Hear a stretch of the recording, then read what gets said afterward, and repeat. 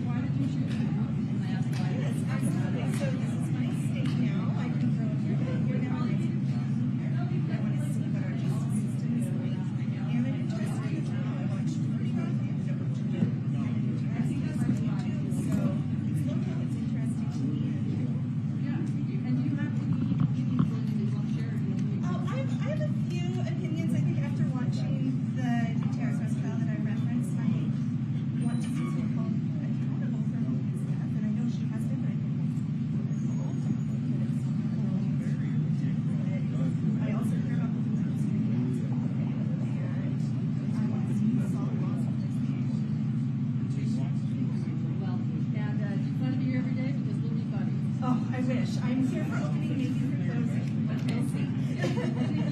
Yes, thank you. All right. So that's just one of the many reasons people are coming to see it. I'm coming for you. I'm just coming with you. I'm just here for you. I don't know.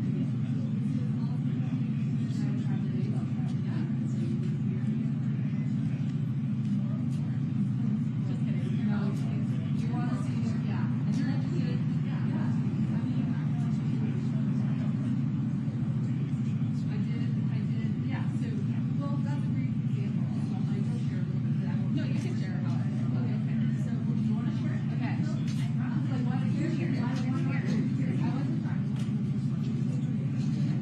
That is true. Actually, my ticket, there's actually still a ticket with because I think that the point of red time is I want to stay for the full Jadino trial and just kind of see what happens during the right time.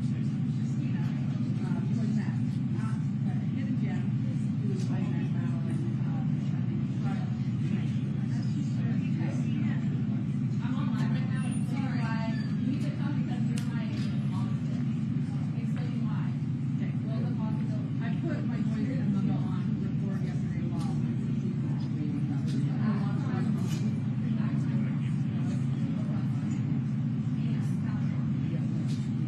another friend back here.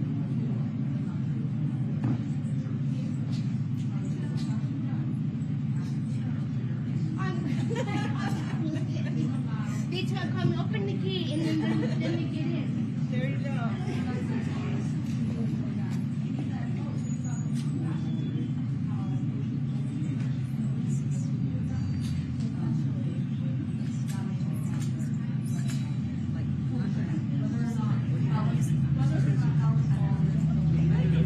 gonna get you guys some badges.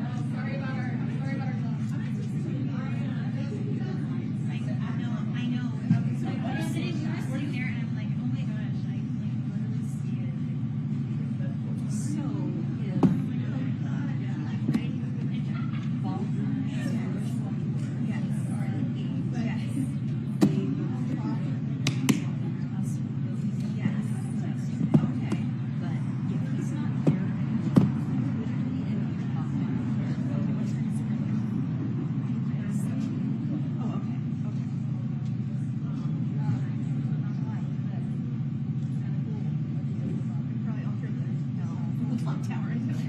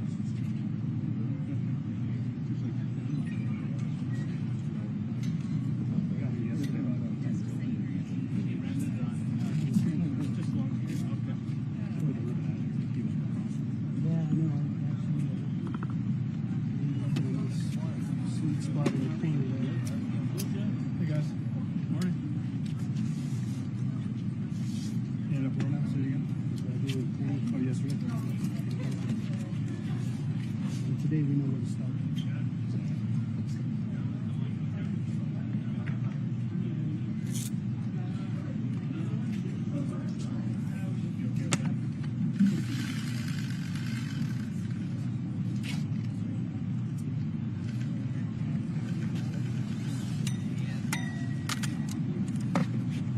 Just keep the media camera in your hand.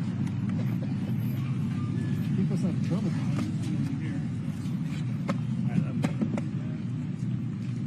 I don't think you need a third one. Just trying to get you some wind. He didn't want to hear it. As ready as I'll be. Yeah. Yes, he is.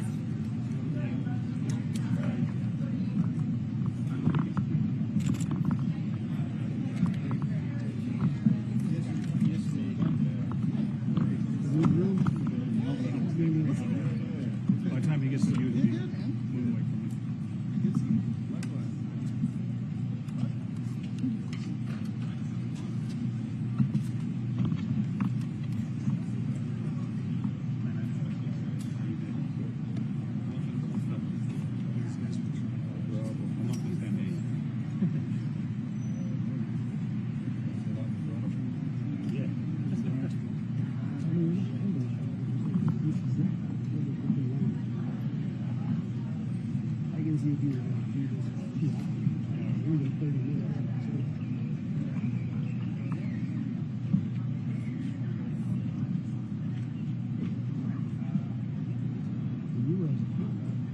I was here yesterday. All times on quite some space. I think we shot a movie yesterday. As we realized walk around the corner. Pretty long shot. One guy was asking me interview and asking the question. It is him. Probably got pissed off and smoked.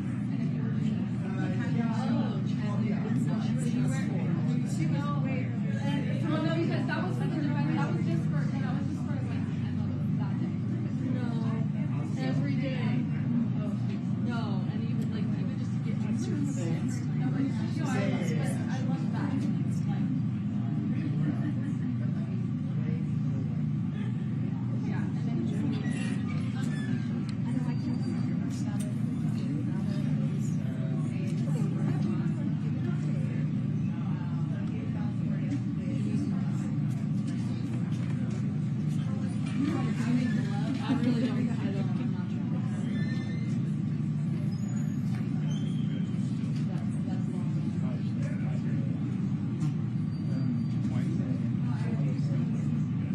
No, Black Sheep Festival. She was a sequel. And it was a little weird. It was like, why? Like, I'm like, I need money. Like, I think that was like, I can't just want to see it, and that's fine. But like,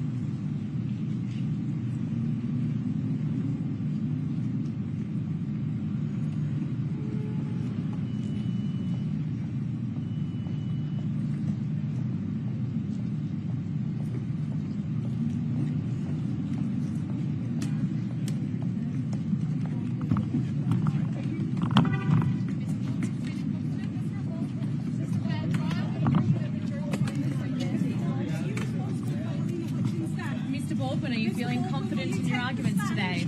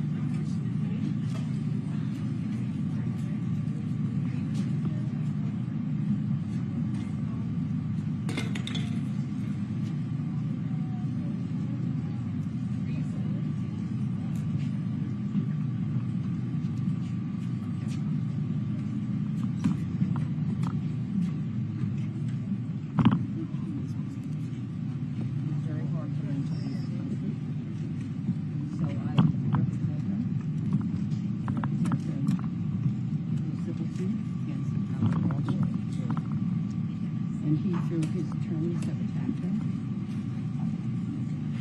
unfairly, suggesting that they don't have, never had, which was false. So we are going to be here. I'm going to be telling you what happens in court, and we will find out what they feel. I know that yesterday, Alec Baldwin,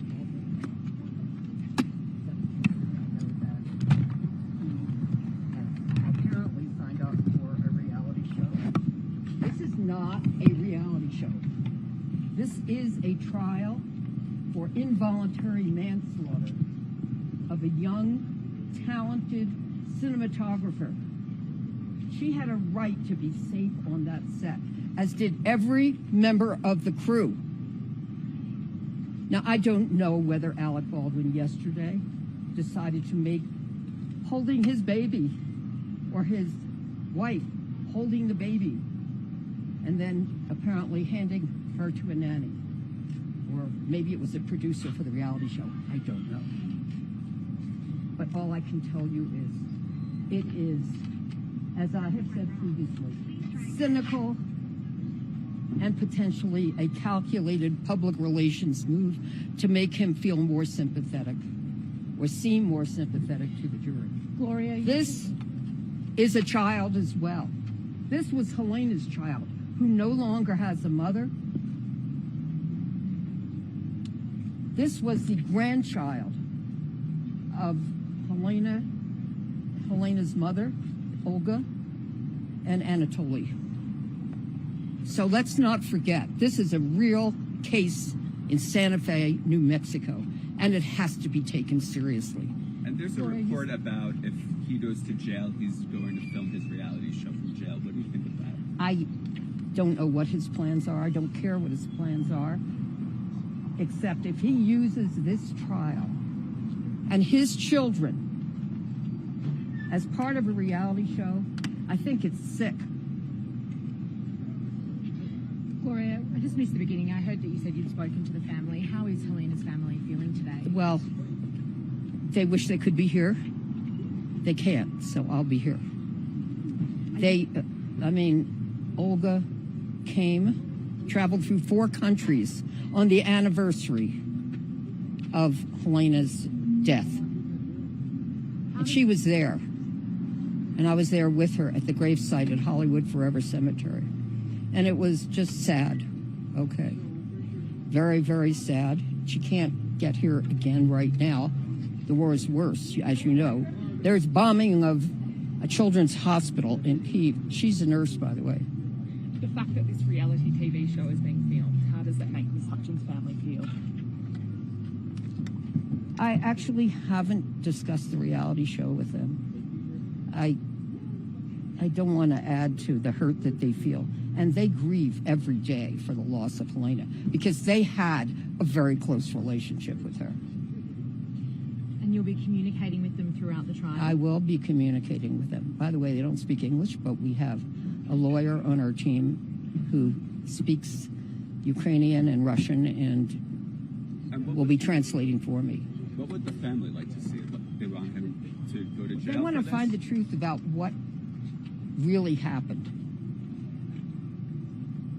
Alec Baldwin says he didn't pull the trigger. I guess we'll find out during the trial whether he pulled the trigger or not. Gloria, what's your last name, please? What's my last Yes. name? A-L-L-R-E-D. And you're a friend of the family? No, I'm an attorney Okay. representing the family, meaning the parents and the sister, Laura, Svetlana. I just stepped up. Okay. What's the I main do have purpose to go of into you- the courtroom. I understand. Go ahead. I understand. What's the main purpose of you being here today? The main purpose is to hear what is happening in this trial of Alec Baldwin and to remind everybody there is a young woman who is deceased because he held the gun from which the bullet was discharged that killed her. We'll find out whether he's guilty or not. That's really up to the jury, and I respect the jury process. But no question he killed her. And I'll have more to say about that at lunchtime.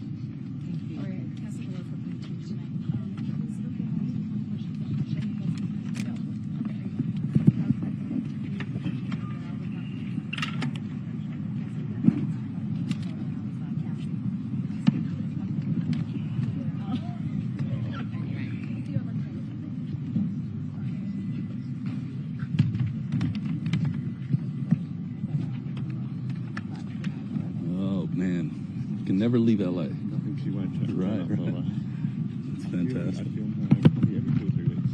Yeah. She's always on the 7 breakfast program. Okay. In this painting case, we just go to half an hour like every couple of weeks. That's amazing. I mean, she's really an interesting lady, but it's kind of Sad. She's the media sort of, yeah. She's fantastic. Yeah. She's good. Very happy. Yeah.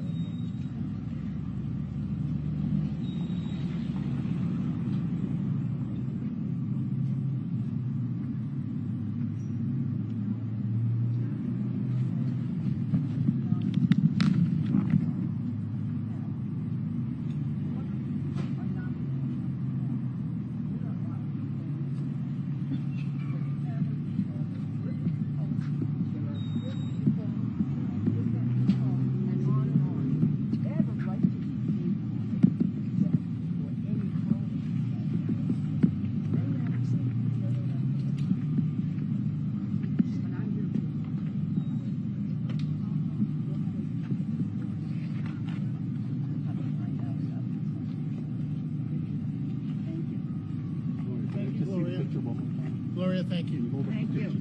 Can I see the picture one more time? Just 1 second. Stay there.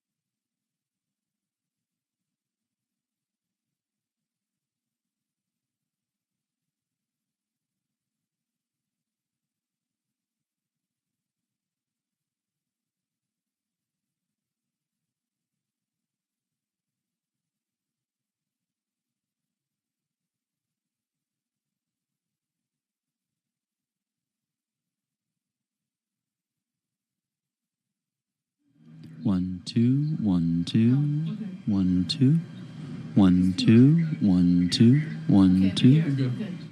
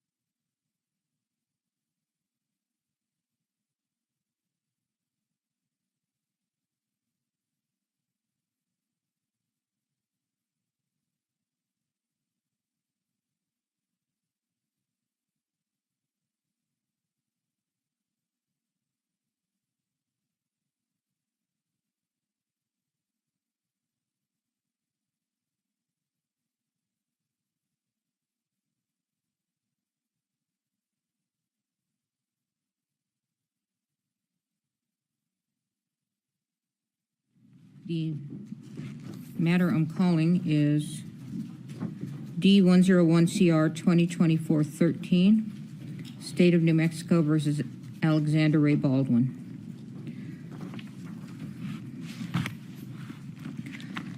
All right, jury, what are you doing? Oh, I have it on. So I have already sworn you in, if you'll recall, yesterday. Okay.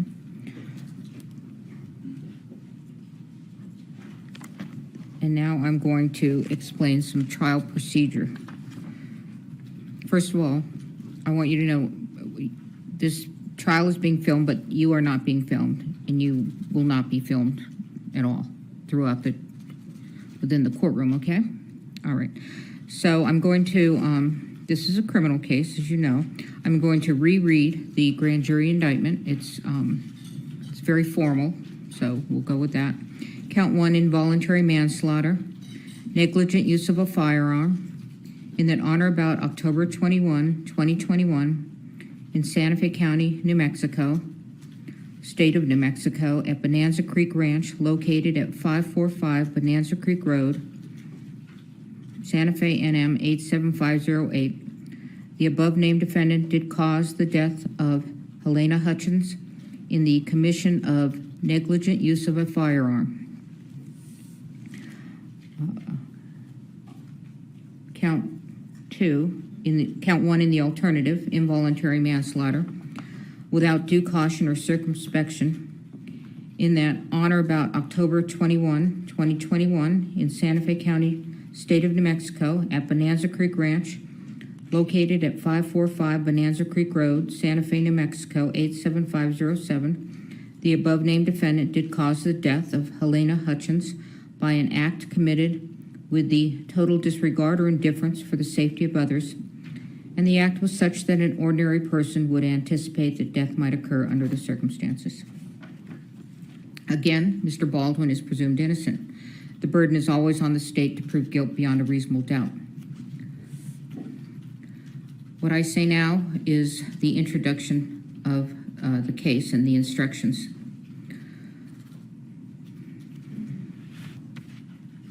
All right. Along with those instructions previously given, these are preliminary only and may be changed during or at the end of trial. First of all of you must pay close attention to the evidence. After you've heard all of the evidence in the case, I will read the final instructions of law to you. You will also receive a written copy of the instructions.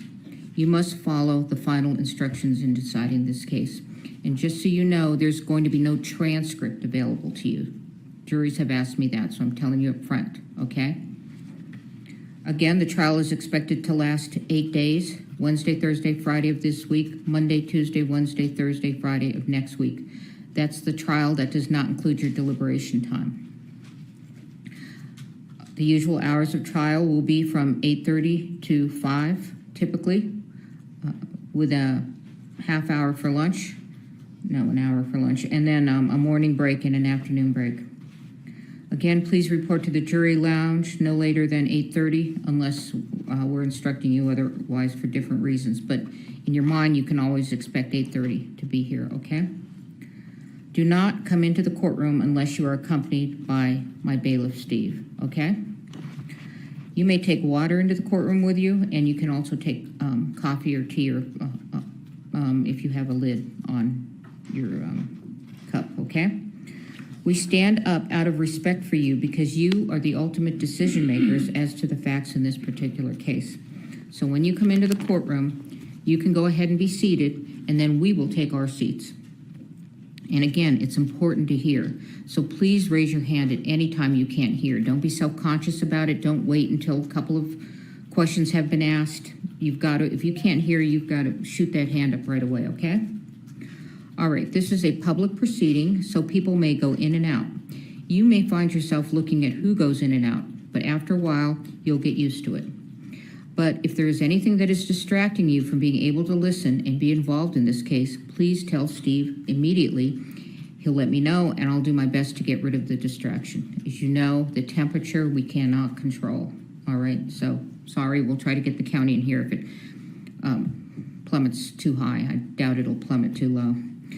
You are allowed but not required to take notes during trial. Steve has given you a pad and a pen? Okay. Please put your name on the front page of your pad and then take notes beginning on the second page.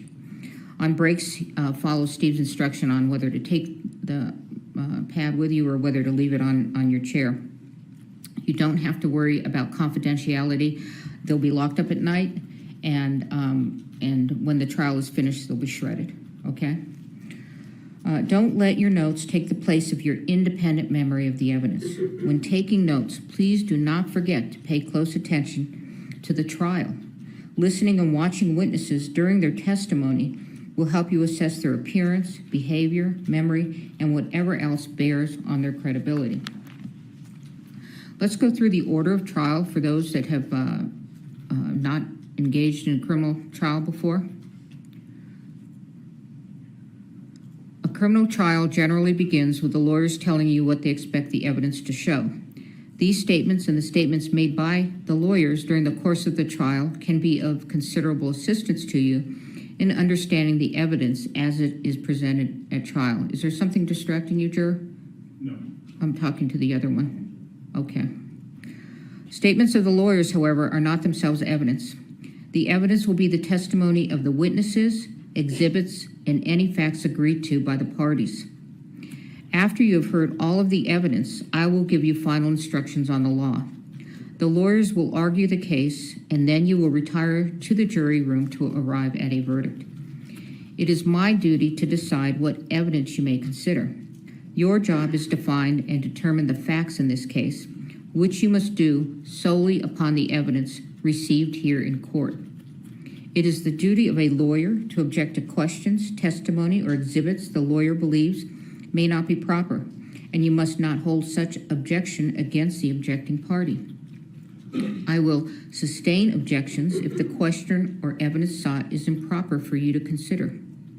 If I sustain an objection to evidence, you must not consider such evidence, nor may you consider any evidence I have told you to disregard. By itself, a question is not evidence. You must not speculate about what would be the answer to a question that I rule cannot be answered. It is for you to decide whether the witnesses know what they are talking about and whether they are being truthful. You may give the testimony of any witness whatever weight you believe it merits. You may take into account, among other things, the witness's ability and opportunities to observe, memory, manner, or any bias or prejudice that the witness may have, and the reasonableness of the testimony considered in light of all of the evidence of the case. No ruling, gesture, or comment I make during the course of the trial should influence your decision in this case. At times, I may ask questions of witnesses.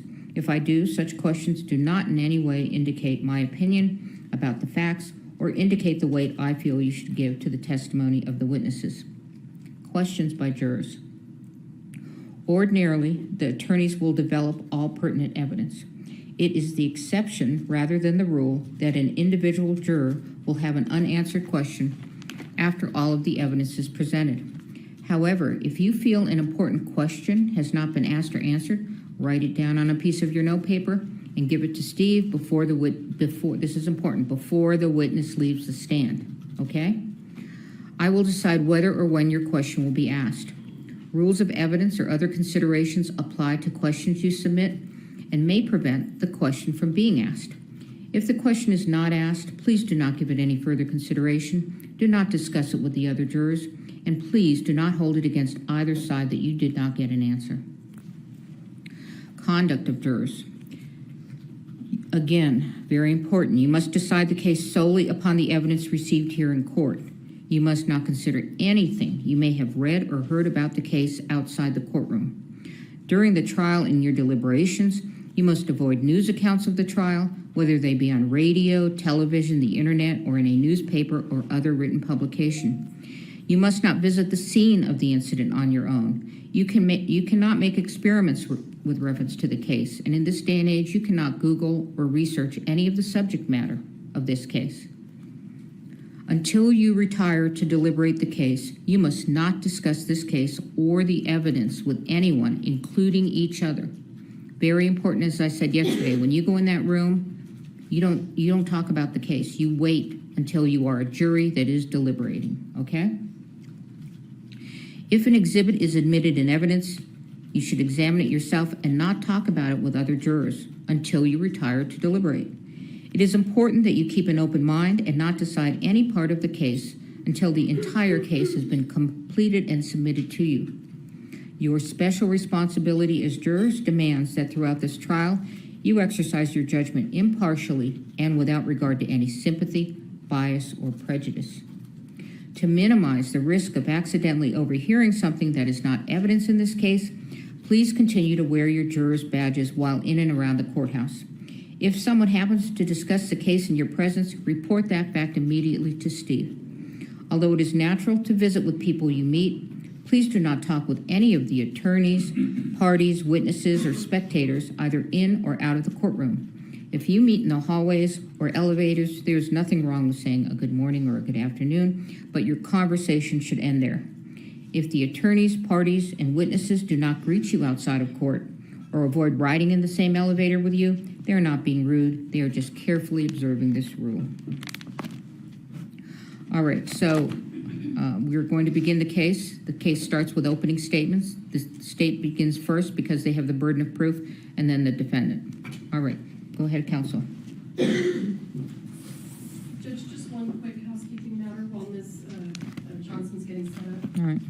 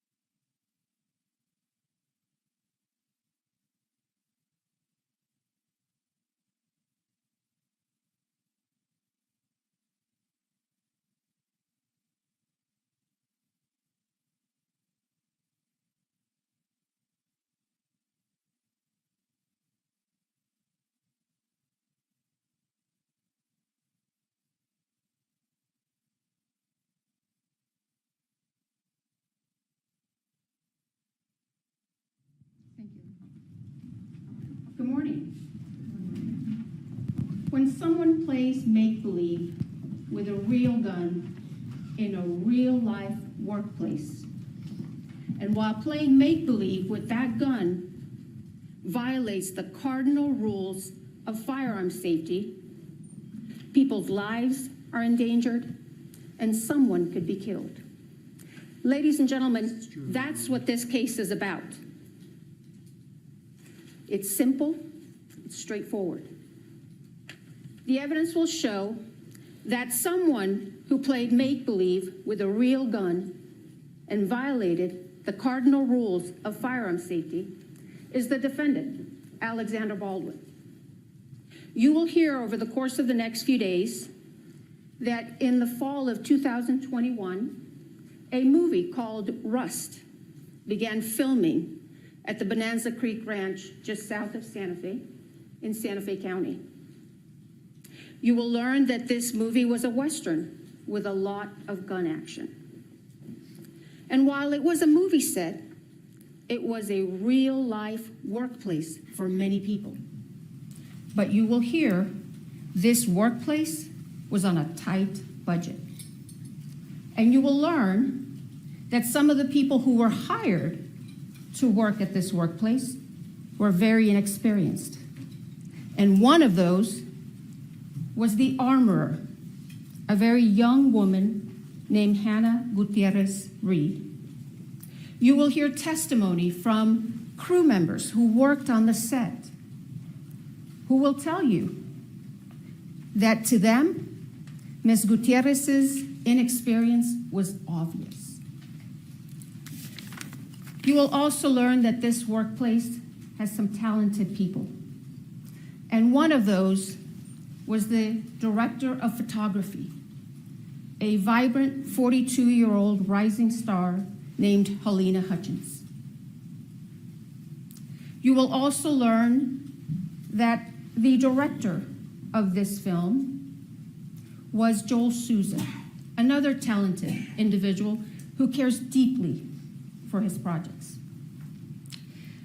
The evidence will show, ladies and gentlemen, that like in many workplaces, there are people who act in a reckless manner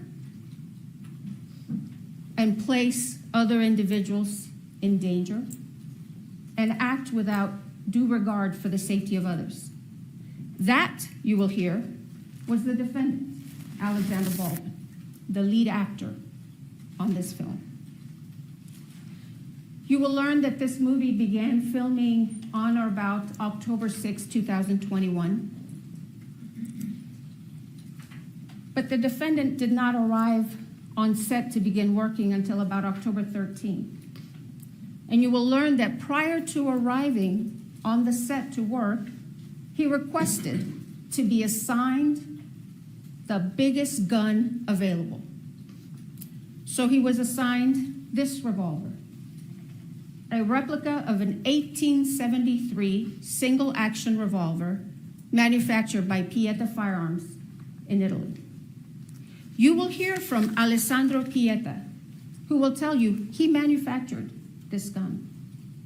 And he will tell you he manufactured it in 2015. And he will explain the quality control measures that Pieta Firearms follows in order to ensure that firearms that are manufactured by Pieta Firearms don't have any problems or issues. Mr. Pieta will tell you that this firearm he himself manufactured, and that when Pieta sent it to EMF, which is the company that distributes firearms for Pieta Firearms in the United States, this gun was in perfect working condition. You will hear from Justin Neal, who is a representative of EMF, a company out of California that has historically been known to provide firearms to the movie industry. Mr. Neal will tell you that when EMF received this firearm in 2017, it was in perfect working order. And in fact, when EMF had this firearm, it was subjected to numerous quality control inspections because it was used as a show gun at gun shows. The evidence will show that in September of 2021, an individual by the name of Seth Kenny was contacted by the folks with Rust Production. They asked Mr. Kenny if he would be able to provide some firearms for the filming, for use during the filming of Rust. You will learn that Mr. Kenny owns PDQ Firearm and Prop. It's a duly licensed firearms dealership. Mr. Kenny then contacted EMF and ordered several single-action replica revolvers. And in September, or on September 29, 2021, Mr. Kenny purchased this gun. And you will hear that Mr. Kenny received it from EMF, and it was in perfect working order. The only thing that Mr. Kenny did to this gun was to insert the firing pin, because since it was a show gun, it didn't have a firing pin. But you'll learn that that's a very easy step. All he had to do was just insert the pin, and that's it. And then Mr. Kenny had the firearms, this one and some other firearms, transferred to the set of Rust at the Bonanza Creek Ranch. And on October 13th, 2021, the defendant was supposed to have a training session with this gun and this young armorer.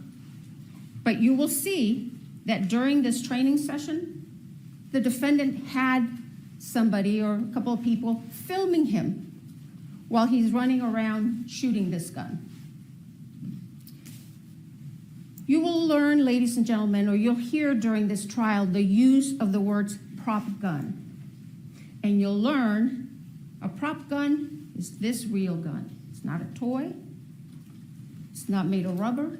It's a real gun. You will also see evidence, ladies and gentlemen, that during the days before that fateful October 21st day, the defendant handled this firearm multiple occasions. You will see video footage of the defendant firing this firearm, working perfectly fine.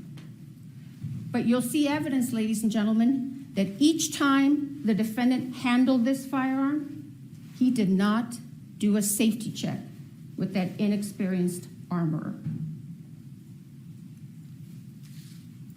And you'll hear that the reason he didn't do a safety check is because he didn't want to offend her. The evidence you will see will paint a real-life picture of a real-life workplace where this defendant mishandled this gun. You will see him using this gun as a pointer to point at people, to point at things. You will see him cock the hammer when he's not supposed to cock the hammer. You will see him put his finger on the trigger when his finger's not supposed to be on the trigger. You will hear about numerous breaches of firearm safety with this defendant and this use of this firearm. And the evidence will show that on the morning of October 21st, 2021, the camera crew walked off set.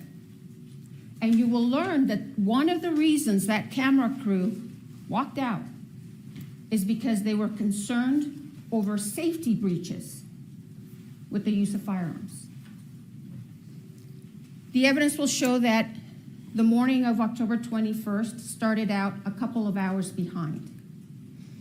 They filmed some scenes at this church on the Bonanza Creek Ranch. And you will see that one of those scenes required the defendant to pull out his gun. This was in the morning. Pull out his gun, and you'll hear the director tell him, pull it out and hold it. And the first time, you'll see evidence the defendant does what the director tells him. But you will hear the director tell you that many times the defendant would do his own thing. So then the director in the morning asked him, okay, do it again, just like you did now. The defendant pulls out the gun, but this time he cocks the hammer. The evidence will show they then broke for lunch. And around 1:30 or so, they came back to this church to do what's called a blocking. The evidence will show that Ms. Hutchins wanted to do a blocking for an insert, and you will learn what a blocking is, just working out the details of the moves of the actor. It wasn't even a rehearsal. You will hear from one of the witnesses who walked into the church and saw the defendant kind of playing with his gun.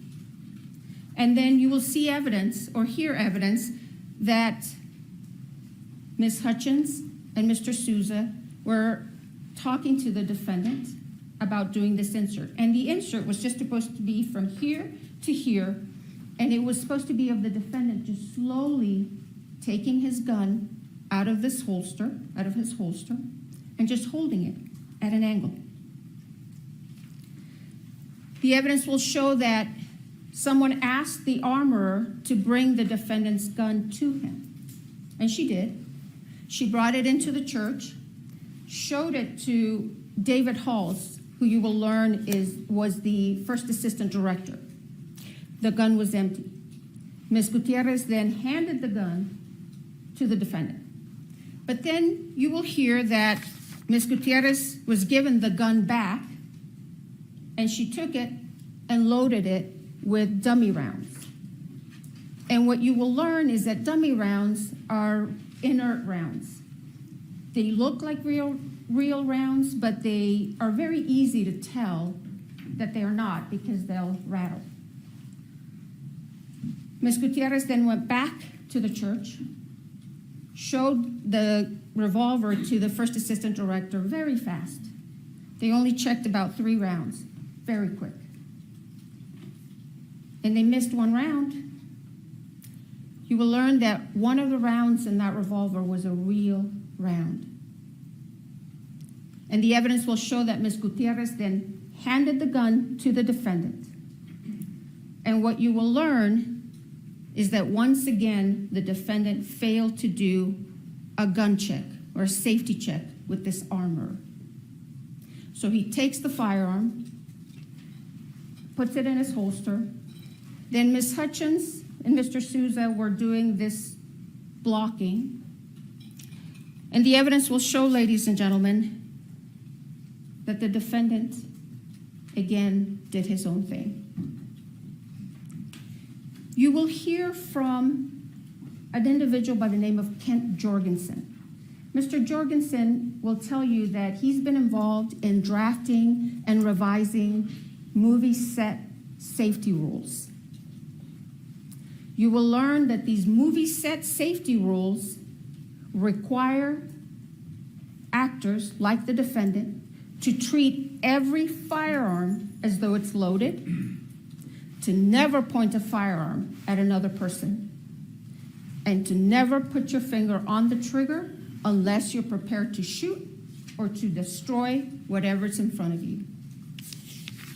The evidence will show that on October 21st, 2021, after that lunch break, the defendant once again violated those set safety rules. And during this blocking, the director had instructed him to just slowly take out that gun and just hold it at an angle. But you will see that the defendant takes it out quickly the first time, points it. And you will hear witness testimony who will tell you the first time he does it, his finger is on or around the trigger. He does it again, takes it out very fast, points it. And once again, you will hear testimony that his finger was on or around the trigger. And the evidence will show that that third and fatal time, he takes it out once again, fast, hammer's cocked, he cocks the hammer, points it straight at Ms. Hutchins, and fires that gun, sending that live bullet right into Ms. Hutchins' body. You will learn that this bullet was a .45 caliber round that entered Ms. Hutchins' body right underneath her right underarm. It perforated her right lung. It traveled through her spine, lacerating her spinal cord, and then it exited on the left side of her back. That bullet then went into Joel Souza's right shoulder, and it came to rest in his back, from where doctors removed it once he was transported to St. Vincent's Hospital here in Santa Fe. You will learn, ladies and gentlemen, that Ms. Hutchins did not have the same fate.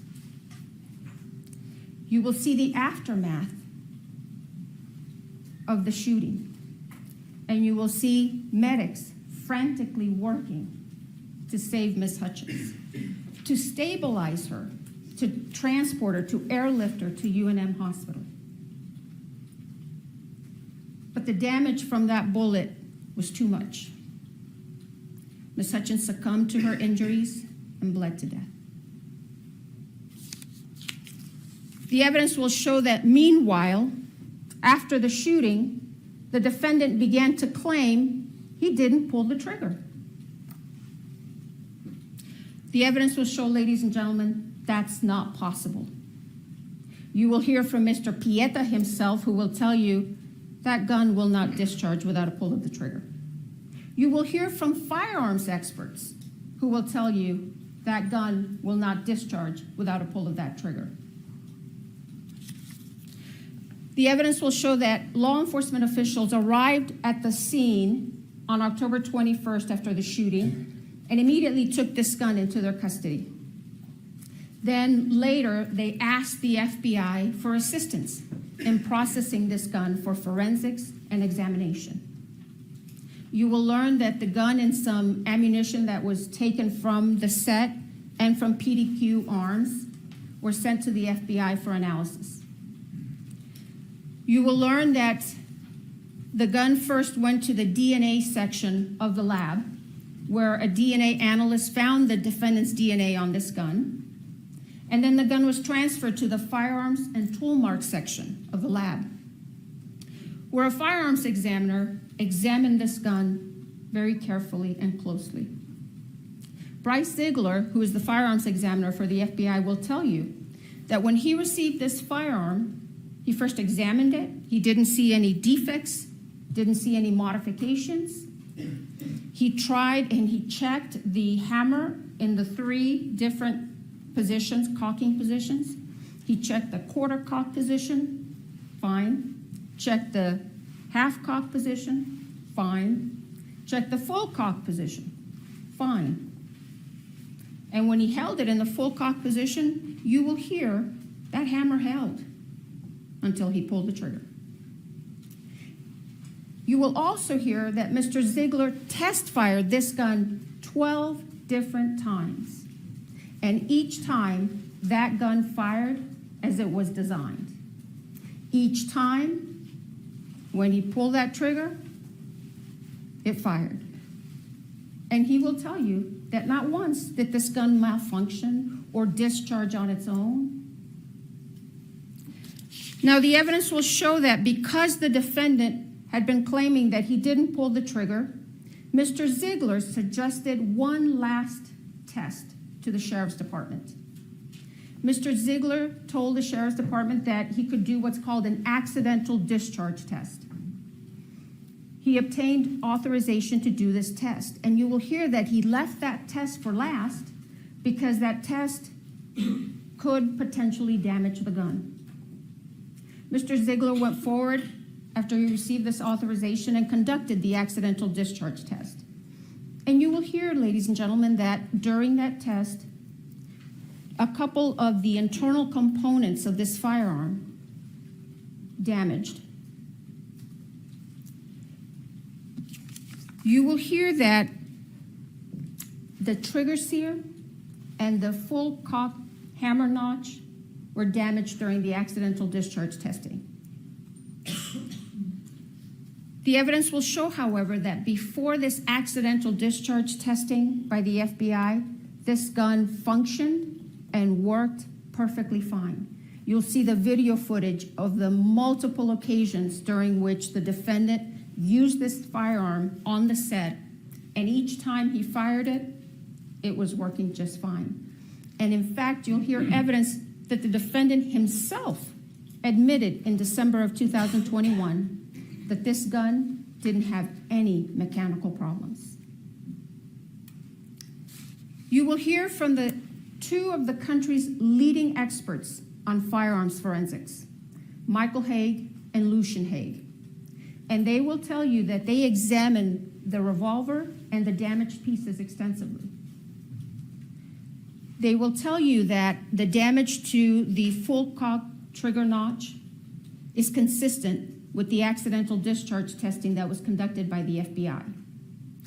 Lucien Haig will tell you that in August of 2023, he examined the trigger sear, the other piece, and that when he looked at it initially with the naked eye, there was nothing wrong with it. He couldn't see anything. But then he put it under the microscope, and he noticed some kind of rough microscopic diagonal lines on the surface of the trigger sear. And since at the time he did not know how Mr. Ziegler had conducted the accidental discharge test, he opined that these very small microscopic lines were likely not caused by the FBI accidental discharge testing, but he could not exclude that as the source of those lines. Then a few weeks ago, Mr. Haig will tell you that he spoke with Mr. Ziegler, and he learned how Mr. Ziegler had conducted the accidental discharge test. Mr. Ziegler explained that he affixed that firearm onto a fixed platform and then struck the firearm on 6 different planes with a rubber mallet. And Mr. Ziegler explained to Mr. Haig that he had not affixed the mallet to another fixed device. Instead, he did it freehand. Mr. Haig will tell you, with his 50-plus years of experience as a firearms forensics expert, he opined or concluded that those very tiny microscopic diagonal lines on the surface of the trigger sear were likely caused by the FBI's accidental discharge test. The evidence will show, ladies and gentlemen, that regardless of how those tiny microscopic lines got on that trigger sear, these firearms experts will tell you that those would not affect the functionality of this firearm. At the end of this case, ladies and gentlemen, you are going to conclude and be convinced beyond a reasonable doubt that on October 21st, 2021, that gun the defendant had asked to be assigned worked perfectly fine as it was designed, and that the fatal and one of the main problems that afternoon of October 21st was that the defendant didn't do a gun safety check with that inexperienced armorer. He pointed the gun at another human being, cocked the hammer, and pulled that trigger in reckless disregard for Ms. Hutchins' safety. And you will be convinced that the only true and just verdict in this case, so that true justice can be served, is a verdict of guilty to involuntary manslaughter. Thank you. Mr. Spiro?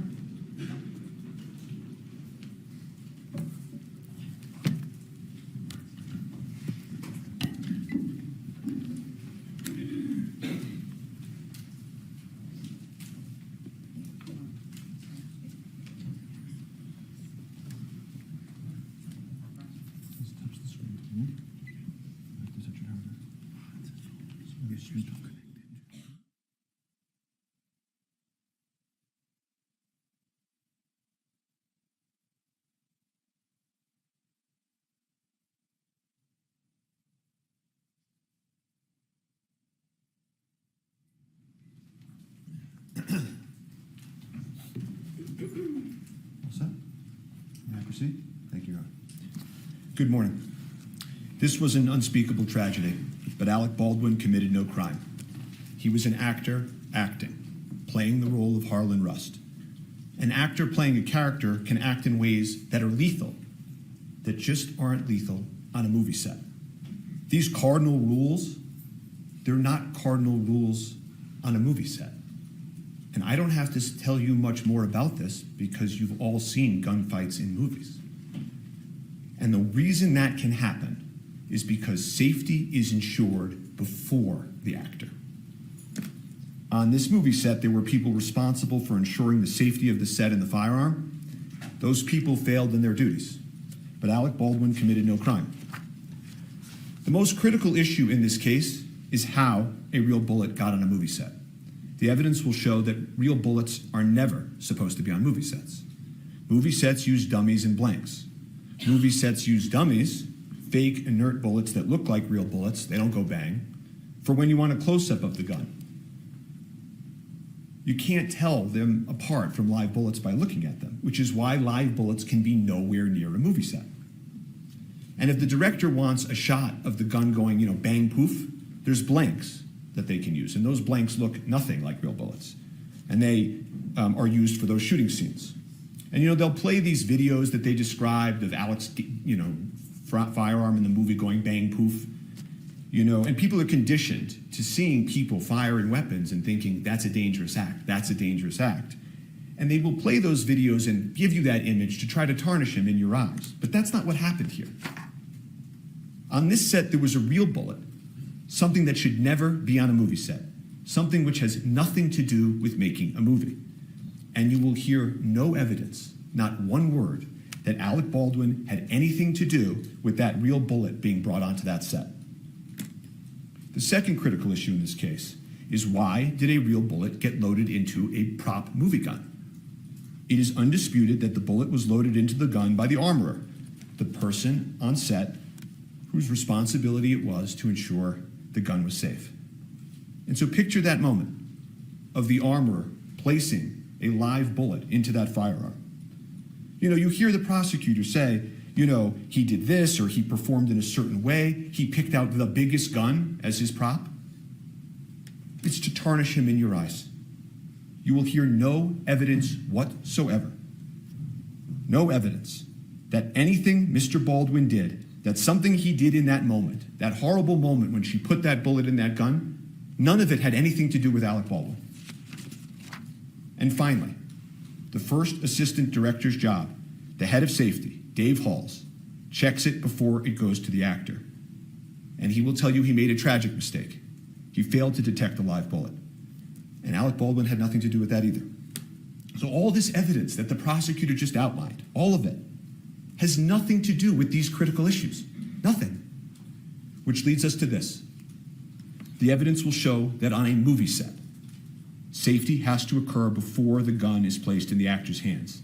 In this case, this unique case on a movie set, the prop gun was placed in Mr. Baldwin's hands and cold gun was announced, meaning it had been checked and double-checked by those responsible to ensure the gun was safe. It was just a prop. They all thought it was just a prop and could do no harm. The actor's job is to act, to rehearse, to choreograph his moves, to memorize his lines. He's Harlan Rust. He's an outlaw running for his life, who in the incident in question, he's pulling a 6-shooter to try to defend himself. That's why the gun has to be safe before it gets into the actor's hands. His mind is somewhere else, in the being of another, a century away, an outlaw. He must be able to take that weapon and use it as the person he's acting would. To wave it, to point it, to pull the trigger like actors do, in ways that would be lethal in the real world, but are not lethal on a movie set. And I'm going to show you that scene now before lunch. And if we could just play action.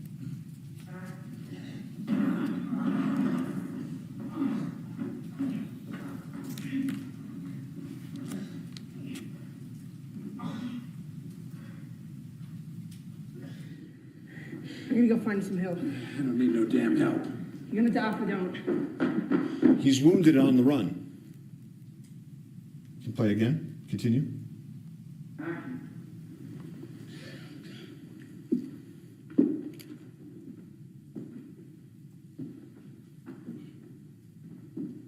Harlan Rust. Need you stand up nice and slow, tossing your weapons you have. He's on the church pew, bleeding, his hand gripping the revolver. He would defend himself against the men in the movie. Play. One more. You good? Ready?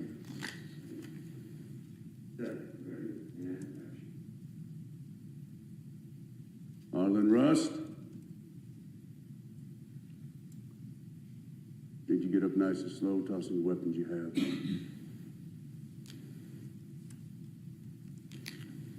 Well, how close can I get? Right there? Joel, you want me to wait to give you that line till he lands? Till camera lands? Yeah. Yep. 7 minutes, one? Yeah. Draw your gun and look up and point your gun, okay? Okay, which way? Camera right or left? This side, for now. So camera left for now. I'll stand right here for you, Alec. So whip it out. Yeah. Okay, well, let me get this all greased. Ready? Yeah. Okay, ready? Okay, ready? Ready. And set. Ready, and action. Harlan Rust.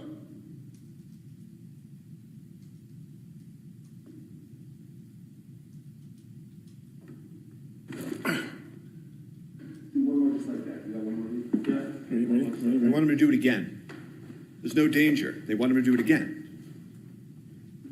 And set, ready, and action. Harlan Rust.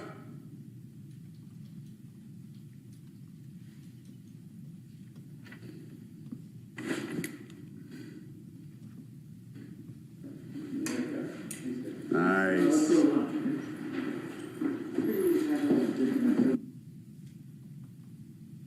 It's a scene similar to scenes we've all seen in movies and television, performed by thousands of actors. And the scene that continues after lunch is the same scene, it's just not unfortunately captured on videotape. And the scene they envisioned and acted out, that prop gun was positioned in the afternoon so close to the camera that you could see inside, that you could feel it. You could feel that it was loaded, and it was loaded, of course, with dummies. Dummies to make it look like a real gun. But this one time, one of those dummies was a real bullet. The real bullet was not known to anyone in that church. Amongst the actors, directors, and crew in the scene, everyone was doing exactly how they go about their business every day on a movie, not as if some lethal element had been included in the environment. You will see creativity and movement and everyone talking and vibrant. No one had any idea that this venomous, toxic element had been inserted into this magic they were creating. But it did. It entered that place. It killed an amazing person. It wounded another, and it changed lives forever. And so to find out what happened on that movie set, you need to do something that the prosecutors could never do. You have to step back and remember what they were doing on a movie set.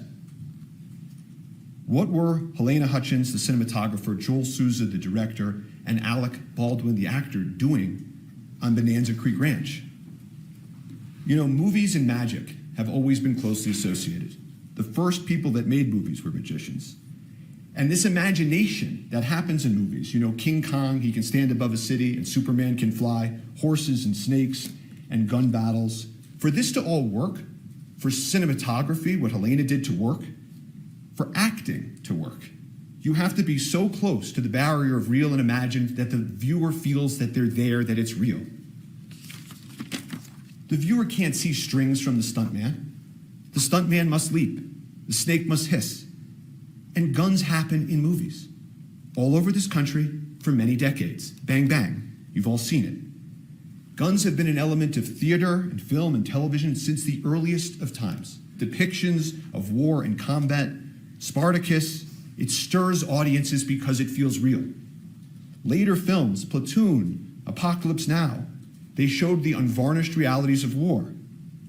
This ranch in Santa Fe, it had been the scene to many gunfights and movie scenes, well before Alec was even born. Laramie, Butch and the Sundance Kid, and these westerns. Your Honor, may we approach?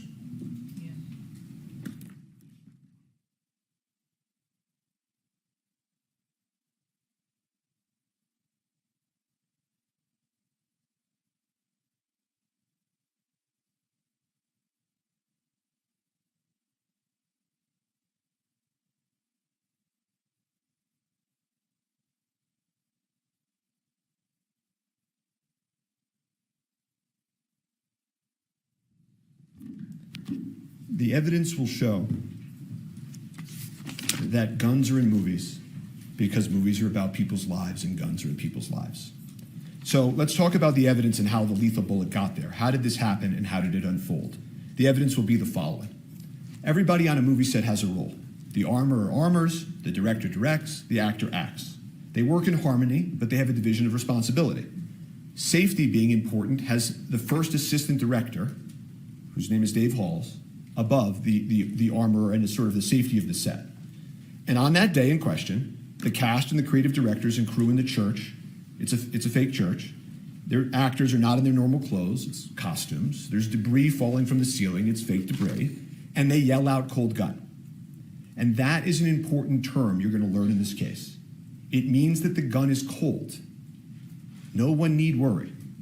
But even that requires a little bit more explanation. Cold gun doesn't mean no live bullets. There are for sure 100% no live bullets on movie sets. That's unimaginable. Cold means you don't even have the fake blank poof in it. You don't need to worry even about eye gear or earplugs for that fake bang. It means it's empty, inert, cosmetic, can do no harm. Cold guns can't hurt people. It's impossible, literally impossible for a cold gun to hurt somebody. You could hurt you more by dropping it on your foot. And that's why these artists are carrying on in their art. Cold gun, all clear to go. And the armorer on this set hands a prop gun to Alec, like she had done times before, like people have done with him in movies for a generation. And he's there. He's in the movie set church with his movie set gear and his holster, and he takes his movie set gun. And he's deeply focused in that moment on his character. The artists, the crew members, they're moving around him. Again, no eye gear or earplugs, nothing to protect against. They carry on, they practice, they rehearse, they take a lunch break. Some folks leave, some don't. They continue the scene. Dave Halls, the head of safety, is actually practicing the movement so they can frame the footage that will happen after lunch. And the prop cold gun comes back. The prop cold gun comes back, cold gun. They call it again. Same gun, again, safe. The first assistant director, Dave Halls, head of safety for the entire film, a man with decades of experience, comes and takes the additional step and inspects the gun. Verifies again, cold gun. Everyone relax. Go back to focus on the making of a movie. There's nothing in the gun that can hurt anybody. And Alex sits on that pew. And the creative directors, the crew, they're moving around him, in front of him. And Harlan Rust, he begins, like the prosecutor told you, rehearsing, acting. This is a completely mundane, uneventful, routine act on a movie set. And so everybody carries on. Nobody fathomed, imagined, foresaw any possible danger. They moved around Alec as he practiced his draw. As the prosecutor put it, working out the details of the move and the actor. He does it again, does it in a different way. Nobody bats an eye. And they will tell you that the investigation revealed that Baldwin was practicing drawing and pointing the weapon of the scene with guidance and instruction from Halyna Hutchins and Joel Souza. The gun goes off. Everybody's shocked. Alec is startled. He immediately says, I didn't mean to shoot I didn't pull the trigger. Immediately. What the hell just happened? They collectively exclaim. Shock turns to panic. 911 is called.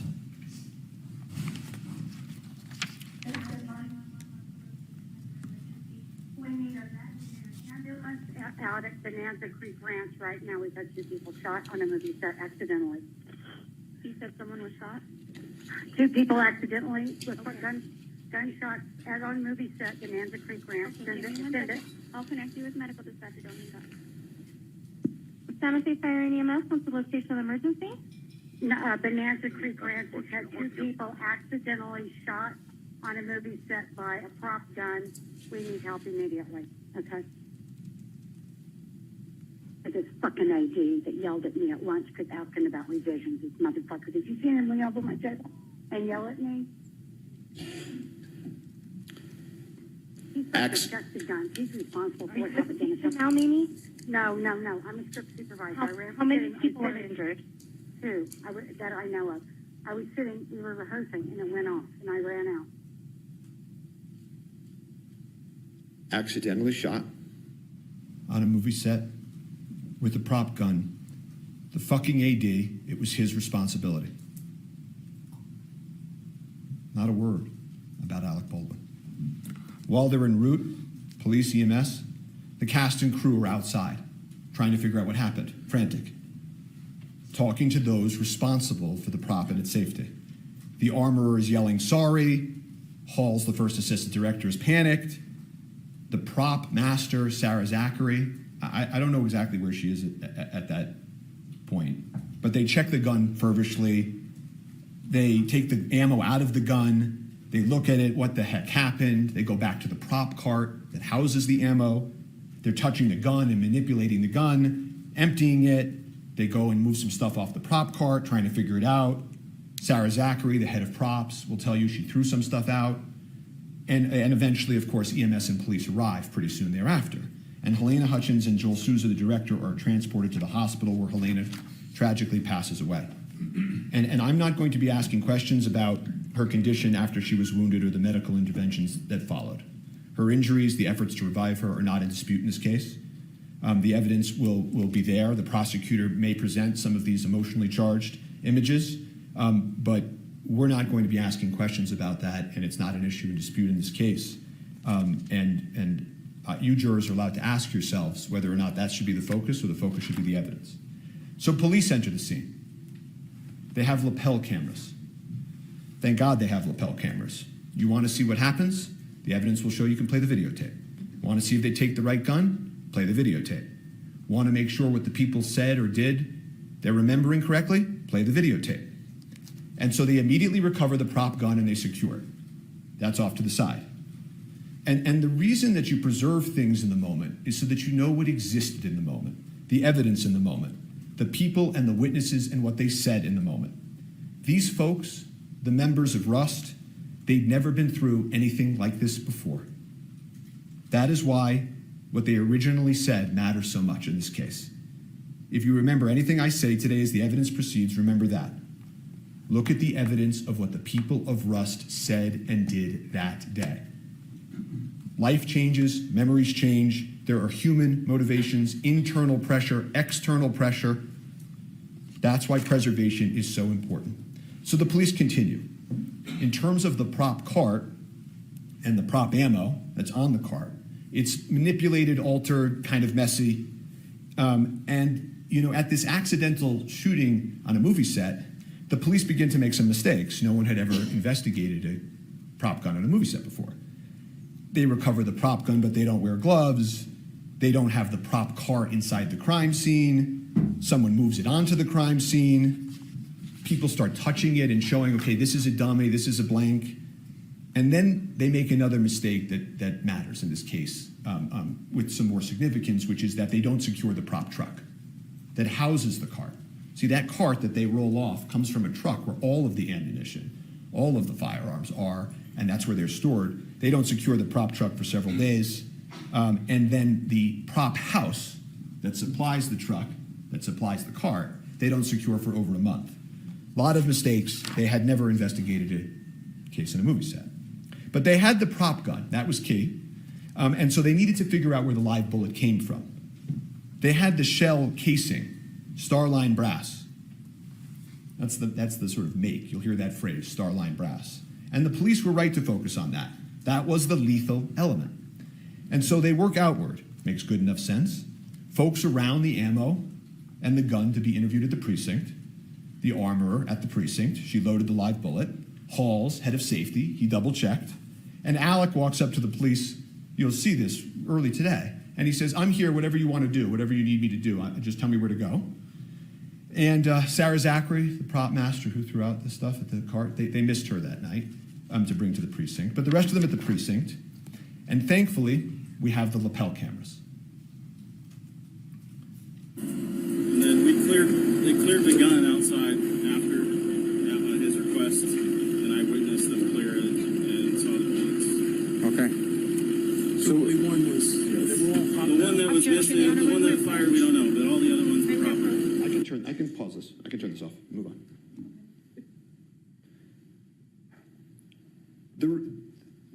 That was just a quick snapshot of the scene. Let's approach her. This is Ms. Johnson. They consented to the exhibit.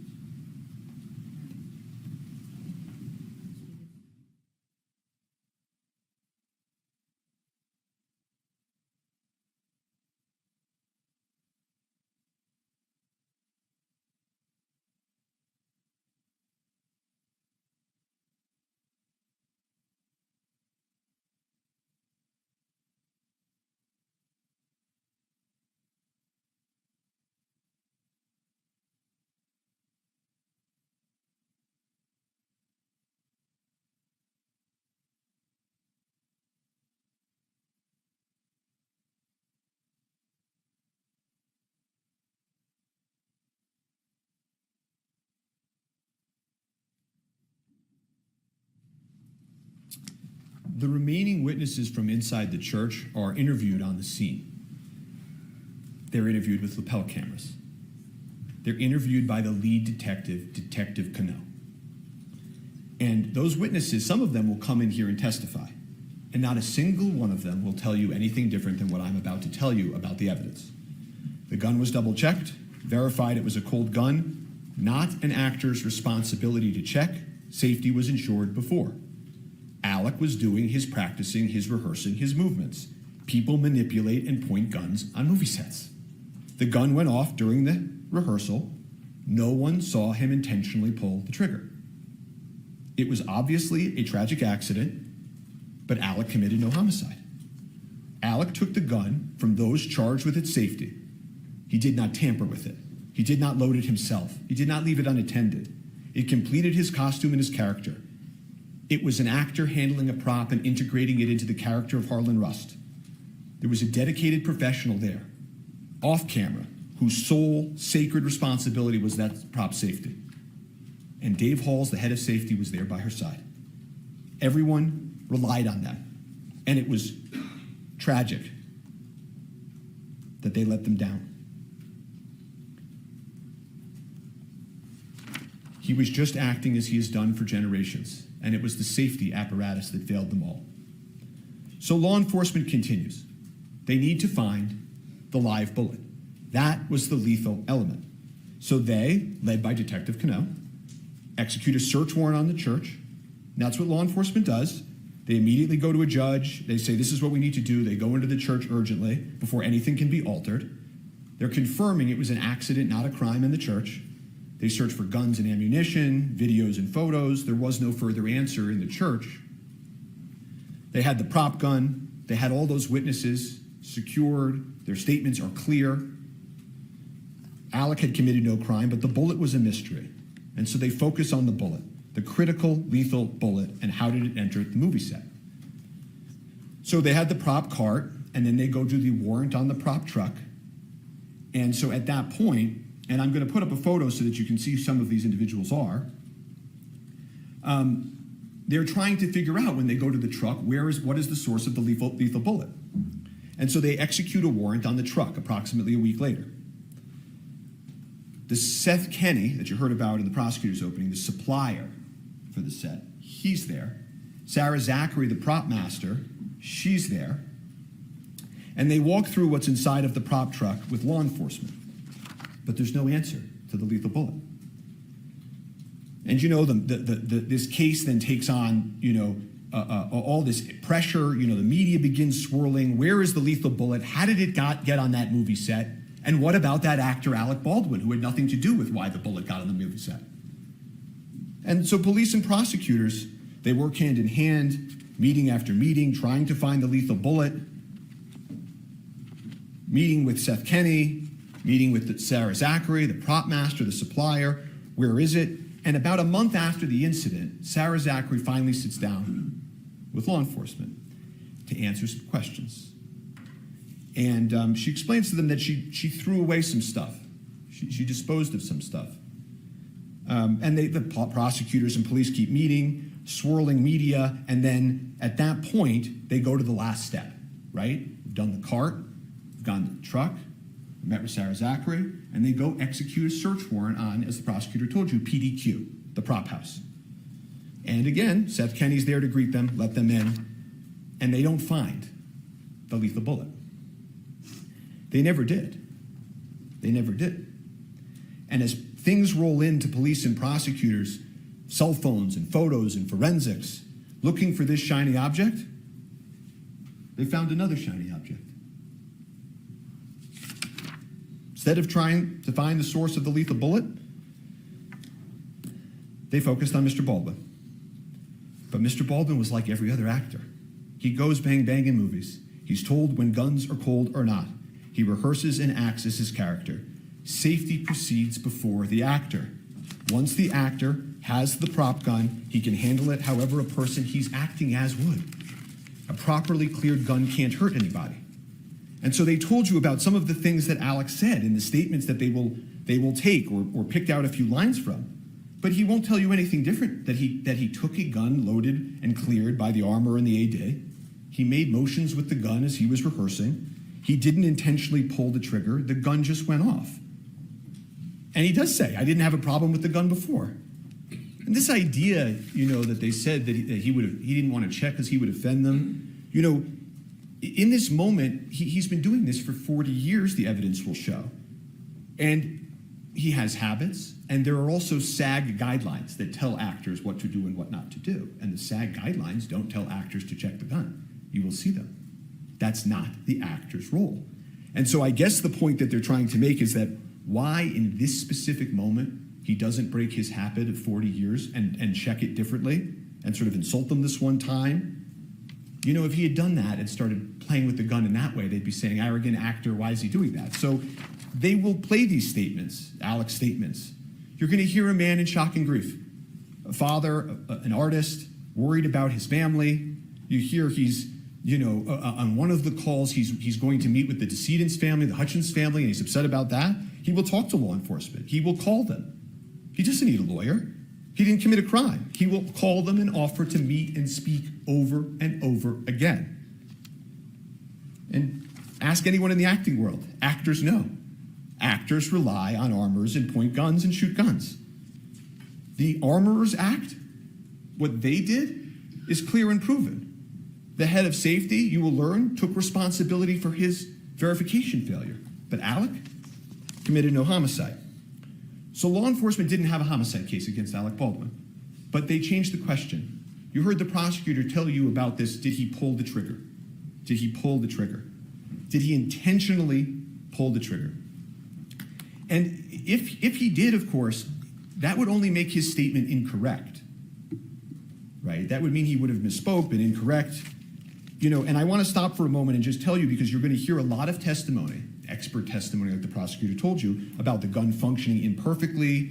Did he let the hammer down when he cocked it? Did he hit the trigger? Did he, in a calculated manner, as the prosecutor made a motion, fire the gun like that? And when this issue is discussed, it's easy to sort of pull yourself into courtroom land and away from a movie set. On a movie set, you're allowed to pull the trigger. So even if he intentionally pulled the trigger like the prosecutor just demonstrated, that doesn't make him guilty of homicide. He did not know or have any reason to know that gun was loaded with a live bullet. That's the key. That live bullet is the key. That is the lethal element. But again, as the prosecutor told you, if they could prove that he intentionally pulled the trigger and he was imperfect, imprecise, wrong with what he said, then maybe you take that and you say he's lying. And if he's a liar, he committed homicide. And so what they do is they take the prop gun.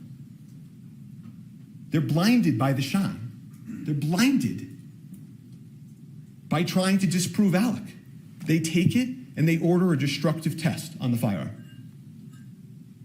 They order the FBI to take a test that they know will destroy the firearm. It's a pointless, unnecessary test where they blindly try to make this big case by taking a mallet and smashing the firearm. At the time that they did that, they knew that Alec had adamantly maintained, that he was manipulating the hammer and the gun just went off. That the witnesses said it went off out of nowhere. That there are these accidental discharges that happen on the set. That guns have issues in the real world. That this gun had a hair trigger. And the owner's manual of this specific gun actually says that if you load it with a live round or any round in the chamber, in that last position, and you drop it like you see a cowboy in a movie, this type of old cowboy gun can accidentally go off. I don't remember hearing anything about that. The evidence will show that. So rather than trying to answer the question of what happened, they proceed with the destructive test. They eliminate the one item that could prove what Alex said and believed. They didn't offer him a chance to test the gun. They didn't take the gun apart before they broke it and destroyed it and look at its inner workings. They didn't turn on their videotape. They just destroyed it. Can't ever be tested in the same condition it was in that day. Won't ever allow Alec to show his truth. And the destruction of this gun that you will hear in this evidence is symbolic of this entire case. Because the officers will tell you at that point, they weren't really investigating anymore. They were trying to disprove Alec, to get Alec to have this day. And so after the destruction of the firearm, they hired some expert witnesses you heard about to pick up the pieces, so to speak. And the state retained Lucian Haig, an expert with over half a century of experience. And he will come into court and he will tell you he's never seen anything like this in his entire career. They conducted a pointless test, a test that would lead to inevitable destruction of the firearm. There were other correct tests that they could have done to prove whether or not it could have accidentally discharged. None of the experts can test the gun in the condition it was in on the day in question. Why? Not because of something that Alec Baldwin or the crew members of Rust did. They were all clear. The gun just went off. But because of something that law enforcement did. And they deprived him of that opportunity. However, Lucian Haig will tell you that in his analysis, he did find modification that he thought likely pre-existed the FBI testing.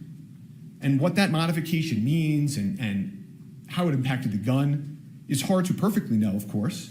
But it was a modification on an important part, the critical part of the firearm. And it was important enough for them to put into a report and to write a new opinion about. They felt this revelation had to be sent to prosecutors. And they maintained that position, that this modification was a matter of import, for almost a year. And then a few weeks ago, before trial, they just took it back. They just took it back. You will get to see the circumstances of that take back. How far they would go for the shiny object. They never solved the question of the lethal bullet. They destroyed the gun, and all they were left with is Alec Baldwin and the movie they intend to put on. But because they never solved the lethal bullet, they eliminated the prop gun. There will not be one witness, not one shred of evidence in this trial that Alec knew or should have known the gun was loaded with a live round. So they can't prove. They can't prove their high-profile homicide case. So they will proceed to then, here and now, tell you about other things, other evidence that you will hear that has nothing to do with what happened in the church on October 21st. That the movie set as a whole was improper or anything. That they hired the wrong armorer, I think I heard in opening. The evidence will show that the armorer was hired by somebody else, trained by somebody else, had done gun scenes on Rust with somebody else before Alec even got there. She was the daughter and the apprentice of the most famous and well-respected armorer in Hollywood. And she had just left serving, being an armorer for Nicolas Cage on another Western. Then they'll come in and they'll say, but what about the movie guidelines? You heard about Mr. Jorgensen and the movie guidelines. That one of the protocols wasn't followed. Or there was a set safety issue about something unrelated to this. Like these movie guidelines on a set or the things of Navy SEALs and NASA. The guidelines were followed. They followed the safety guidelines. Actors don't check the weapons. Safety is ensured by dedicated personnel.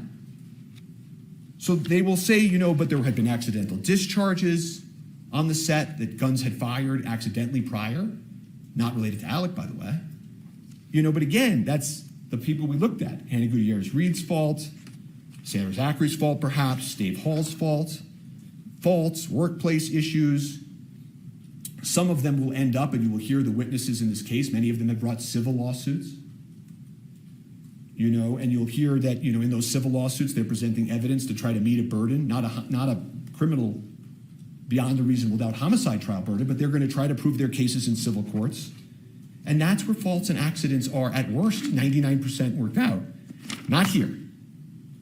But you'll hear these members of the Rust crew come in here. They'll try to make sense of this for you. Some of them have sued. Some of them are in grief. Some of them are in grief and have sued.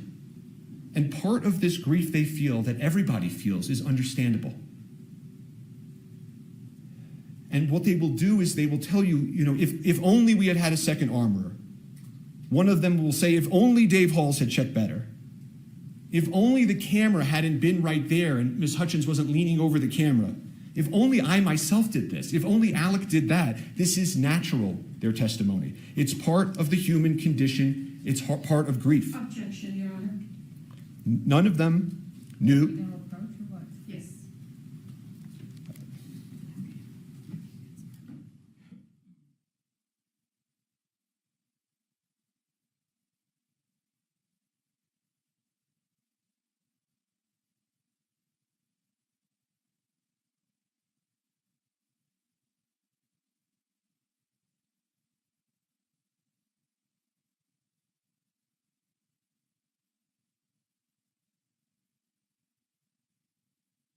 As I was saying, the witnesses, in their grief, will look for reasons to try to make sense of this tragedy.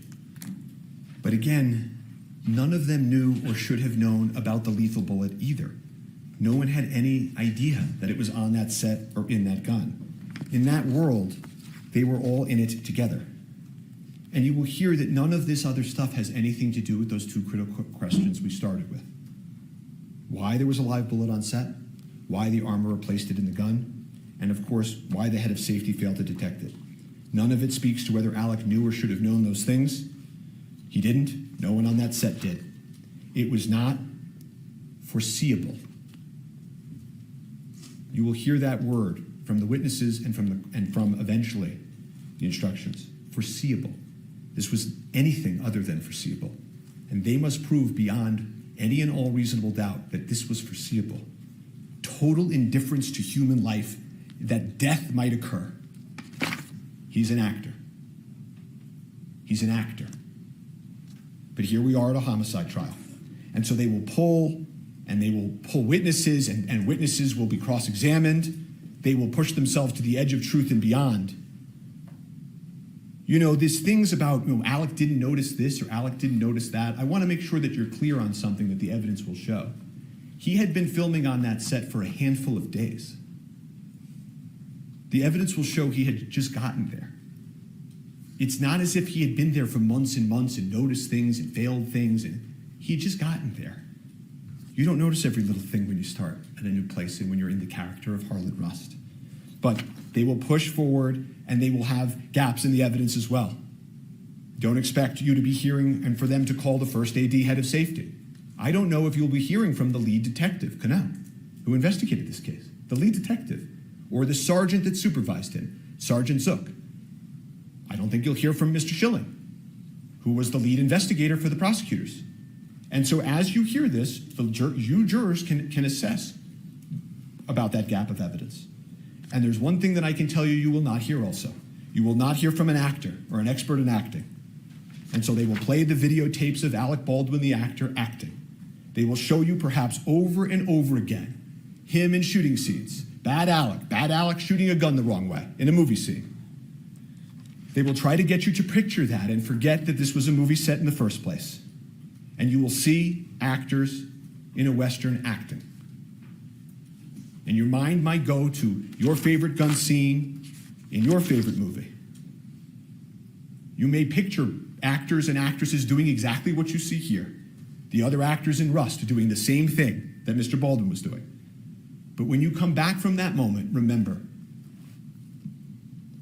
this is a homicide trial. And you will see soon that the reason they play those videos of him over and over is because they don't have any evidence of actual homicide. And you will learn the truth. Not a day goes by when we don't wish Alec had saved her life. But never, the witnesses will tell you, in the history, is something that an actor has done. Intercepted a live bullet from a prop gun. No actor in history. No one could have imagined or expected an actor to do that. So just remember that truth. So when they cry out justice, justice is truth. This was an unspeakable tragedy. Alec Baldwin committed no crime. Thank you. All right, thank you. What we're going to do now is we're going to take our morning bathroom break. So please don't talk among yourselves or anyone else about the evidence received here in court. And follow what Mr. Bing tells you to do. And we'll see you back here about 20 of. All right.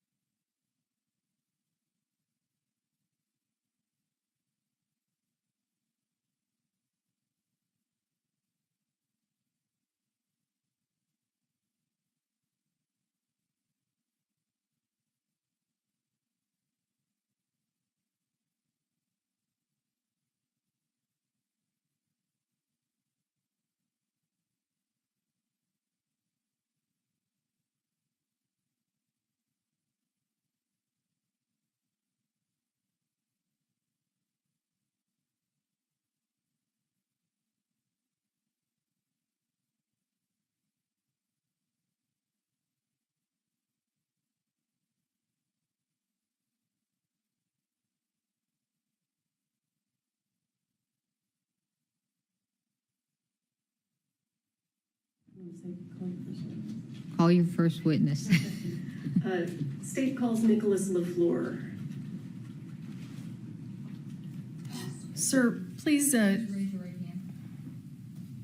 Do you swear affirm under penalty of law that the testimony you give in this case will be the truth, the whole truth, and nothing but the truth? Yes. All right, have a seat. Talk into the microphone.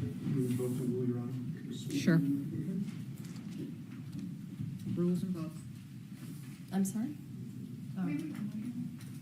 With regard to the invocation of the rule, our case agent is in the room. We just wanted to put that on the record.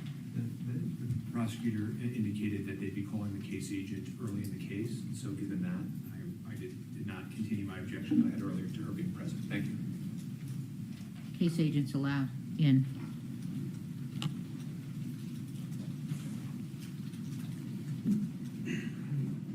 Sir, state your name and spell your last name for the court record, please. My name is Nicholas LaFleur. My last name is spelled Lefleur. And how are you currently employed? The City of Santa Fe Police Department. And what do you do there? Police officer. How long have you been employed at the City of Santa Fe? 2 years. Can everyone hear Officer LaFleur? Okay. And prior to working for the Santa Fe Police Department, did you work anywhere else? Yes, ma'am. Where did you work? The Santa Fe County Sheriff's Department. And how long did you work at the Santa Fe County Sheriff's Department? About 2 years. And were you on duty on October 21st of 2021? Yes.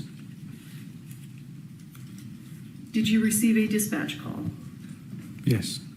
Can you tell us what you received and what you did? A call came in that there was someone shot at a movie set.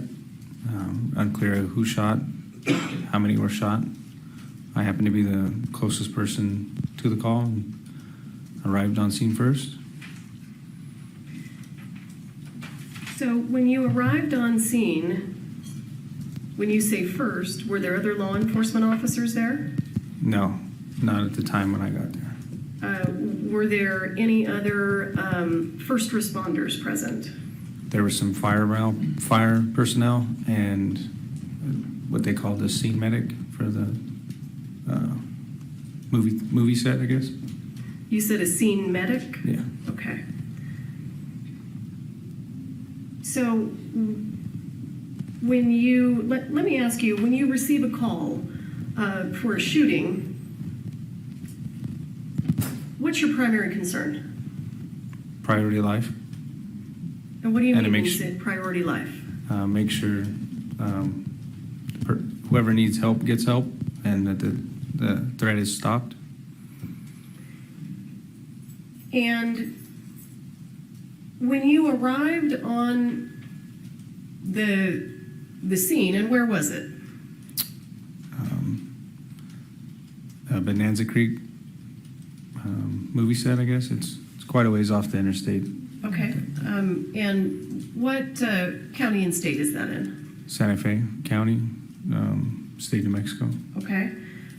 So when you arrived there, give us an idea of what you saw. What was going on? There's a big, old, like cowboy western theme, like city or a town. There's a bunch of people running everywhere, bunch of cars, bunch of people pointing. When I got there, people were pointing towards a church, and I got out and I attempted to grab my medical bag and went in and saw. Hang on, I'm gonna stop you there. Approximately how many people were there on scene? I don't have the direct number, but there was more than 100 people. Have you ever been called to a shooting where there were 100 people already on scene? No. Did that present any specific challenges for you? Yes. Explain to us what those challenges were. Just there's a lot of moving parts. You just got to take it one piece at a time, see who's hurt, Make sure that, one, that nobody's continually getting hurt, and then two, the person who's hurt, medical attention is being given to them, and then go from there. Okay. And when you arrived on scene that day, were you running your body-worn camera? Yes. The state moves for the admission of State's Exhibit 4. No further objections, Your Honor. Am I? Are you? I want to just make sure I'm connected. I'm ready to play it. Permission to publish? Was you going to recognize it first, or are you satisfied with the foundation? Yes, Your Honor. We've consented to both lapel videos All right, today. That's fine. Yep. Okay. So you may publish. This is States 1? 4. States 4. How do I get the monitors to come on? Ryan's going to do it. Okay. Do you know how to do it? Go ahead, do it.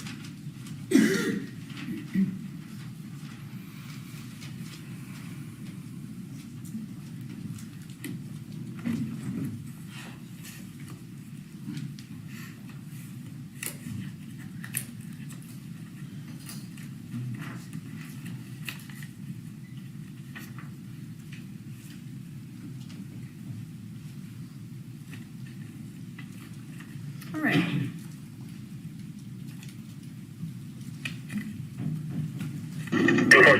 Looks like the men are here at the gate. Tell them that all stuff is out there. They can follow him. Hold on, his monitor's not on. Are your monitors on? Yes. This one's not. We'll turn it on. It's on, but it's green light. Green light's on. Let me go get the adapter. Well, can he redo it from here while he's looking? Or do you want? Sure, the monitor won't just come on? It won't just come on. He's got to get the adapter. Go get the adapter. All right. Okay. Officer LaFleur, do you want to turn around and just look at the monitor on the wall behind you? It doesn't matter, man. Okay, let's do that.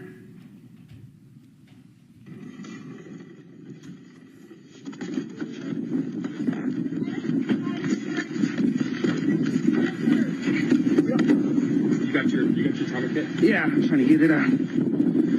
Stupid new truck. I'll be inside with the BBMs. Officer LaFleur, tell us what's going on in the video right now. I'm looking for my other medic bag. I handed the individual a trauma pack for shooting, and I'm attempting to open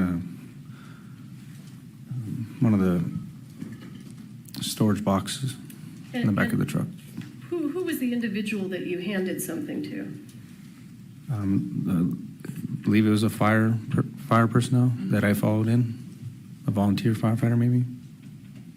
And I thought I heard the word, is it BVM? It's for CPR. It's a bag valve mask. Valve mask. BVM. Okay, thank you.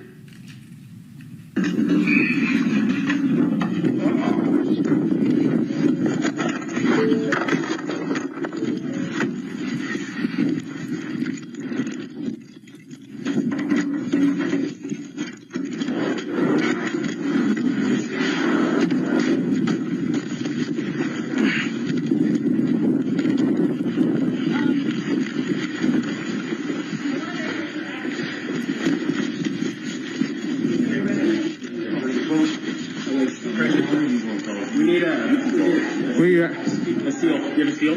A seal? A seal.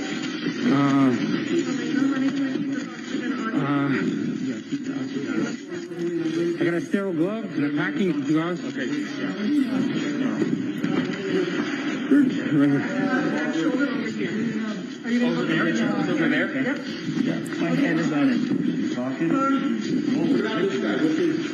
Where's that? Over your right shoulder. Stop. Oh, we're gonna get you up. First you shot her? She came in here and went across her chest. And it came out the back and it went into the vein. You want air flight? Yeah, we got one en route. Okay. And what are you talking about there when you say air flight? helicopter that's designed to transport people that need advanced treatment faster than an ambulance. It's a helicopter that air paramedics, basically. Did you call for the helicopter, or did someone else do that? Do you know? That individual said that they had already called one, but I called one for as well. You called also? Yes, ma'am. And why did you feel that it was necessary to have a helicopter arrive? Someone who was shot across the chest. We're quite a ways out for an ambulance in reference to where the hospital is. So. And when you say you were quite a ways out, how far away is Bonanza Creek? From a hospital? Sure. Running lights and sirens, I don't know, 15, 20 minutes or more. Okay.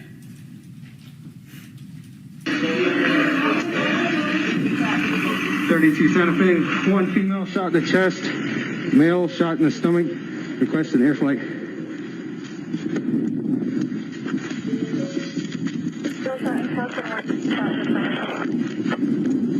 Requesting air flight. I heard you there say male shot in the stomach. Is that what you said? I'm not sure. I didn't really hear it. Well, as you sit here today, do you recall where the other person was shot?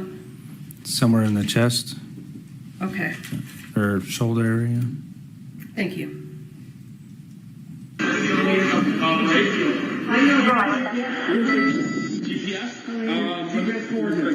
It's okay. I got you right here. 2432, how many people y'all have seen there? 32, I got just Santa Fe medics.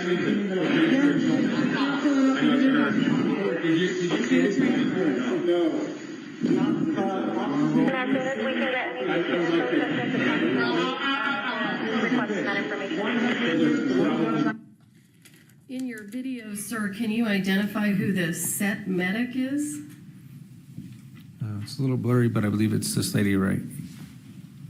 The one that's bent over with their blondish brown hair. Is the monitor working now? Yeah. Yes. Joe. Come on, Joe.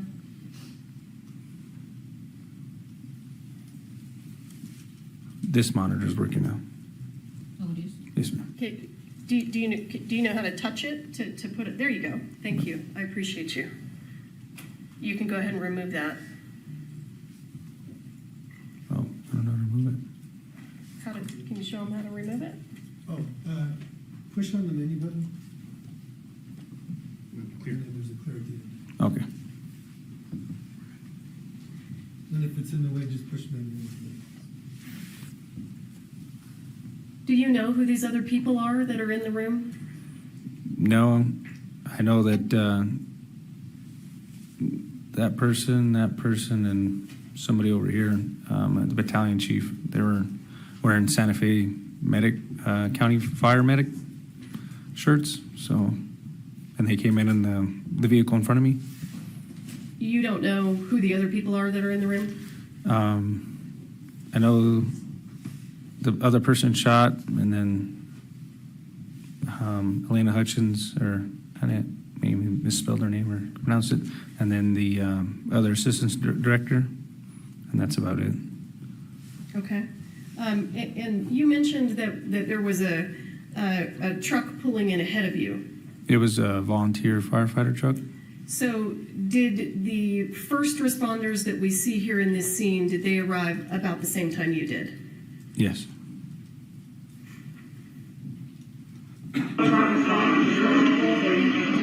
.32 Santa Fe both approximately 140 pounds, elderly male and young female.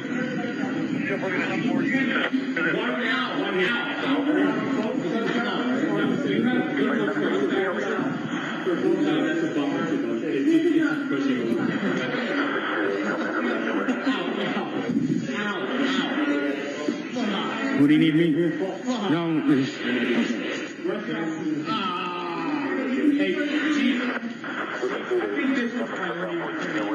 You want a BBM? Yeah, please.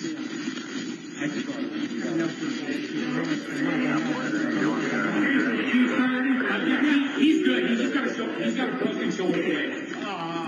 This is how, repeat your information. Are you flying her out? Yeah, she'll be.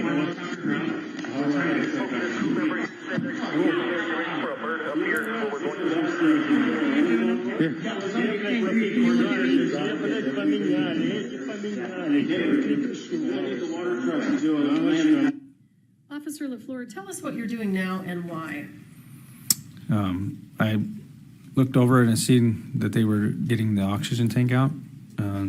Noticed that they were using not a bag valve mask, which is more appropriate for that situation than the one that goes around their face. I'm just helping them, doing as much as I can to help. So give us a little bit more information.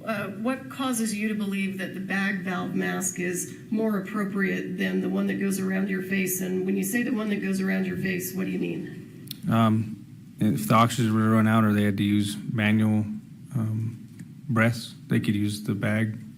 The other one is just something that's over their face. Okay. And what made you think that the bag valve mask was more appropriate? Nothing really. I just believe it's more, I don't know. Officer LaFleur, are you trained in life-saving measures? To an extent, yes. Okay. Was it anything about your training that caused you to think that that would be more appropriate? It's just what we've been trained with versus the one that was already on her. Okay.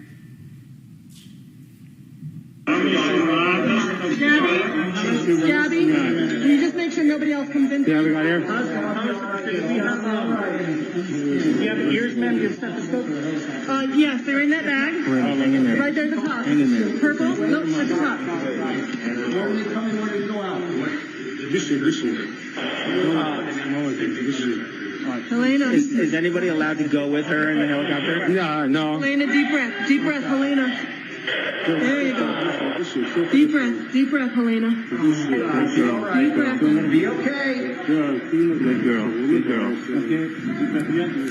There you go. Good girl. In charge of the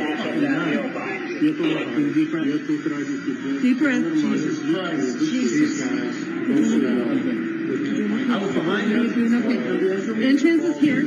Exit's back here.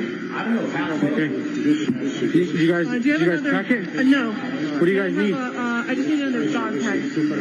Something for pressure. I'll take a big one. This one? No, this one's good. This one? No. This App one? pad, you have an app pad? Underneath the right shoulder blade, the console area coming through. All right, thank you. I just need something big. Thank you. You got a stretcher? Not me here, no. Okay. Let me help him get the stretcher.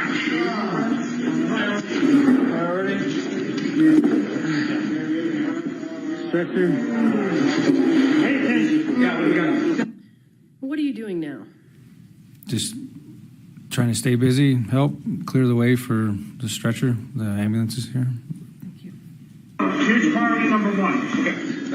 Let's clearing it, all this stuff out of there. We get everything in here and get it out. All right, we got air flight en route. Not on me here. We can get it from the office. Halyna? This is Halyna Hutchins. What side?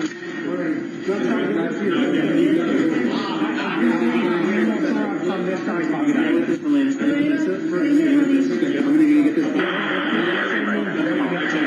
Okay, we're gonna move. Okay. So, I got the air. thank you. On the slide, get all that up. I'm not behind you guys. All right, see if we can look at you. So we're gonna need to get her going right away. Officer LaFleur, have additional first responders now arrived? Yes. Can you give us an idea of who's on set assisting now? So it looks like more paramedics have arrived and Lieutenant Benavides is right there. Okay, and do you mean this gentleman here? Yes, ma'am. That my cursor's on? And who was Lieutenant Benavides? He was our day shift lieutenant at the time. Was he a supervisor? Yes, ma'am. We got it through and through on her. We went through and through on her, through the chest, and then you got one in the arm over there.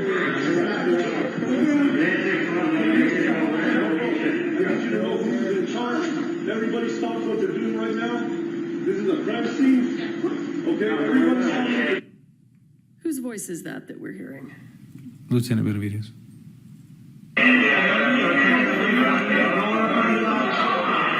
Okay, roll it back.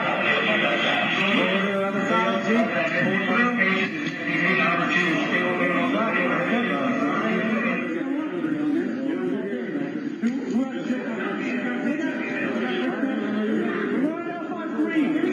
One, two, three. Right, underneath, cool.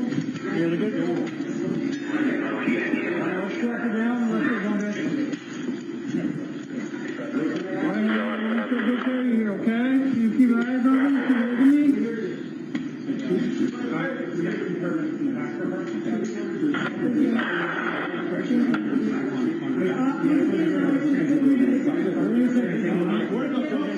Keep looking See the front of the cover guard there? You don't know where the bird is right now. Did you find out? Yeah, know what size you start cover. All right, we got some stairs, guys. Go stairs on the first step.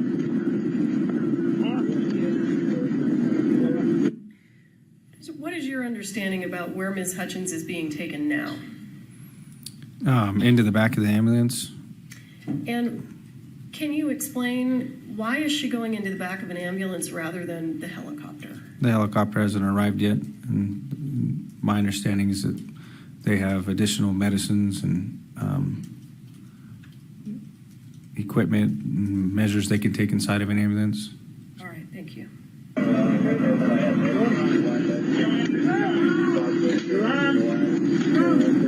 Disconnect there. You got it? Hey, can you take over that?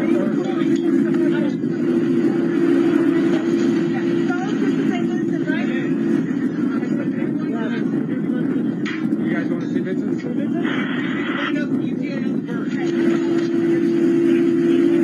32 Santa Fe, what's ETA on the bird? What did you just say? I asked them ETA on the helicopter.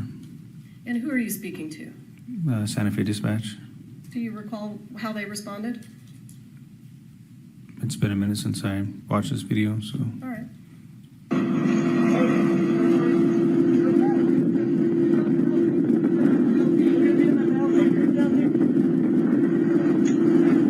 Oh, we got the bird right here.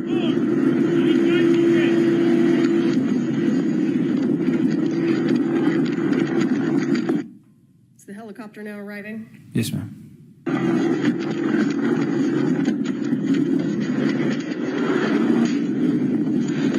What are you doing now? Appears I'm grabbing crime scene tape. Why are you grabbing crime scene tape?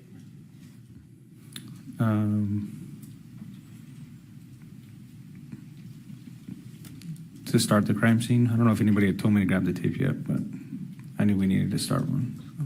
You felt that you needed to put up crime scene tape. Yes, ma'am. Or somebody may have asked for it. What's that? I'm sorry. Or somebody may have asked me for it. I'm just not too sure. Okay. And what's crime scene tape used for? To mark the perimeter or the inner perimeter of essentially a crime scene which they want to tape off and only allow certain people in and out. Okay. And was that an issue in this scene? The crime scene? Well, cordoning off the crime scene, was that an issue here? Yeah, it was a unique situation because of the you can't really tie crime scene tape to nothing. So I think in one point they actually used our patrol units as to tie the tape around and go to the next one. And why is it important to cordon that off? Just for evidence purposes, allow only certain people in and out, because at this point we didn't know what was going on. So. And were there people in that area that were not first responders? Yes. Approximately how many, if you recall? I don't know. I couldn't give you a number really. There was just a lot of people on the outside that I hadn't seen originally inside the church. So. Okay, and did you know who those people were? No. Okay.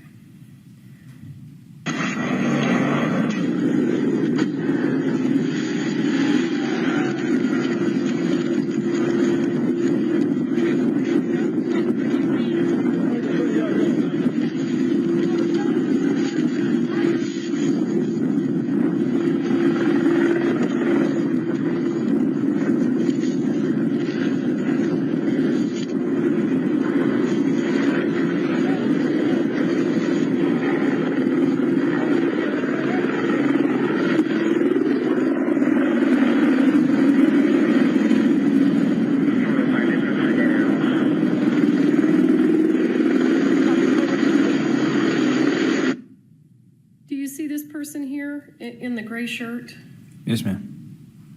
was that a first responder? No. So when the crime scene tape goes up, what happens to that person? I can't recall. I haven't watched the video yet. Hypothetically, is that person allowed to stay inside the crime scene? No. Okay. Who are the people that are allowed to stay inside the tape? Medical and for first responders. Okay.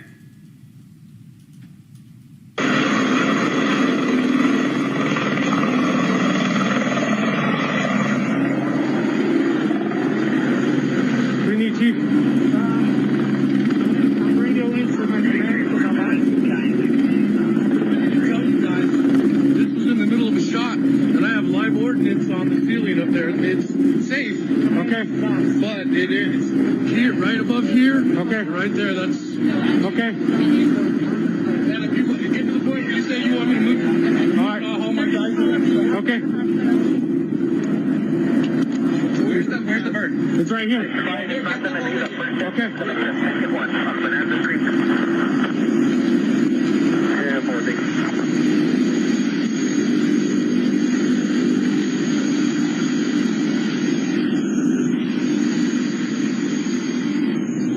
What are you doing now? I talked with the paramedics inside the ambulance, and they asked me where the helicopter was. I told them it was landing, and he asked them to bring the paramedics to them. So you're bringing the paramedic from the helicopter to the ambulance? Yes. All right.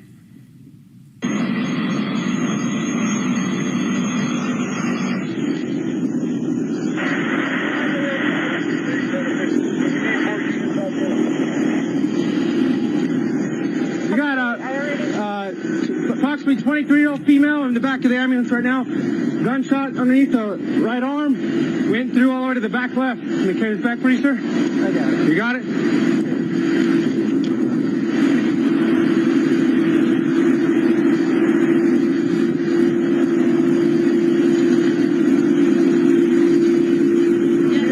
This one's priority.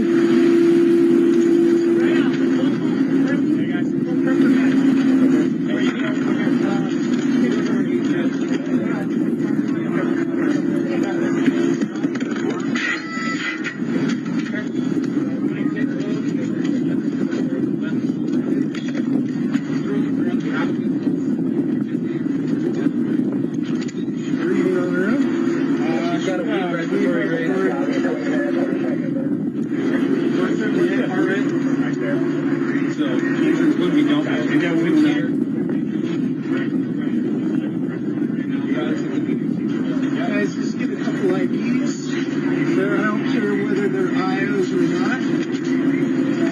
Here, grab the IO stuff. Can you open your eyes for me? Yep, there. I'll have to work on the IO and then come around. Yep, that's it.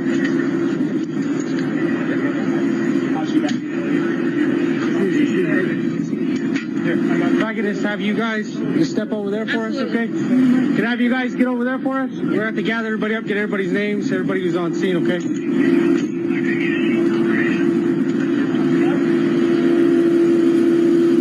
What are you doing now? Just trying to think what's next. I think I'm putting one of the pilot's headgear inside the ambulance on the other side of the door. Why are you telling those people to move? Just to start to gather people up because they're just standing around the church where the said incident happened. Why didn't you do that when you initially got there? Just went in and made sure that medical that people were receiving medical treatment, and then slowly go with the flow, see what it could do next. Are you trained to take action to save lives before moving witnesses around? Yes, ma'am.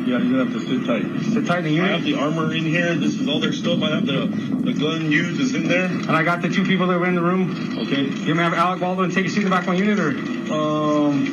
No, we know where he's at. We know who he is. Yeah. We just need to say, is he in a trailer? No, he's right there in the gray and black. Okay. All right. So try to keep him away from everybody. Okay. Have him talk to anybody. Okay. I can just have him sit. I can sit with him in my unit. That's fine. Okay. Okay. Officer LaFleur, at this point in time, what's your intention? I was going to go back to where Mr. Baldwin was and then escort him to my unit. When I got there, I realized my unit is over here being used as a post for the crime scene. So what did you do when you realized that? Just had him sit where he was and had everybody just hang out there, started writing down people's names. Okay.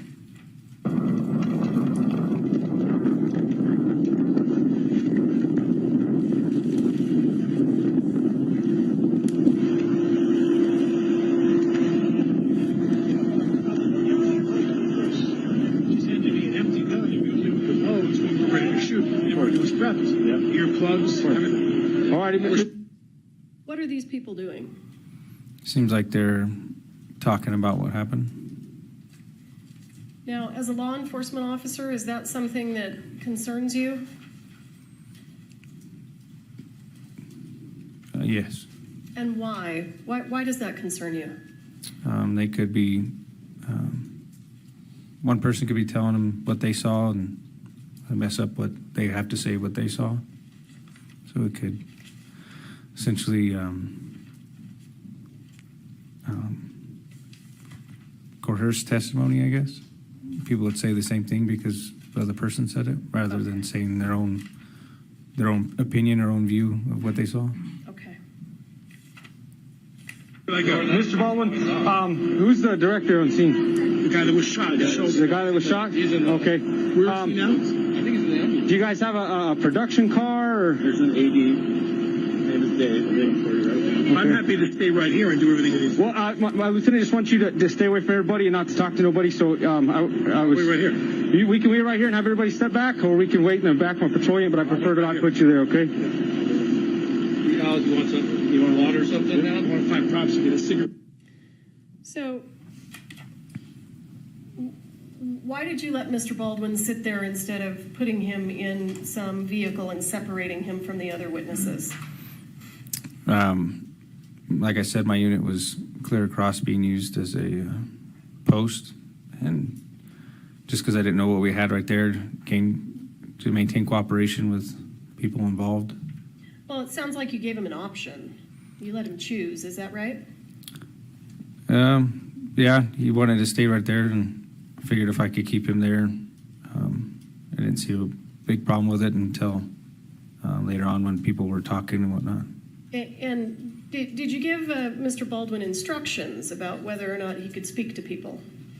I did tell him to stop talking. And did you give instructions to the other witnesses that were around? I didn't tell them, but I told them he had to sit there and not talk to nobody. Okay. I got it. What do you got? You got medium? Normal medium? We'll take it. So you don't want us to go Hands are shaking. Try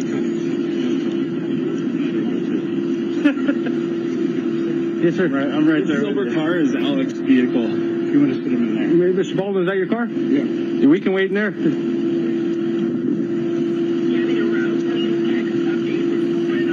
don't want me to sit here? We can wait in your car if you want to. I can't smoke in the car. Oh, okay. Yeah, we can wait. Hang out right here then. Is Joe gone? They both gone? Yeah. Well, they're still working on the female. If you haven't seen the helicopter take off, then they're not gone yet.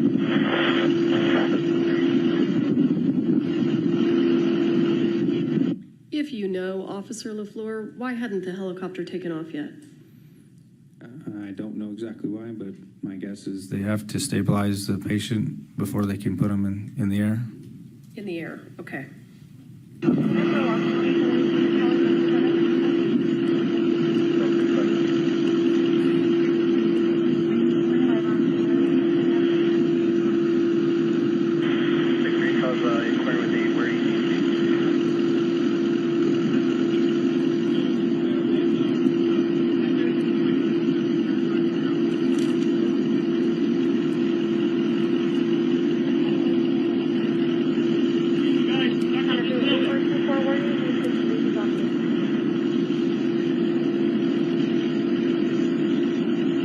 are you just standing there? Just standing with Mr. Baldwin, allowing him to smoke a cigarette, making And sure. why is it important for you to be standing there? Essentially, he's detained, not free to leave. So I'm there with him.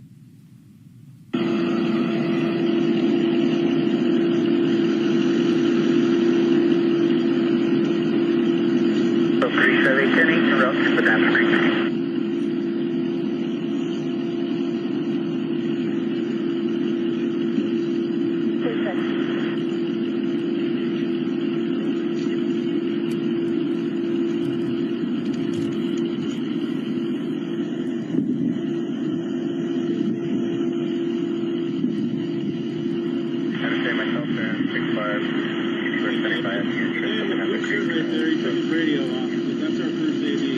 Now enter. Guy with the white hair. In front of that sheriff's car with the gray hair kind of in the Okay. shirt. Okay. Thanks, Dave. Hey, is there an officer over here by now with electric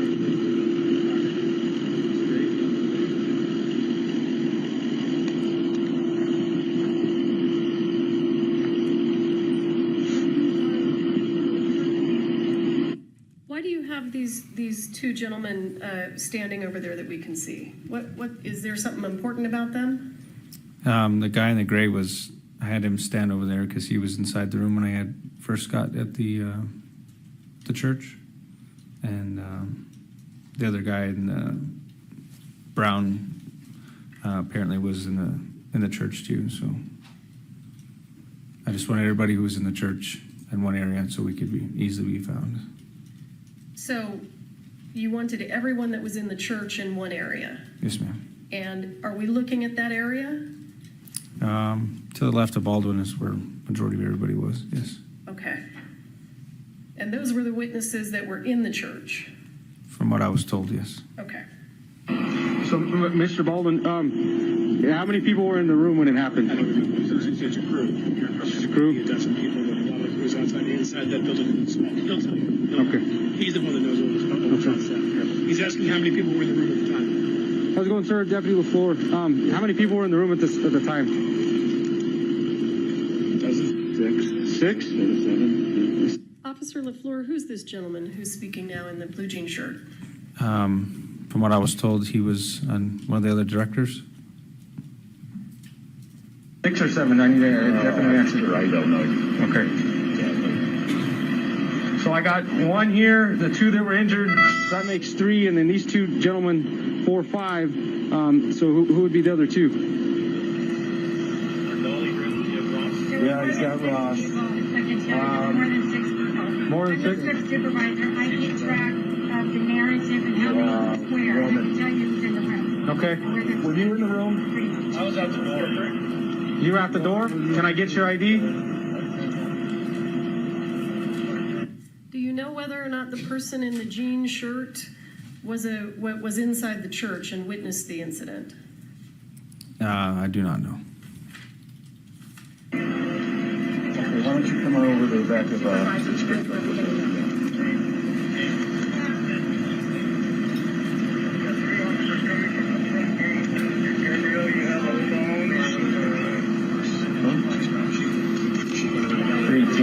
T4, I have 380s for 3 questions. Just really yelling at everybody and screaming. Go back to Georgia. Well, he was inside. Does it appear to you that Mr. Baldwin is speaking to the other witnesses? I think he was talking about who would know who's in the room. Okay. I can't really hear it. And then apparently the guy's son was working there as well. Okay. Is this an ideal way to separate someone from witnesses? After looking at it, probably not, but that's what happened. Okay, understood. You're right at the door. Do you have an ID on you, sir?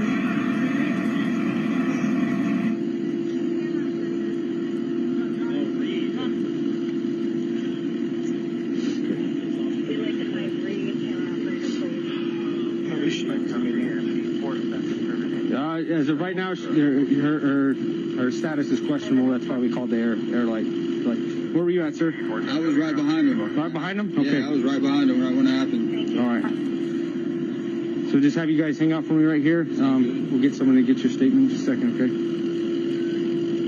And then they cleared the gun outside after his request, and I witnessed them clear it and saw the bullets.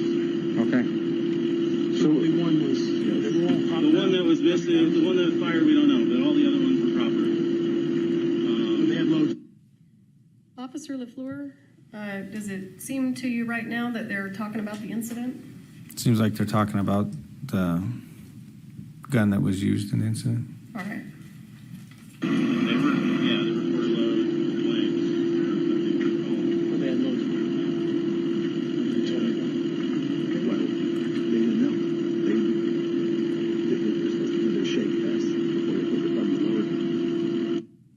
lower. Officer, do you know what this conversation is about that we're watching right here?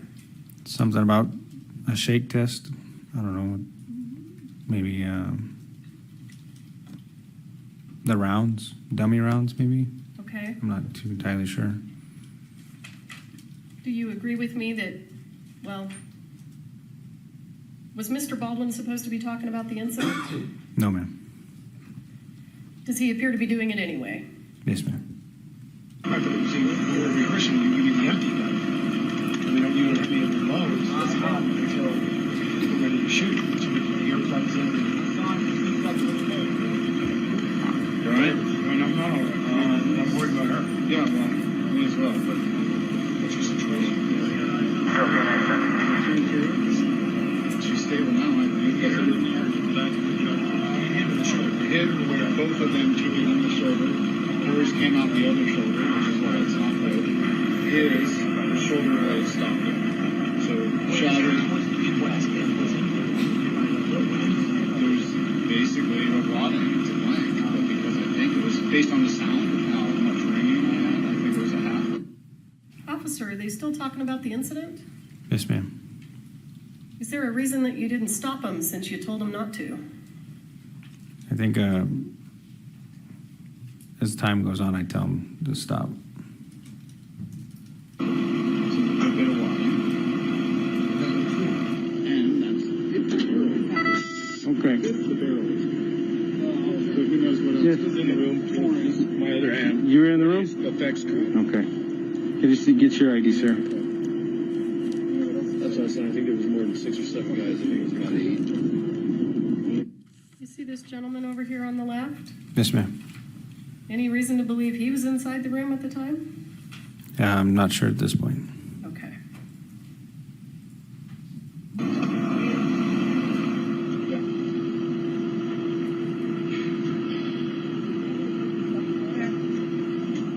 Were you in the room too, ma'am? Yes. Okay.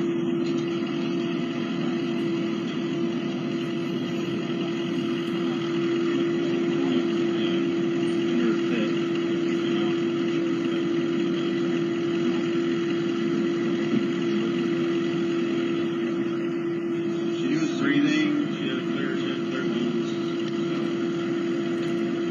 that means enough for me. But he potentially has got air right. It's not spectacular. Where did he put them? He took it to the right shoulder. His right shoulder blade stopped it, but they're hearing stuff in his head. So, And where did she went after that? did they take him as he got? As soon as they were allowed to. So they'll stabilize both, and then once the sheriff says you're good to go, they'll let them go. And she's going to you and So she basically they're trying to stabilize her vital signs enough for the flight. Sure. and administer any kind of narcotics or anything they need, blood thinners, that may be. Then they'll load her up in the helicopter and they'll fly her there. I believe the other ambulance is on the other side, and he seems to be doing better than she was, so they might drive him in an ambulance. I heard him wave off the other bed, so.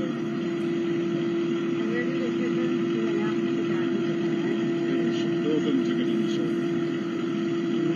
When I was up in Joe, I didn't even see nothing on him before they put me out. He just went over. Yeah, I ran out. I came back in the fuse and I was helping him and I didn't see nothing. I was asking if he was all right. He couldn't hear me. You and him at the trauma hospital. Still at St. Vincent's. They're both trauma ones. So. Thanks for the information. I was curious. Yes, ma'am.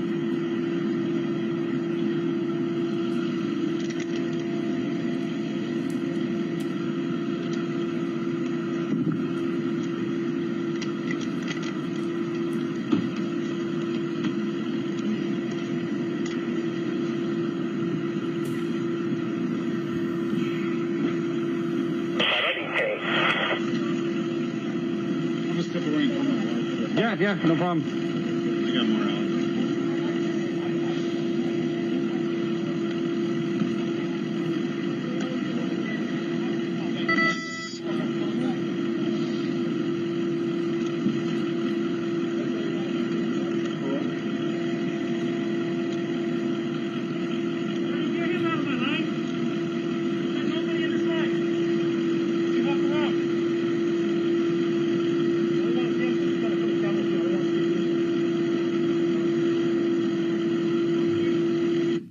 Officer LaFleur, have more first responders now arrived? Off to your right, you can see. There it is. Off to your right, you can see more patrol units showing up. This deputy showed up, but this corporal had been there for a minute. And approximately how long have you now been on scene? According to my body cam, a little over 25 minutes. Okay.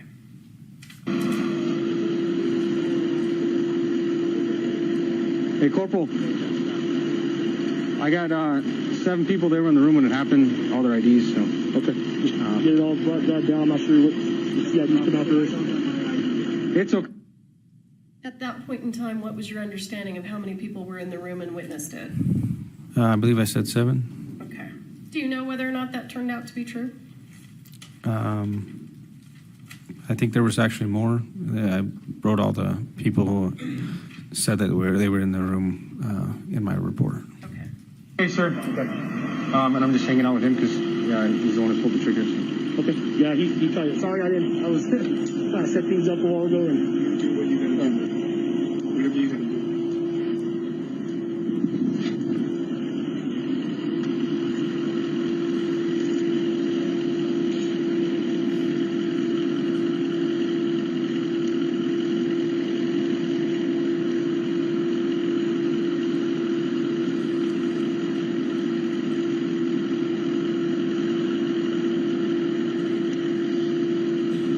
What are you smoking? Got one on you? You got a notepad? Ready? All right. Do you have a notepad?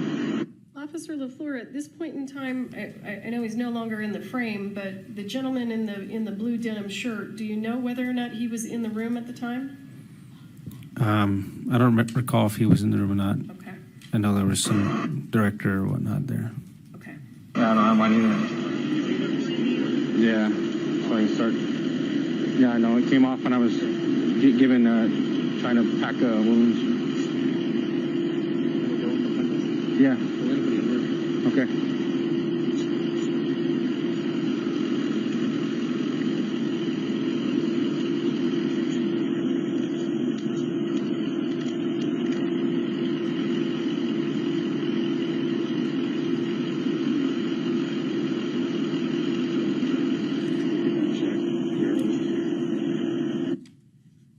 Officer LaFleur, does it look like Mr. Baldwin is speaking to a potential witness?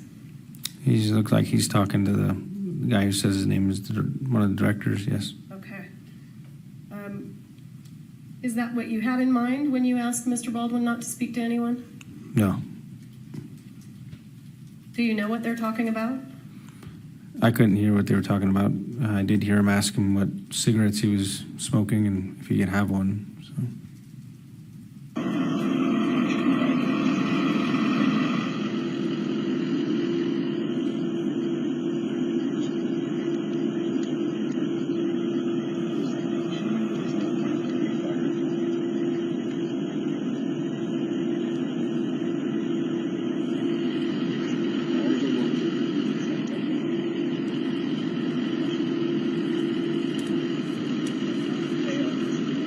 Careful, he has a bunch of loose cards in there.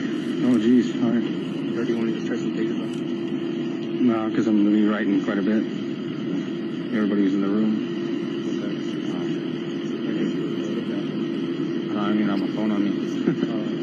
Yeah. It's all right.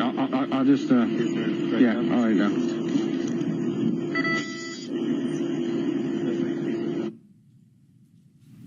Do you see the gentleman in the denim shirt gesturing? You want me to back it up? Yeah, which one? Are we talking about this gentleman? Yeah.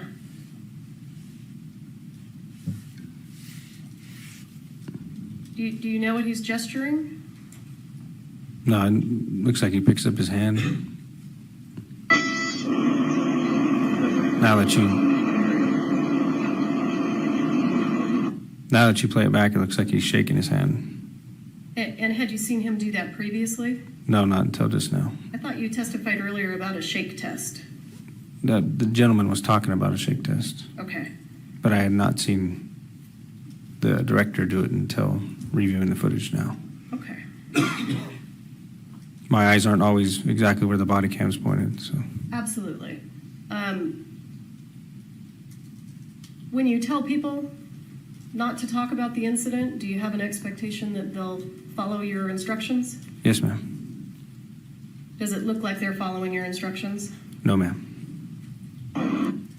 Okay. Officer LaFleur, I'm going to stop the video there. What else did you do on scene that day? I helped essentially just wait with other witnesses, I guess, or people that wanted to give a statement or they needed a statement from at a different location. It was their base camp is what they called it. So you needed to take statements from people that were at another location? Is that what you said? No, we took people from where essentially where we had them, and they took them down to their base camp, and that's where they started interviews. And the people that you take to base camp, are those the same people that we see here in the video? I believe so. Those people, and I don't know how many people they ended up interviewing.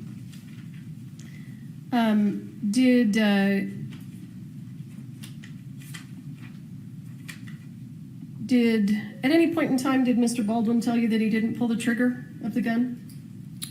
I believe he told me he was holding the gun. I believe in the beginning when I was leaving the church, one of the guys said that Baldwin had pulled the trigger. So just off of what was told. And I know that this sounds ridiculous, but we have to follow some jurisdictional rules. Do you see Mr. Baldwin in this frame here? Yes, ma'am. Would you point him out, please? And do you see that same gentleman in the courtroom today? Yes, ma'am. Would you point him out, please? He's sitting in the middle with the glasses. Okay.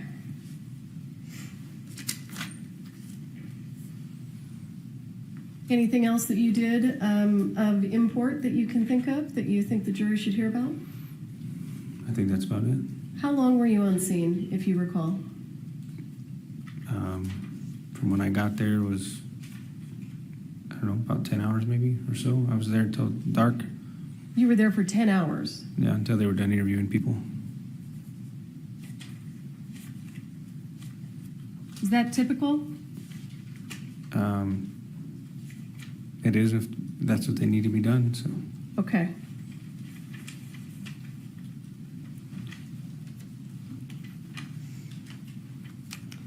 Your Honor, just for the record, we would ask that the record reflect that Officer LaFleur's identified the defendant. Yes. Thank you. I'll pass the witness.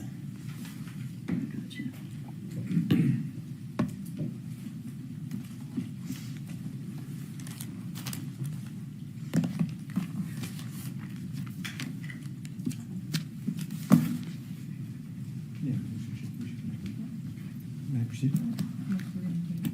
Sorry, Mr. Spiro. Oh, sorry. Get that out of your way. It's always fine when the court interrupts me.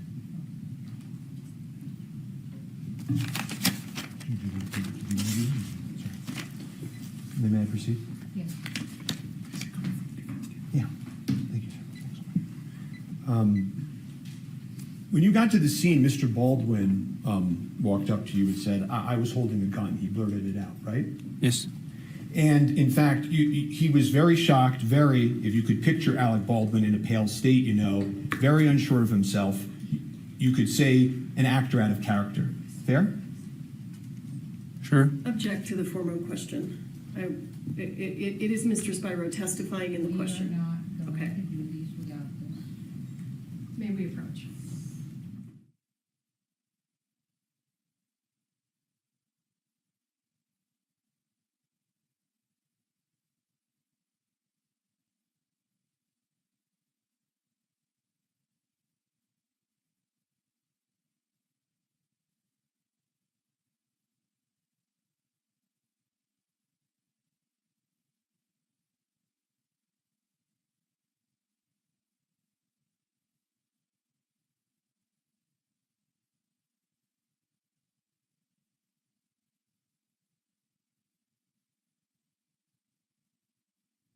When you saw Mr. Baldwin, he looked very shocked. If you could picture Mr. Baldwin in a pale state, like unsure of himself, you could say an actor out of character. Is that a fair description?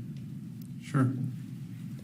And he said to you, I'm here, whatever you want to do, right? Yes. He said to you at one point, where should I go? Right? Yes. And he also pointed out to you who the director was on scene who was hit in the shoulder, right? I believe so. He asked, inquired about him. And he also asked you how she was doing, right? Meaning Miss Hutchins, right? Yes. I don't remember you being asked about that on direct, were you? And you being asked by the state? Yeah. Objection relevance? Overruled.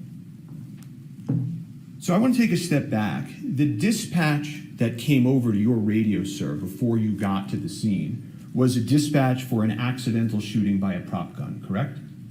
I believe that's what was told to me, yes. Okay. And you've testified to that previously, right? Yes. Okay. And the dispatch report, you know that you received that wording, accidental discharge, several times, right? I believe so. Okay. So I want to ask you, how come when you described it today in court, how come you didn't include the word accident when you testified before this jury? I'm not one to say if it was an accident or not. Just there to initially respond to it, and then the detectives determine whether or not it was an accident. Well, sure, but every other time you've been asked about this, you've said it was an accident. And now today at the trial of Alec Baldwin, when you're talking to this jury, you left that word out. Isn't that true? Not intentionally, no. Did you meet with the prosecutors before you testified here today? Just briefly in the room outside for them to tell me who was in order of what witness. You've discussed your testimony previously with Ms. Morrissey, correct? Before today? Just in a pretrial interview, yes. We've talked about your lapel that was on. It's true, right, that the lapel is actually mandatory. Yes. Right? And so they came to the officers, passed a law, and told you had to wear your lapel, right? Yes. And the way it works is it secures all of these statements, and when you're done wearing it for the day, you go back to the station, you log it in, and then it exists, right? Essentially, yeah, but it's more complex than that. It uploads on itself. Oh, it self-uploads so that it maintains itself? Yes. Okay. And you then talked a little bit about the securing of the scene, and you talked about crime scene tape going up, right? Yes. But as you just told this jury, at the time, you don't know whether this is an accident or not, right? Yes. It's not like a crime scene tape is some evidence of a crime, right? Whether it was an accident or a crime scene is still essential. And you've been very candid that you made some mistakes at the scene, right? Yes. And that you've learned since then about some of these mistakes, right? Yes. You've said hindsight's 20/20, right? Yes. And you can Monday morning quarterback decisions, but you made them in the field, right? Yes. Okay. And you've said that based on your training and experience, you know that if witnesses are left to speak to each other, they can taint each other's memories, right? Yes. And sometimes that's incidental and accidental, right? Yes. And sometimes it's purposeful, right? Depends on who's there, yes. Well, if you were with somebody and somebody was talking to you about the 911 call, right? And they kept saying to you over and over, it wasn't an accident, it wasn't an accident. And then you testify and you leave out the word accident. That could be an example of taint, couldn't it? Sure. And also, non-witnesses can taint people's memories too. You agree with me? I guess. Well, at one point in your testimony previously, you had said that there was a lawyer on the scene that was talking to some of the people that were on the scene. I believe so, yeah. Okay. And if that lawyer told somebody on the scene, I think your understanding is that could have tainted their view of their memory, right? Essentially, yes. Mr. Baldwin never asked to speak to that lawyer, did he? Not to my recollection. And then you went on and you said, that you had told Mr. Baldwin not to speak to the other witnesses. Do you remember that testimony? Yes. And I think you were asked approximately 5 times why Mr. Baldwin was disobeying your orders. Do you remember that testimony? Yes. Okay. But in the lapel video that we just saw, you're not going up to Mr. Baldwin or these witnesses, but get out of here. Get out of here. I'm an officer. You got to separate. You don't do that, right? Nope. And also in that video, you can see a lot of these people are coming over to Mr. Baldwin, right? Yes. One of them comes over and shakes his hand, right? Yes. Have you ever seen that in all of your experience? Somebody commit a homicide, and everybody and all the witnesses are on the scene, circling around the person, shaking his hand and talking to him about what happened. Have you ever seen that in your entire career? No.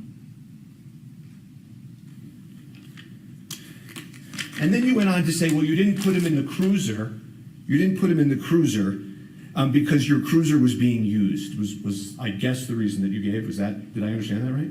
My patrol unit was being actively used as a post on the other side of the field for a crime scene. When you say a post, do you mean like it goes somewhere else and you put the tape around it? Is that? The side mirror was wrapped around with crime scene tape. Uh-huh. You mean there were also another dozen officers on the scene that day that had police cars if they wanted to put Mr. Baldwin in it at any point, right? Yep. Okay. And in fact, Mr. Baldwin later on drives himself to the precinct and goes and speaks to the police, right? I'm not too sure how he got there, but he did get there. Well, he wasn't under arrest, right? Not to my knowledge, no. And so you use this word detained. When Ms. Morrissey asked you, were you detaining Mr. Baldwin? Do you remember that question?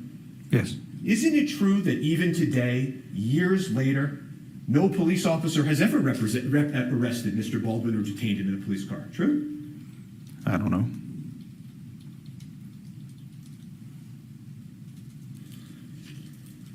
The police department, the Santa Fe Police Department, has never arrested Mr. Baldwin.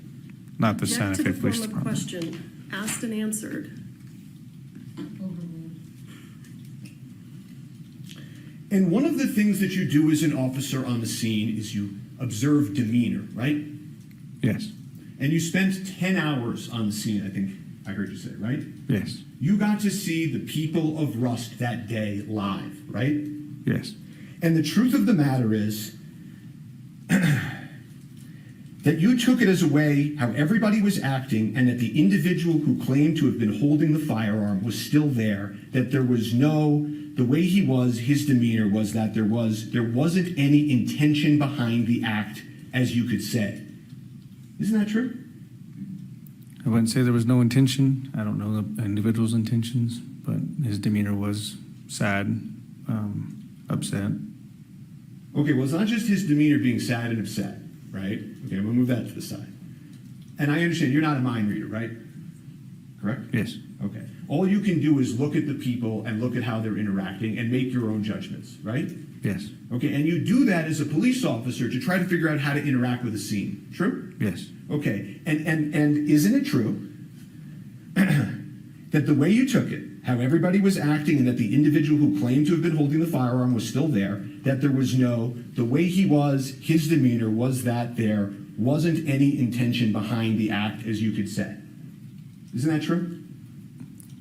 Again, the wording you're using, I wouldn't say I Okay. had any clue of whose intention was what, but he was sad and upset. Okay, well, let's play. I'm going to play his statement to that effect. Can we cue that up, please, if that's okay with the court? He's saying he didn't say that he did. I'm going to impeach him. I don't think he said he didn't. Well, you want me to clarify that? Yeah. Okay. Are you claiming that you didn't say that? Rephrase what you said? Sure. Dispatch said it was an accidental shooting by a prop gun. So I didn't know if there was any. I took it as the way how everybody was acting, and that the individual who claimed to have been holding the firearm was still there, that there was no, the way he was, his demeanor was that there wasn't any intention behind the act, as you could say, you know. Again, I wouldn't say I knew what his intention was. I understand that. What I'm asking you now, okay, is did you in fact say those words that I just asked you? At what time? The Gutierrez or PTI? Yes. I may have. Okay. You don't deny saying that? Your Honor, let's No. approach if we can. Sure.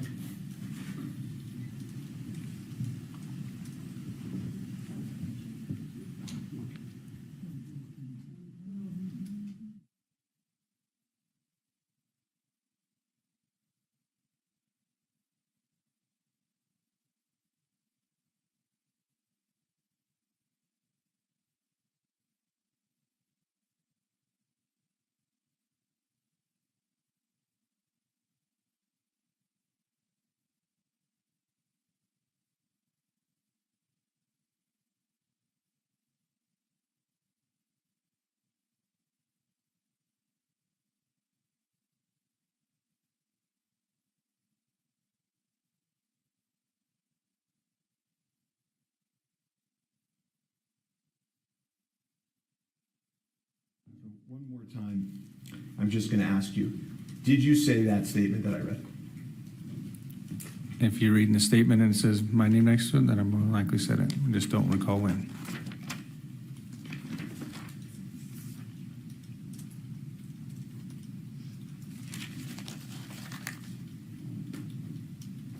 And one of the other things that happened that day that I don't think we've talked about is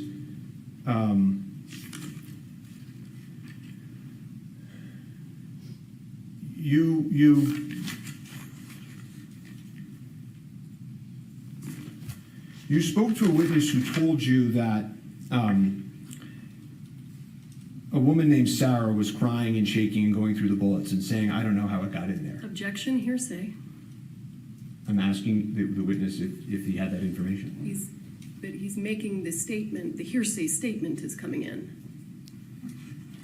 Do you know whether anybody at the scene was, before you got there, shaking and going through the bullets and saying, I don't know how it got in there? I don't know.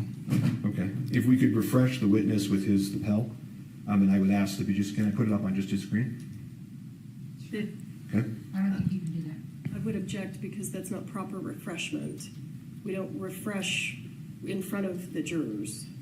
That's my objection. What do you mean? Well, if we're refreshing, You know what, we're gonna take a lunch break real quick, and we're gonna be back at 1 o'clock, okay? Please don't talk among yourselves. We're gonna ask about the other procedure. Rise for the jury.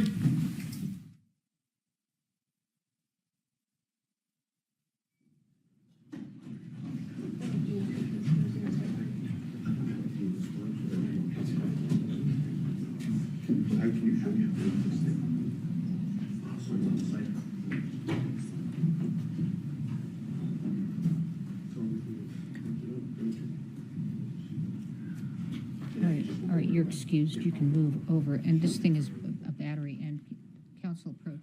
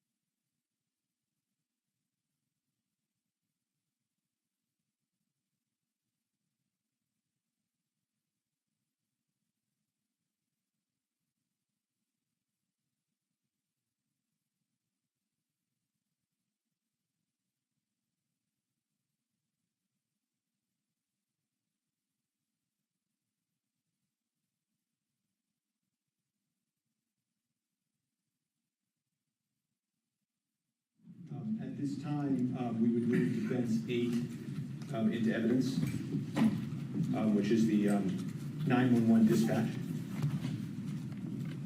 Okay, is your witness going to recognize it? Or is it by it's by stipulation? Right. Okay. That's what we agreed. All right. Okay, and if we could just, so that the jury can see, page 6, if we could just publish it to the jury. Yes. States. Oh, but defendant's 8? Is that 8? Defendant's 8 is admitted. You may publish. Thank you, Your Honor.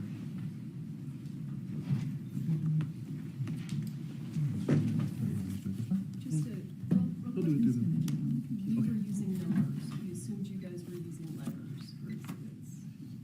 We filed. Oh, 8. It's 8. Okay. Understood. You're doing numbers too? Yeah, defense 8. Are you doing numbers? Yes, we filed our exhibit list first as. Okay, so you do letters.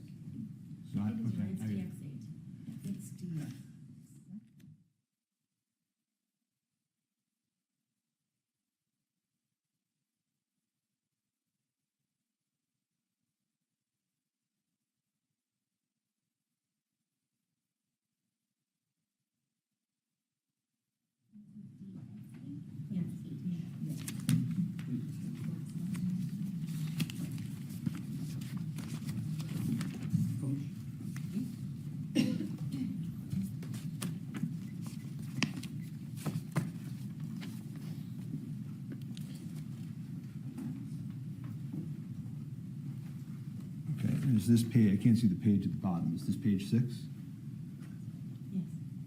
Okay, and do you see how it says accident, accident, accident?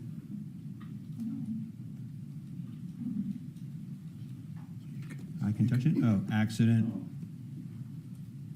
Yes, sir. Okay. And then I would ask, the 911 is exhibits 9 and 10, which is now I and J. Exhibits 9 and 10 that was entered into and played at opening by stipulation, and I'd asked to play and enter them and play exhibits I and J. And this is by stipulation? Yes, Your Honor. I and J, which are, again, the 911 calls? Yes. Why are they 2 It exhibits? just splits because of the EMS. It's the same Okay, three. all right, so upon stipulation, not being corrected otherwise, go ahead. Thank you. Okay, we turn the volume up. You may publish. This is 911, what's the location of your emergency? We need an ambulance out at Bonanza Creek Ranch right now. We've had 2 people shot on a movie set accidentally. You said someone was shot? 2 people accidentally with gunshots as on movie set, Bonanza Creek Ranch. Okay, give me 1 second. I'll connect you with medical dispatch. Don't hang up. San Jose Fire and EMS, what's the location of the emergency? Bonanza Creek Ranch has had 2 people accidentally shot on a movie set by a prop gun. We need help immediately. Okay. This fucking AD that yelled at me at lunch because asking about revisions. This motherfucker. Did you see him lean over my table and yell at me? He's supposed to check the guns. He's responsible for what's happening. Now, Mimi? No. I'm a script supervisor. How many people are injured? 2 that I know of. I was sitting, we were rehearsing, and it went off, and I ran out.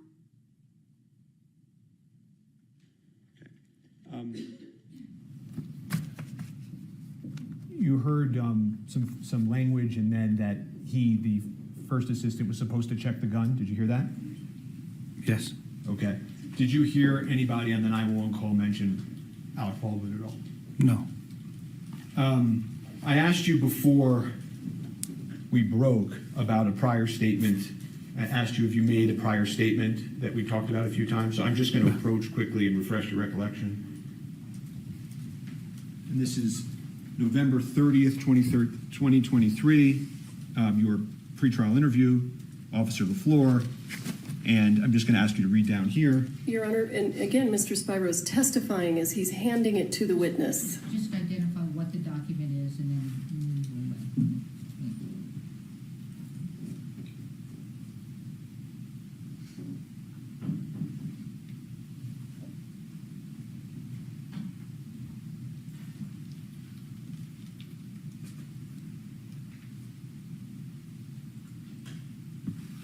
refresh your recollection, sir? Yes. So and I'm just going to take this back. It is fair that you said when asked that it came in as like and appeared to be, and what the dispatch said, it was an accidental shooting by a prop gun. So I didn't know if there was any. I took it as the way how everybody was acting, and that the individual who claimed to have been holding the firearm was still there. That there was Objection, Your Honor. the way he was. Objection, Your Honor.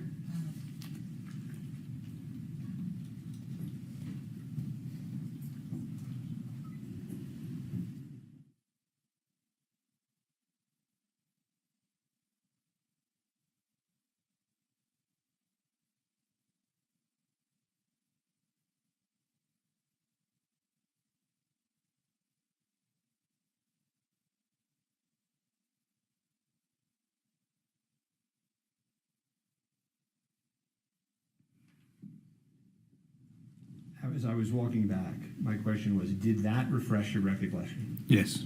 Okay. And so is it in fact true that in your earlier statement you said, and it came in like and appeared to be what the dispatch said it was, an accidental shooting by a prop gun. So I didn't know if there was any, I took it as the way how everybody was acting, and that the individual who claimed to have been holding the firearm was still there, that there was no, the way he was, his demeanor was that there wasn't any intention behind the act, as you could say, you know. Yes. You made that statement, correct? Yes. And I asked you also whether you remembered receiving any information as to the ammunition, whether they be prop or otherwise, that was at the scene. If you recalled Duran Curtin, one of the individuals in the church, giving you information. Do you remember that? There's a lot of people in the church giving information. Can you identify which one it was? Sure. I asked you, do you remember whether or not somebody told you that Sarah was shaking and going through the book? Objection, Your Honor. This is hearsay. This is hearsay coming in. Can we approach? I don't know what to do.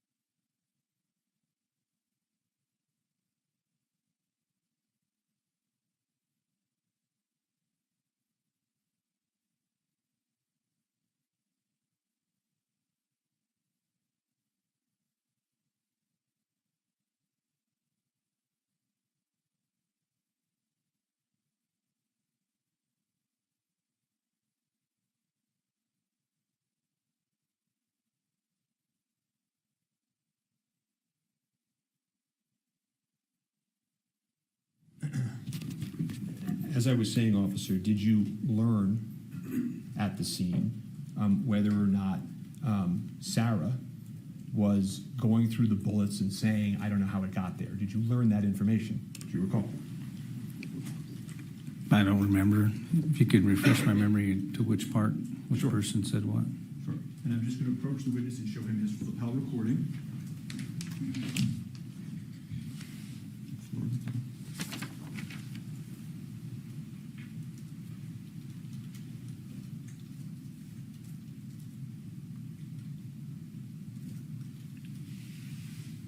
Okay. Does that refresh your recollection? It appears it's a recording type out of what my body-worn camera recorded, yes. Okay. And when you learned this information, did you do anything with that information? To be honest, it's the first time I've heard it in that detail. Body cameras pick up more audio than our ears do. Okay. You also testified that the gentleman in the orange jacket came up to you and said, Alec pulled the trigger, or words to that effect. Remember that testimony? That's what he said, yes. Yeah, and you know that witness has stated absolutely he did not see him pull the trigger, correct? At that point, I didn't know if he said that or not. Okay. And then I just want to ask you about one other thing we talked about this morning. Was I asked you about your testimony on direct that Mr. Baldwin was effectively disobeying police orders. Do you remember that testimony on direct? Yes. And over the lunch break, have you had a chance to reflect on that testimony? Sure. Okay. Do you think it's a fair, honestly, sir, a fair characterization to this jury to say that Mr. Baldwin was disobeying police orders at the scene? He was given an order, but I didn't repeatedly tell him not to. That was on my bad. And so don't you think that given what actually happened at the scene, that really, in all fairness to Mr. Baldwin, he wasn't really disobeying police orders, was he, sir? To an extent, yes. You were the first officer on scene.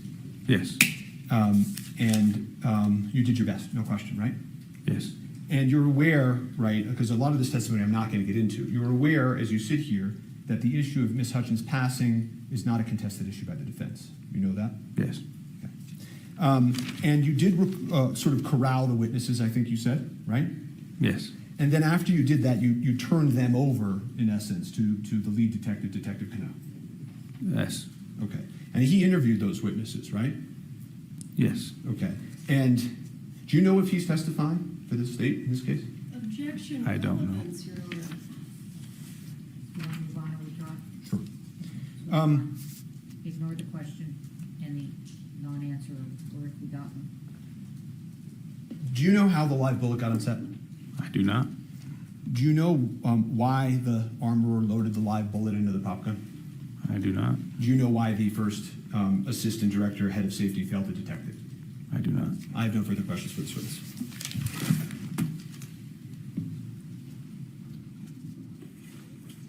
Cross-exam.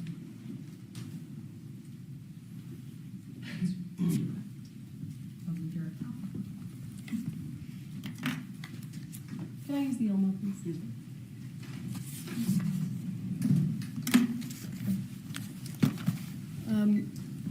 You know what? Let me do this. Where is the defense exhibit DX? That's H. This is H, yes. Okay. I just have to relabel them. Okay. They should be labeled, I'm not here. There are 3 copies? Yes, I admitting- just gave us extra copies. Okay.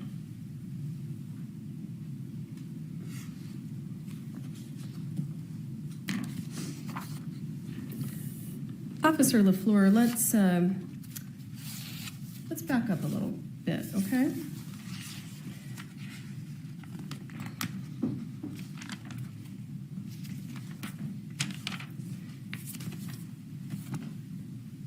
Did I speak with you this morning about the testimony you were going to give?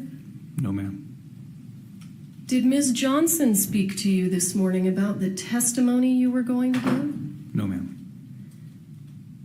When was the last time someone from the prosecution spoke to you about the testimony you were going to give today?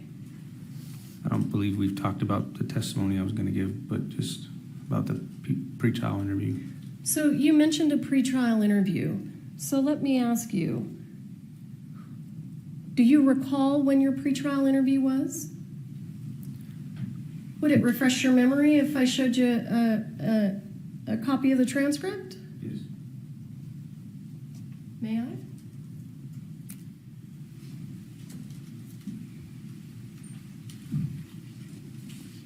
Let me know.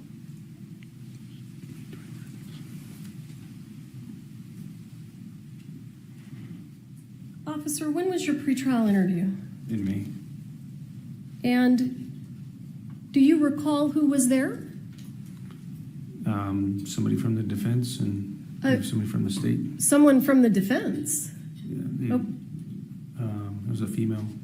Okay, so just to be clear, at your pretrial interview, it wasn't the state just speaking to you. The defense attorneys were there also, right? Yes. And they got to ask you almost all the questions, isn't that right? Yes, if I can recall, the state didn't have anything to ask. So the prosecutors didn't ask you a single question? Not that I can remember, no.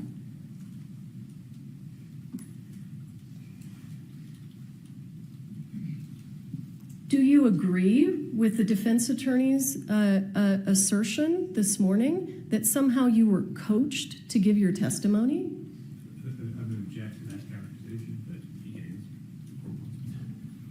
Can you rephrase that question? He's objecting to the word assertion, I believe, so why don't you rephrase it? Did Mr. Spyro indicate to you on cross-examination did he attempt to imply that the prosecution had told you how to testify? Essentially, it sounded like he asked if I was coached into my testimony. But the prosecutors haven't actually told you what to testify to, have they? No, ma'am.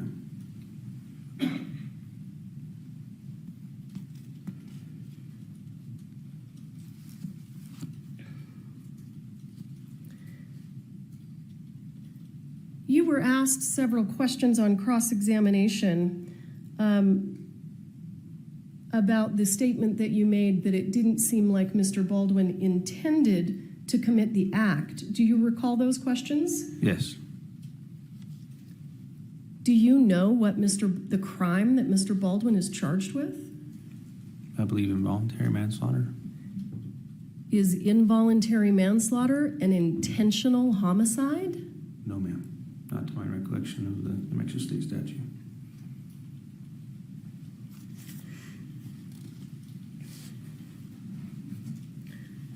Are there criminal offenses that are intentional homicides? Yes. But that's not what Mr. Baldwin's charged with, right? No.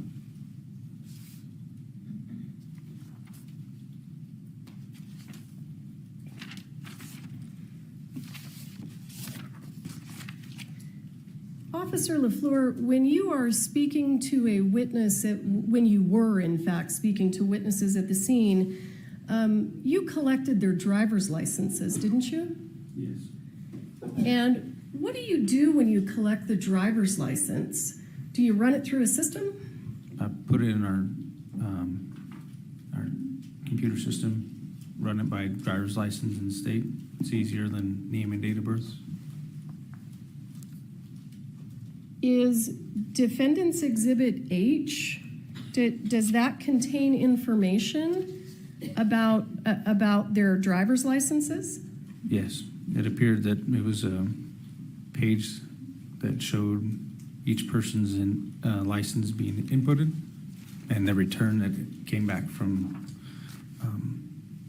RACC or NCIC. So I'm going to go ahead and show you what is page 3 of that. What do we call it? Is it a CAD report? Yes. So let me back up for a moment. What does CAD stand for? Do you remember? I don't know the exact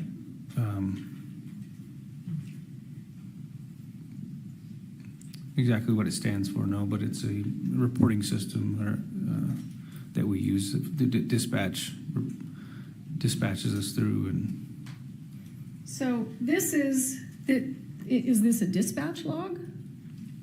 Yes.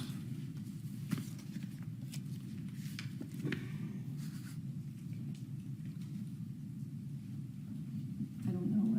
Yeah, thank you.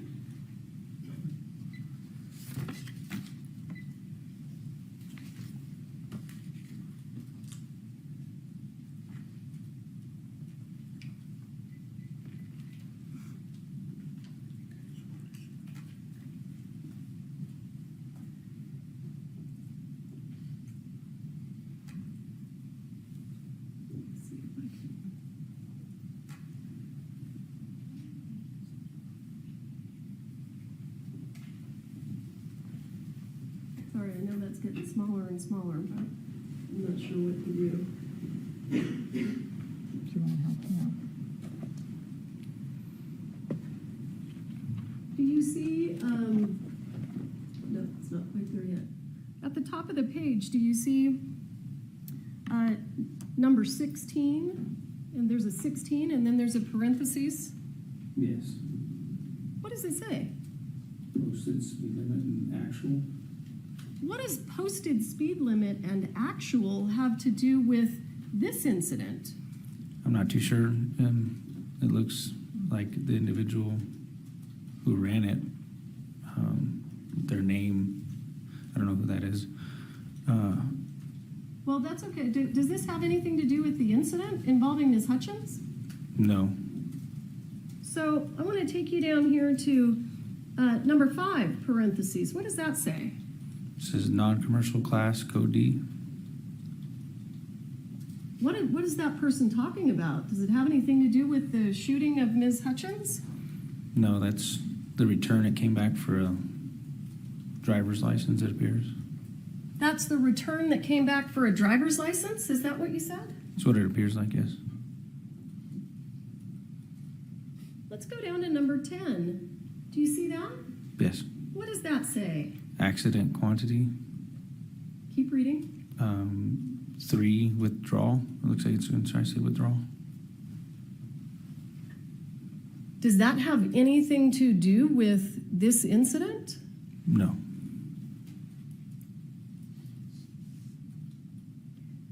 And look, I want you to look down here at number 21. Do you see that?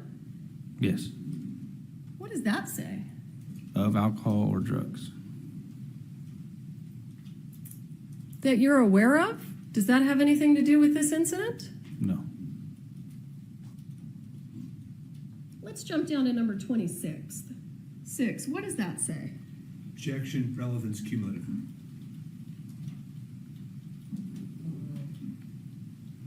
Go ahead, sir. Says drinking and driving at .0. Did you read it all? Yeah, per se, I think that's what it's saying at the beginning. Dash drinking and driving at .0. And then the next line is the blood alcohol content, BAC. Were you dispatched to a DWI? No.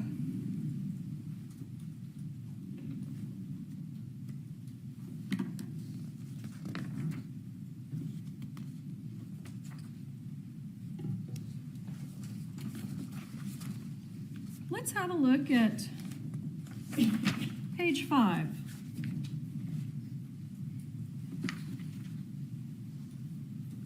Do you see up here number 23? 23 is cut off on my screen. Oops. Yeah. Of alcohol or drugs. Was this an incident that was related to alcohol or drugs? Not that I'm aware of. Let's jump down here, if you would, to number 10. Do you see that? It says accidental quantity 0 and then withdrawal. Does that have anything to do with this incident? No. Why are we seeing that language? It's what the NCIC return gives our CAD. As you can see, it's all within the same 1/10 of a second. So it's generated by the computer system itself. So I've now turned the page to page 6. Do you see 10 there where it says 10 parentheses? Accidental quantity 0 withdrawal. Is the word accident reflective of Ms. Hutchins being shot on accident? No.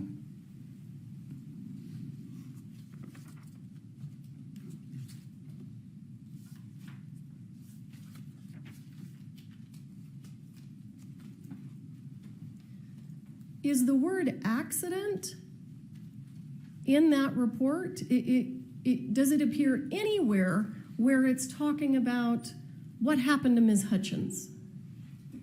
No, right here, it's just a bunch of returns.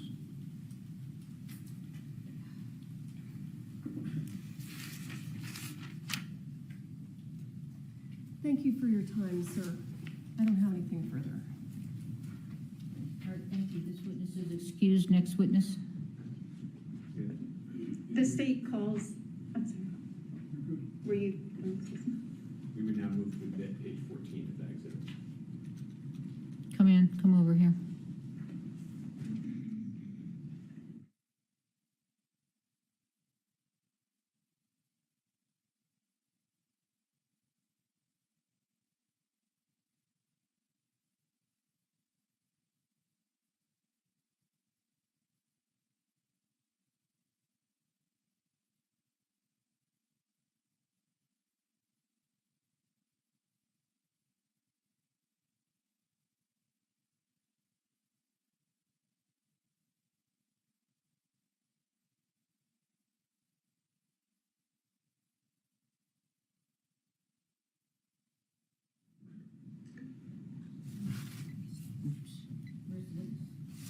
Your Honor, the state calls Timoteo Benavides.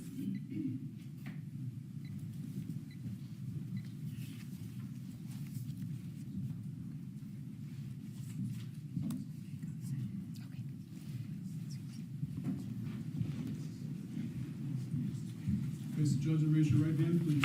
Do you swear affirm under penalty of law? Sorry, Major. Sorry, What's going on? Do you swear affirm under penalty of law that the testimony you'll give in this case will be the truth, the whole truth, and nothing but the truth? All right, have a seat talking to the microphone. May I proceed?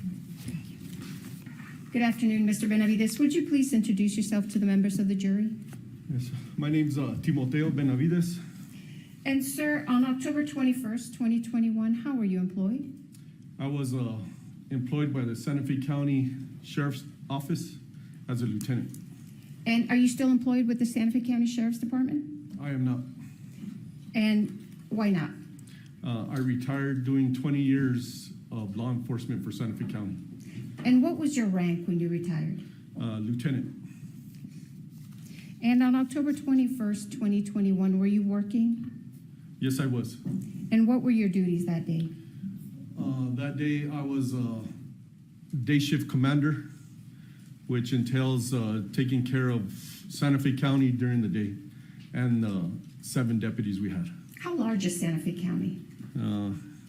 It's pretty big. It goes from the city limits of Espanola to all the way to I-40 down in Edgewood and to Pecos and then to the off-ramp to Cochiti. You said you were commander that day. What does that mean? What duties did that entail? I'm pretty much in charge of the county on what happens and responsible for the deputies that are working. On that date at approximately 1:48, did you receive a dispatch to a call? Yes, I did. And what was that call for service about? The call of service was on a movie set for an accidental shooting. Okay. And where was that located? It was located at the Bonanza Creek Movie Ranch. Okay. And is that in Santa Fe County? It is in Santa Fe County. Okay. In New Mexico? In the state of New Mexico, yes. Okay. And do you recall approximately what time you arrived? I was dispatched about 1:50. I didn't arrive till almost I think it was like 2:20. Okay. Why did it take you a while to arrive? I was pretty much on the other side of the county when the dispatch call came in. Now, when you arrived, do you recall what you observed? When I arrived, there was a security guard at the gate, and he told us that he was gonna drive us into the movie set where the incident happened. Were other deputies already there when you arrived? Deputy LaFleur was already on scene from what I heard over the radio, and I had at the time Corporal Alderete was in front of me, literally in front of me when we got there. Were there other first responders present when you arrived on scene? Yes, there was. There was already medics on scene when I arrived. Were you wearing your police uniform? I was in full uniform, displaying my badge of office at the time. And were you equipped with a lapel camera? Yes, I was. Are you familiar or were you familiar with how your lapel camera works? Yes. And how does it work? As soon as I activated my lights and sirens, my lapel goes off right away, and it starts recording from as soon as I activated my lights and sirens. And how long does your lapel camera record? It records until I stop it or until it runs out of battery. And how does your video that's captured on your lapel camera uploaded? How's it preserved? Do you know? Yes, at the time it's uploaded, we, as deputies, we don't have no control how it's, we show up to the sheriff's office and it downloads automatically from our, I take off my lapel, I put it in a docking station in my unit, and everything downloads into the sheriff's office room servers. Okay. On October 21st, 2021, did your lapel camera capture what you observed when you arrived on scene at the Bonanza Creek Ranch? Yes, it did. Okay. And what did you do with your lapel camera after you left the scene? When I completed my duties on that scene, I put it in my docking station, which is also a charger, and I proceeded to the sheriff's office so it could download. Now, have you viewed your lapel camera video since October 21st, 2021? Yes, I have. And in fact, did you view a portion of it this morning before you testified? Yes, I did. And did I show you State's Exhibit number 5 earlier this morning? Yes, you did. And what was that? It was pretty much the beginning from when I activated my lights and sirens to the end. What was it, the entire thing to the end, or was it part of it? It was part of it. It was not the entire thing because I did stop it several times to talk to commanders and deputies, and then I reactivated it. And how long is your entire lapel camera video? I arrived on scene about 2:20, and I didn't leave till almost 8:30 that night. So State's Exhibit 1 is just a portion of your lapel camera? That is correct. Excuse me, video? Yes. Okay. After you viewed it, did you notice if it's been modified or changed in any way? It has not. Okay. Your Honor, I would move into evidence State's Exhibit number 5. No objection, Your Honor. Thank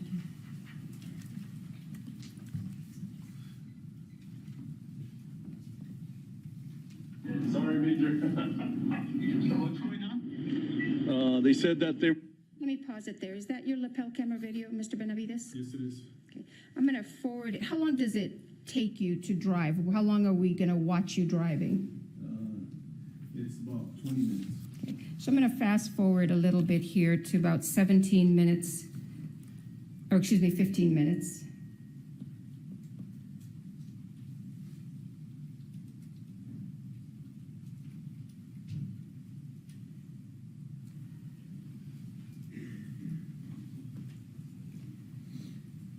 Gonna be en route to Bonanza Creek.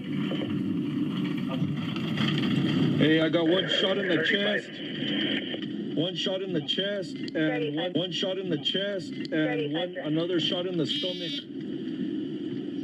So you have 2 victims up there? 2 victims. Are you still driving? I am still driving, yes. Now, I've fast forwarded to 15 minutes and 59 seconds. Have you arrived on scene yet? Yes, I could see the makeshift church right in front of me. We're gonna secure the film and all the crew members. Why did you say you're going to secure the film and all the crew members? Pretty much common sense. I'm not on scene yet, but I'm trying to picture everything that was going on, and maybe the film caught it. I don't know.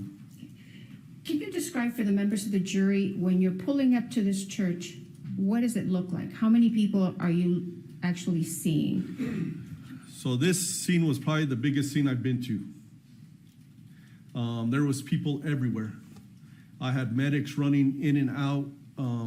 From what I saw from the back of the church, there was medics going to their vehicles, grabbing items, and there was just people everywhere. As in people, I mean, I couldn't distinguish who it was. It was actors, it was film personnel, bystander. I didn't know, but there was a lot of people there.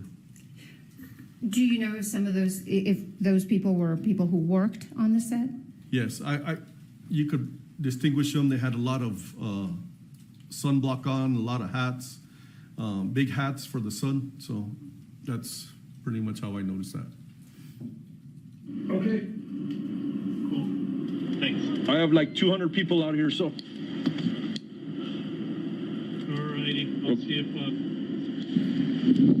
Yes, I already called for them. All right.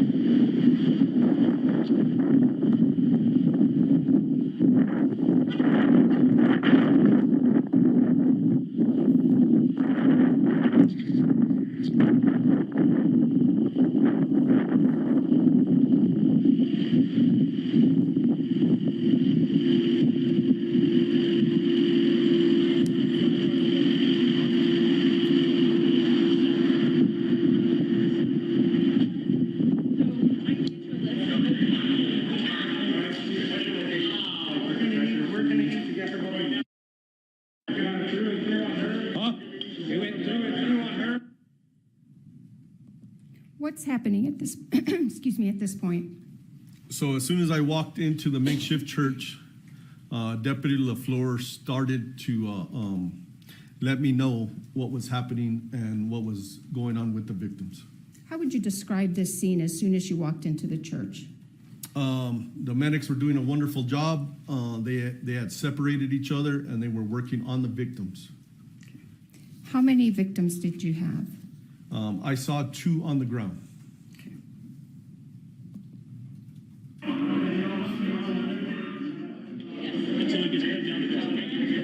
Corporal, I need you to know who's in charge.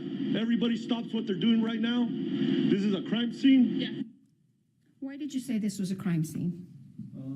Because we had 2 victims, Halyna and Joel, fighting for their life on the ground. And it wasn't natural. This is a movie set. And it was now a crime scene. We had to figure out what happened. So what directives are you giving the other deputies? So I'm letting them know I let Corporal Aldaleta know to have whoever's in charge, have everybody stop what they're doing because there was no more filming. If they were, I did not know. And so we could try to control what we could.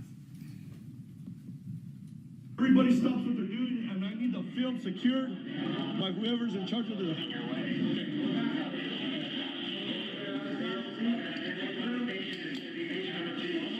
Electric back, can I pull these guys down, get them the hell with a helicopter?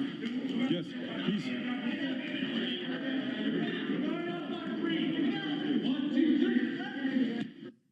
Did you ask for anything else when you were out there speaking with those people?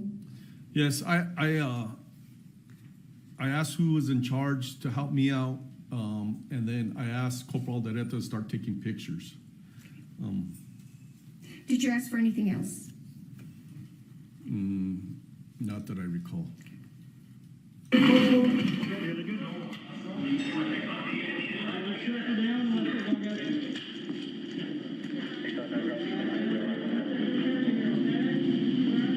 Hey, I need pictures right away.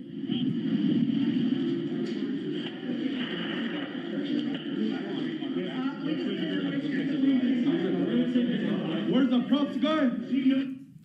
Why did you ask for pictures? I have my lapel on, which captures a lot, but the pictures would capture detailed that's on the floor that you can't really tell from my lapel.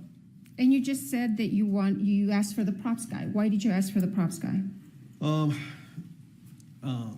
I work security for in the sheriff's office at movie sets. The props guy is the guy that does the little stuff with sound effects or whatever. But I asked for the props guy because I needed to find out where the gun was. Why was it important to find out where the gun was? Because I didn't need the gun going off or getting used again on somebody else. And did you find the gun? I had somebody, yes, I did find the gun. Where did you find the gun? Hannah Gutierrez had the gun walking out of the movie set. And who did you understand Hannah Gutierrez to be? She was the armorer. Props, go ahead. I'm sorry, no, you have a job? We need to make sure that they... Yes, they're taking care of business. Yes, but- What else do you need there, Chief? Where's my radio? It's just here. Here, thank you. Cleared the gun. Where is it? You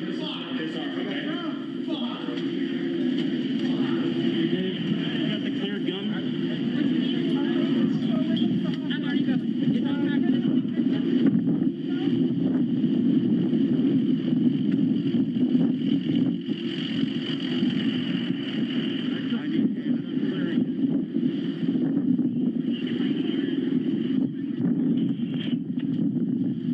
Where is it? Where are you going at this point? I'm being directed by a gentleman, I assume who is a person in charge, to look for the gun. And did you find it? I did not find it there. There's one there and there's one there. That's none of them? That's not. Okay. I need to know where it is.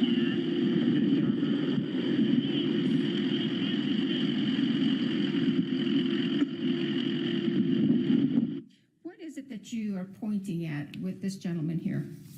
There was guns laid in the open on the cart, on this gray cart. I'm going to show you what's been marked as States Exhibits number 7 and number 8. May I approach, Your Honor?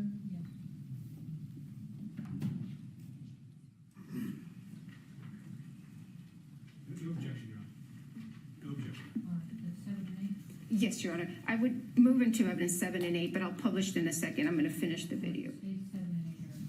Okay. Thank you, Your Honor.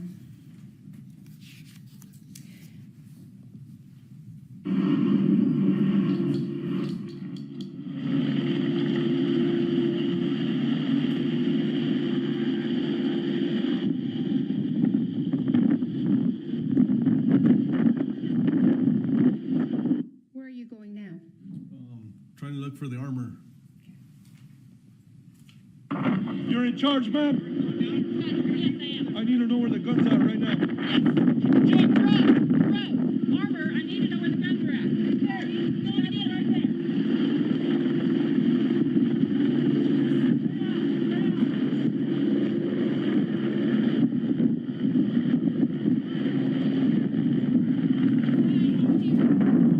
How do I know this is a gun?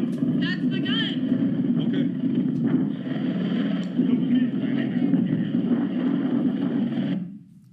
Who is that? That is Hannah Gutierrez. And who is she? She's the armor on set. And did you obtain anything from her? Yes, I did. I obtained a revolver she was carrying. And what did you understand that revolver to be? To be the revolver that shot the projectile into these two victims. May I have a minute, Your Honor, to bring up Exhibit 6?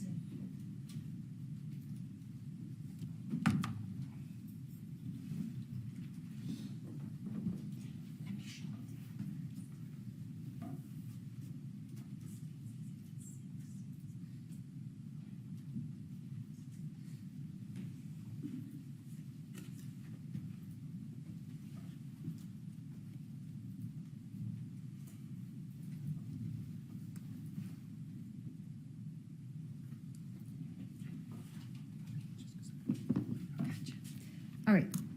State's Exhibit 6 is going to be handed to you, Mr. Benavides.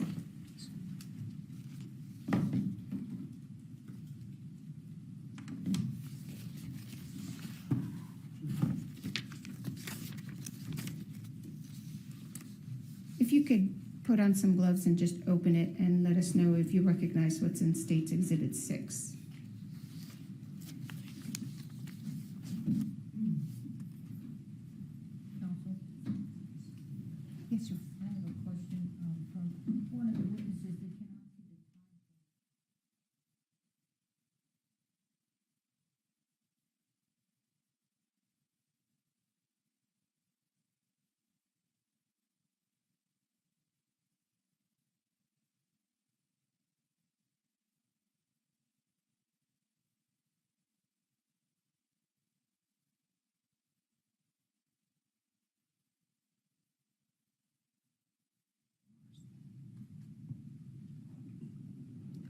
Sure you would.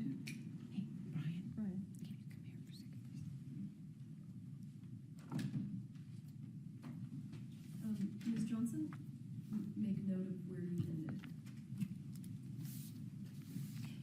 We need to fix this. The audio is not in sync with the video, and we need the time to show.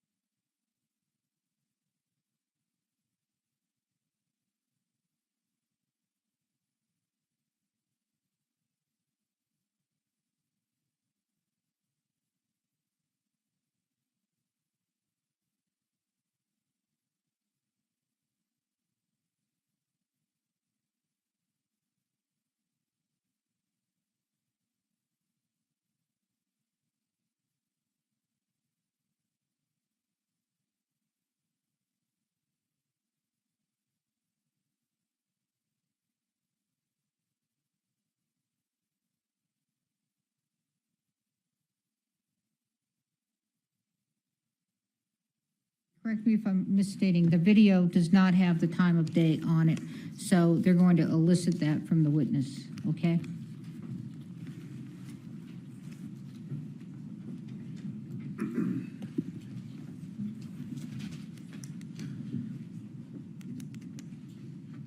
All right, let's go back, Mr. Benavides, if we could. Do you recall approximately what time it was when you actually arrived on scene? It was 2:20, 2:30. Do you have a specific recollection of the time or not? I do not. Would reviewing the CAD refresh your memory? Yes, it would. May I approach, Your Honor? I'm going to show you what's been marked as defendants and admitted DX8T.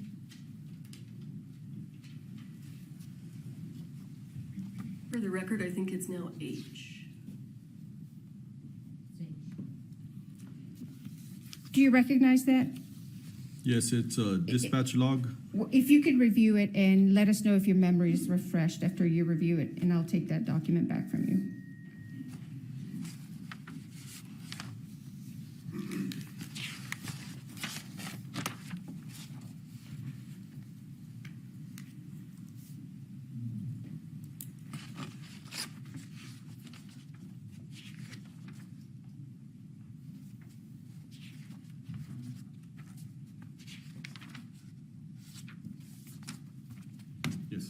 Your memory's refreshed? Yes. All right, if I can take that one.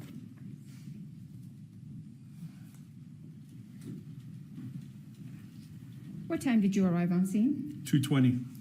All right, and would your lapel camera video be at 2:20, start like at 2:20 when you arrive on scene? It started when I first activated my lights and sirens, so when I was dispatched at 1:49. Right, but when you arrive on scene, would it be 2:20 in the afternoon? Yes, it would be. Okay, so even though we can't see the actual time on your lapel cam, is this your lapel cam? Yes, it is. And would this accurately reflect what you are seeing around 2:20 or so in the afternoon? Yes, it is.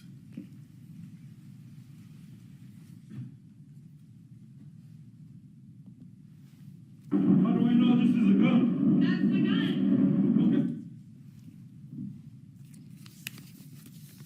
And so you had testified earlier that this woman with the multicolored hair was the armorer, and she gave you the gun. Yes. If you could look at State's Exhibit 6 and I'll ask you if you recognize what's in the box. Okay.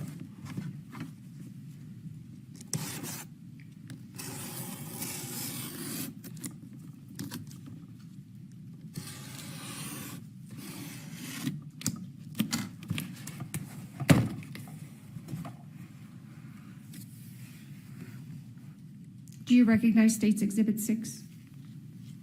Yes, I do. What is it? It is the gun that Halyna Gutierrez, the armorer, handed to me. Now, what did you do with this gun once she handed it to you? I took custody of it from her, and I walked it over to the passenger side of my unit, my marked sheriff's unit. What did you do with it once you walked over to the marked sheriff's unit? I put it in the front seat, and I locked it. I'm going to show you what's been marked as State's Exhibit 13.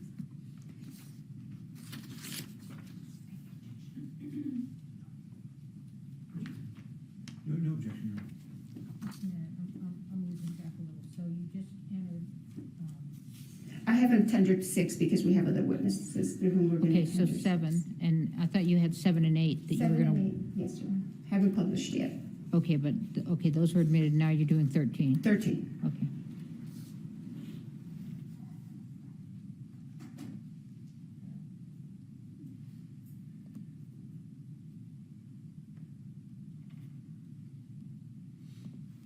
Do you recognize what's on the screen there, Mr. Benavides? Yes, I do. What is it? It is the gun that's in front of me, and this is the gun that the armorer, Halyna Gutierrez, handed me. You testified that you put it in the front seat of your patrol vehicle. Yes, I did. Why did you put it there? It was the most secure spot that I had control over at the time. And what did you do to ensure that this gun was secured? I locked I locked my unit, and nobody entered it except for me because I'm the only one with the key. Where was State's Exhibit number 13 taken? Where was this gun when this photo was taken? From the passenger side of my unit. Why did you not stick it in an evidence bag? It was so fluid, and the scene was so active. I put it there. It was secure there. That's where it stayed. Did you do anything with this gun? Open it, open the cylinder, or anything at all once you received it from Ms. Gutierrez? Yes, as soon as I got to my unit, I opened up the cylinder, and I made it safe for myself and whoever else was going to handle it. And when you say you made it safe, what do you mean by that?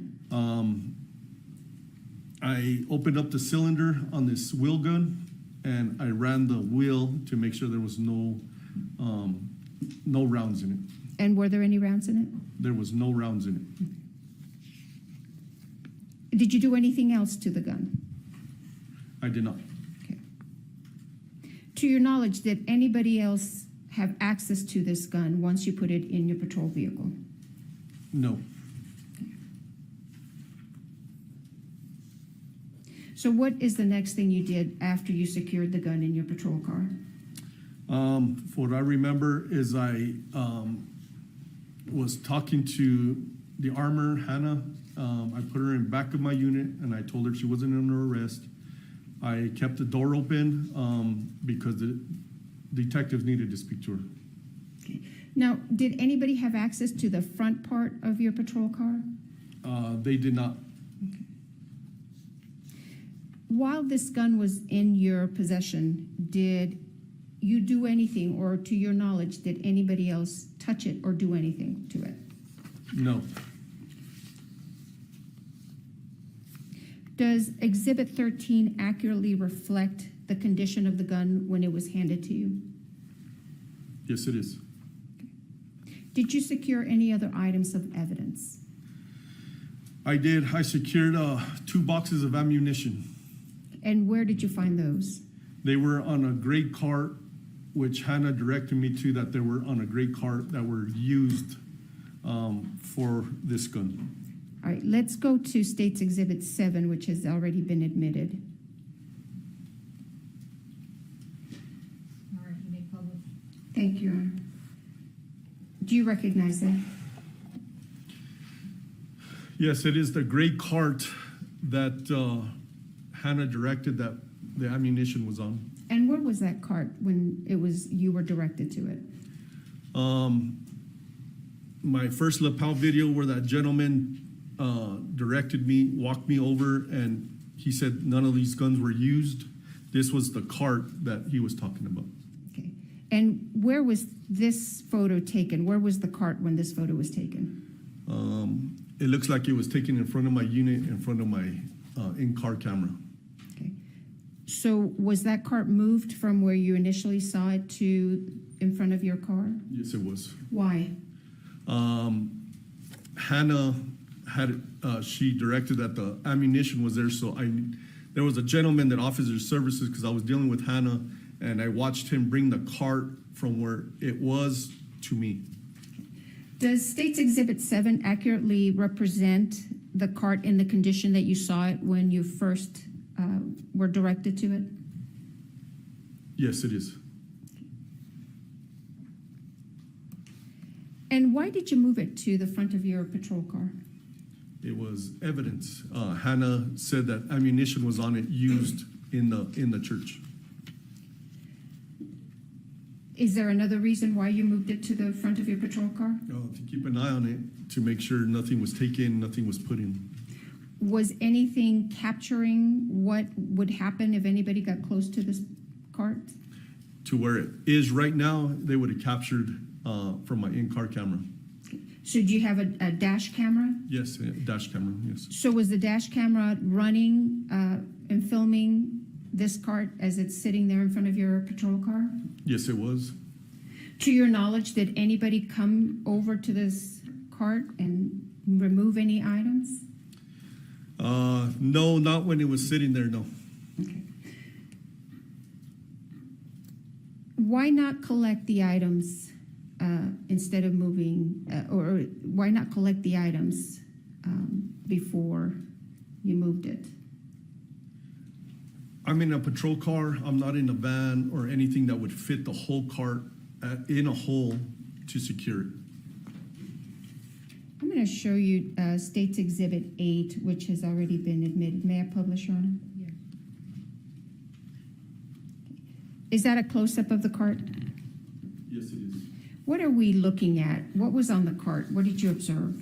Loose ammunition, gun belts, a gun, various other items. I'm going to show you what's been marked as State's Exhibit 9. Counsel, do you want to see it?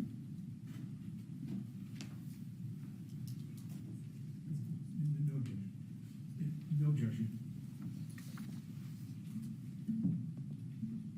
May I, Your Honor, I move into evidence State's Exhibit 9.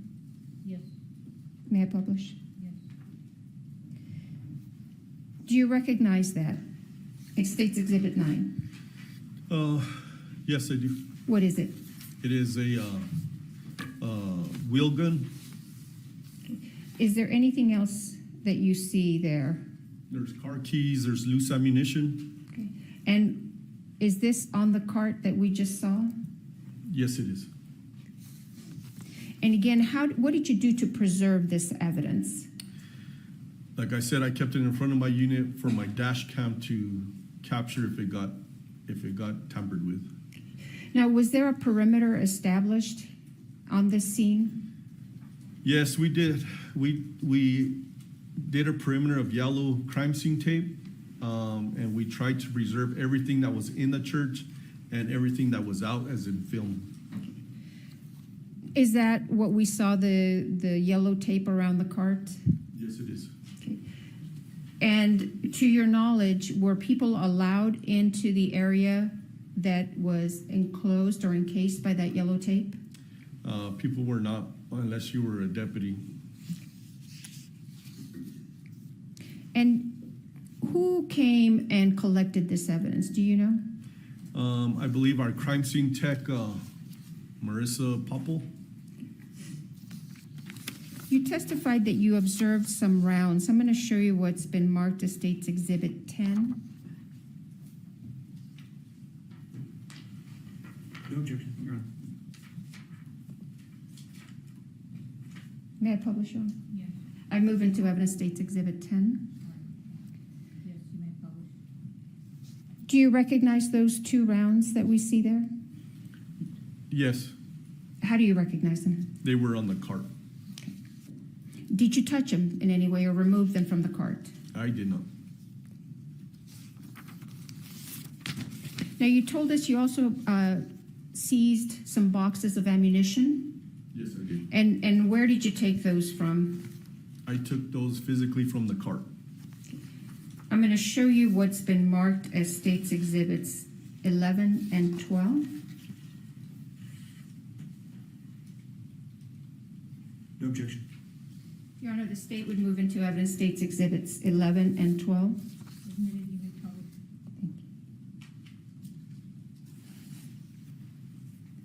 What are we seeing here on State's Exhibit 11? That is the front driver's seat of my marked sheriff's unit, and there are 2 white boxes on my seat.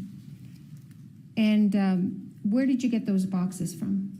I physically took them from the cart, from the gray cart.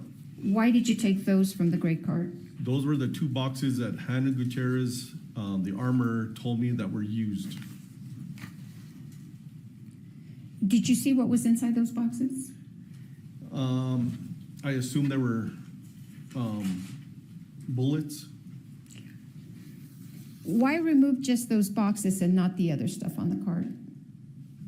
The armor, Hannah, she pointed those out, and those were the ammunition used for the gun.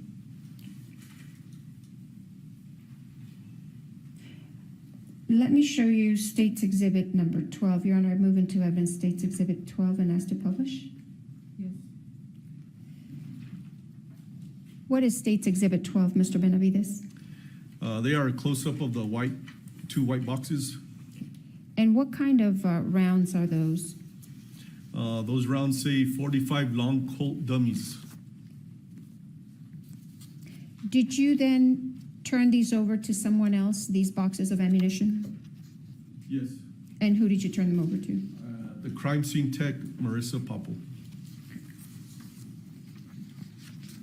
Let's go back to your lapel cam. You had testified earlier that you had placed Ms. Gutierrez in your vehicle.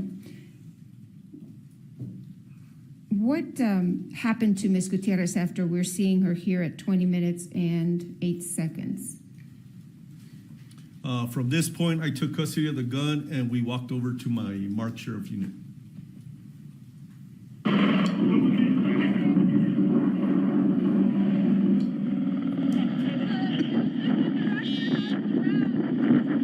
I'm sorry, let me pause it there. This was the wrong copy.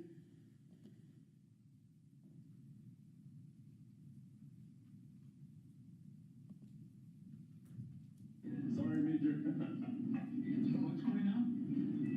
They said 2. Now, what else secure? That you can either.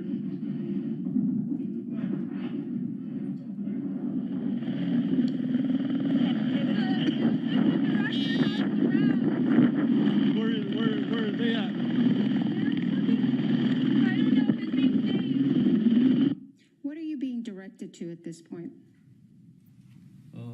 I don't remember. I couldn't really hear her. Okay, let's go back. And I apologize, it looks like the audio is a little behind the video.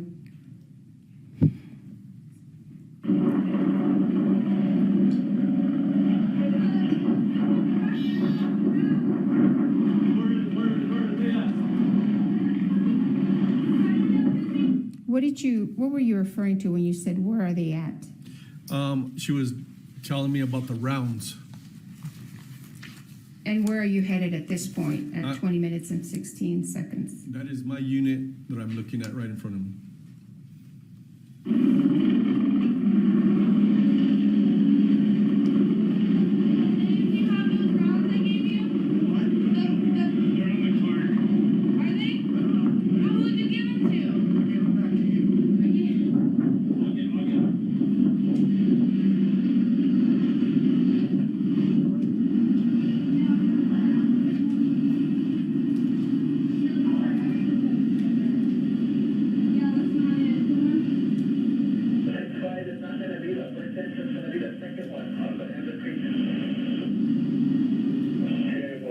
Is that when you secured the gun in your vehicle? That is the front of my unit on the passenger side. Yes, it is.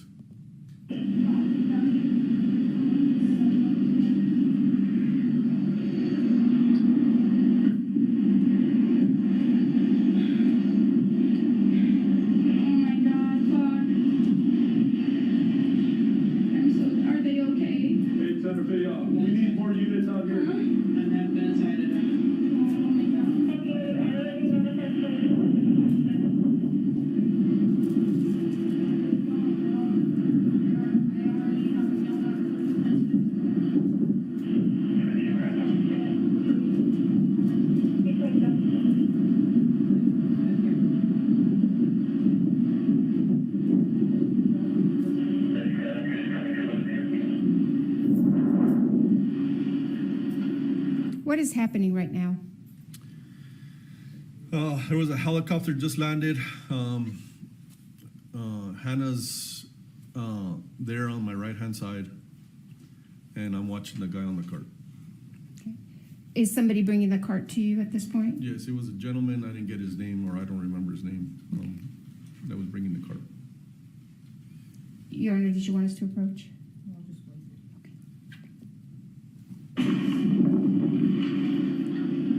Are these the rounds here? Okay, You got rounds here. okay, now, so, this is the one I'm pretty sure, this is the, that's the one, and okay, sorry, sorry. Just relax, just relax. So scared. You're all right, just relax. So here's the box that I got them out of. Okay, you go right there. You go right there, okay? Relax. I just need. What's happening right here? Hannah, as you could see, she's upset, visibly upset, and she's showing me where the rounds are that were used. And was it the same rounds that you put in your vehicle? Yes, it is. Just relax, okay? I just need you to relax. Just please relax, okay? Just take deep breaths and relax. Can somebody get water for her?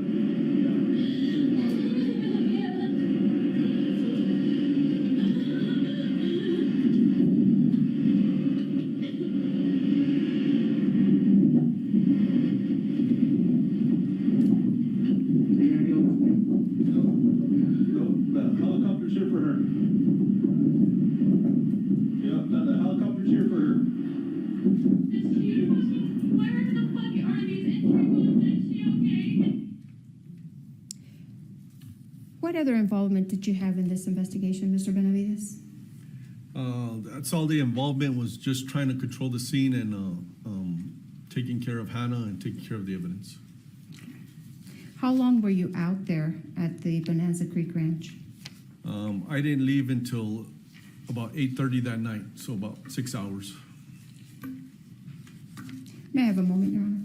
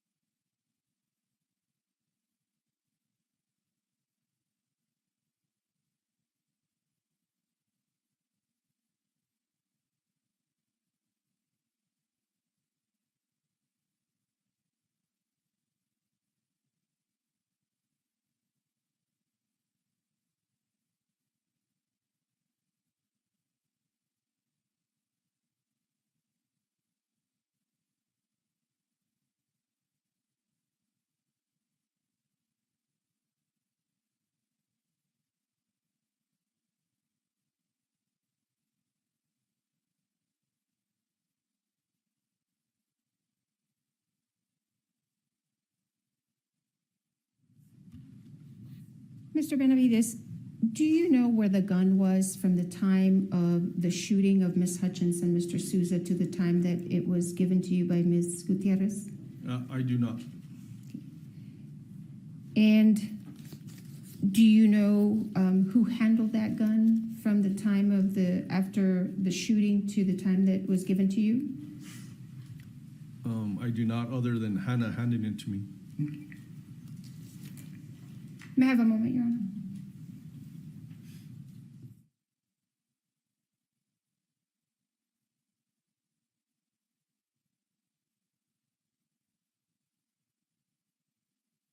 Thank you, Mr. Benavides, and you can take those gloves off unless you want to keep them on.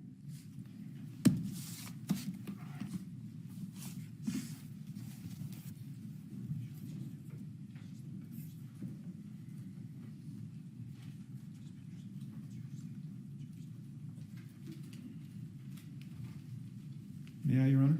Yes. Good afternoon, sir. Good afternoon. You know, when you get to the scene, you can hear yourself yelling in the lapel, "Where's the prop person?" Right? Correct.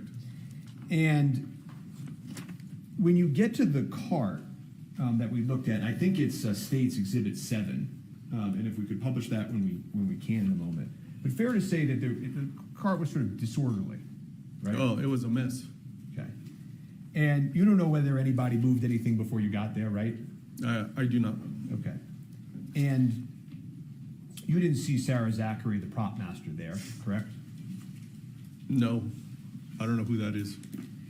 And so when you first get to the prop cart, you eventually sort of leave it and go back to going to deal with other things, right? Well, the gentleman that was there, he told me that the gun wasn't there. There was a lot of guns on that. There was a couple of guns on that cart, but he told me I have to take him for his word because I wasn't there. He told me that the gun used in the church was not there. Right, but there was, and you anticipated, there were other guns on that. That is correct. Okay. And you left those firearms and you left them there and you went to do what you did next, right? Correct. Okay. And, you know, in a typical homicide scene, right, you probably wouldn't be walking away from all sorts of, you know, firearms, but this was a movie set, right? That is correct.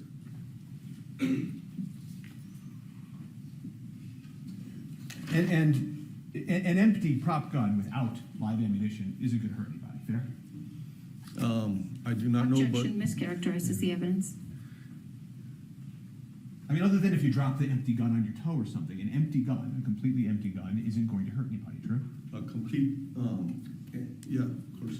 Right, so, I think you fixed it. Sustained and you fixed it.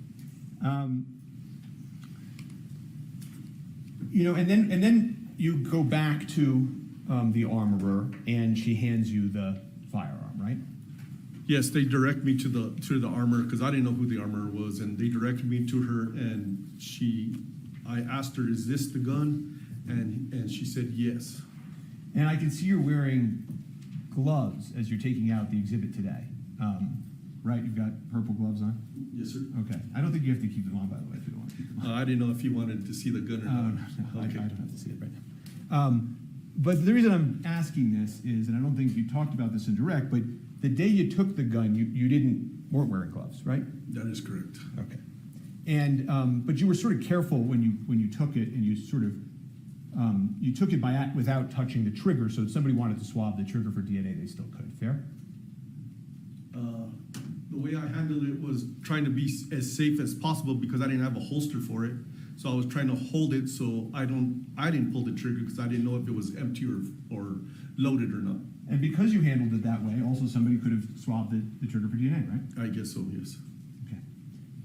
Do you know if law enforcement ever swabbed the trigger for DNA? I have no idea. So there was a question posed to you about, you know, the prop gun, when you got it, was empty, fair?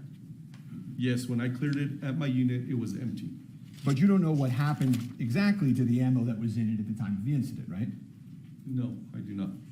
And somebody told you that Dave, the first assistant director, head of safety, had the rounds, right? Objection assumes facts not in evidence. You He's asking him.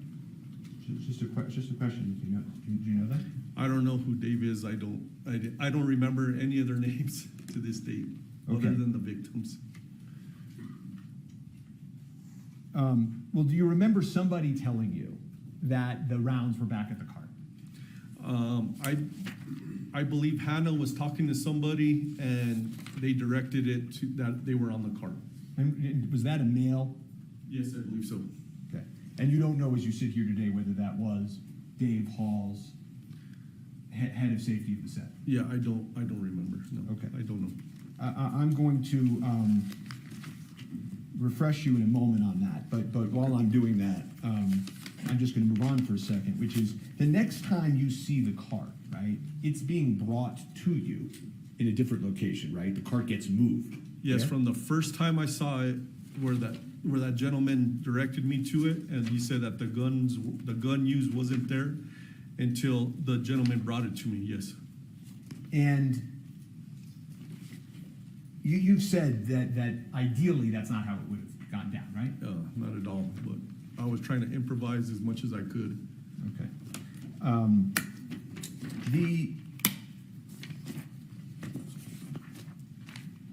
There were eventually, when you get the prop cart back, the sort of third viewing of the prop cart, there was ammunition on top of the cart. Fair?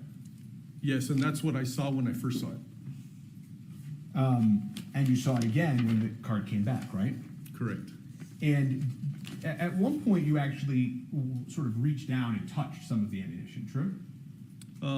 I believe I picked them up and put them down. I didn't know if they were live. I didn't know anything. So. And another civilian came over and picked one up and showed you one was this and one was that, right? Yeah, he explained real quick, which it didn't register too much to me, but he was trying to instruct me what to look for, I guess. And if I could just show the witness, I assume no objection to States 26? Okay. If I could offer, I don't know how you want me to do this, if I could offer States 26, or should I make it a defense exhibit? Your Honor, we have no objection to admitting our own exhibit, so thank you. Great, so I'll admit States 26. States 22? 26, Your Honor. Right.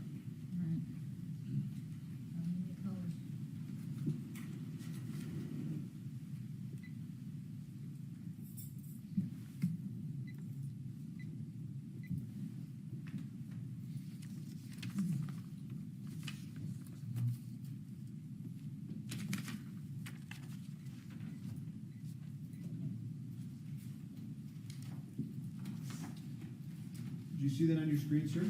Yes, I do. And if you look sort of in the middle section, the 2 and 2, the 2 and the 2. Oh, yes. Okay. Can you tell which ones are dummies and lives by looking at them? I do not. We can take that down. Where was the backup? You're talking about a lot in direct about how, this happens and that happens, and I'm just sort of curious, where was backup? Backup is in... That's in more, reinforcements, sir, so that you didn't have to try to manage all of it. So that day I had 7 deputies, including myself, on duty here in Santa Fe County. I had Deputy LaFleur was a swing shift deputy, so he was coming into work. I believe he lives somewhere in Albuquerque. And he was coming into work when the call came in. And it was myself and the corporal who were available at the time. So there was only 3 of us, and the rest were northern part of the county and the eastern part of the county and the southern part of the county. And you called backups for the state police, right? I did. And they, that request for backup was denied by supervisors, correct? If I remember correctly, yes. Or they didn't have. I don't remember if they said they didn't have enough, or they didn't have availability, or the supervisor just said no. Didn't the supervisor say that they believed this would likely be unfounded and it was probably an accident? Objection, Your Honor. Hearsay and assumes facts not in evidence. It's a proper question, obviously, because I'm asking why the backup didn't come, and if he knows that.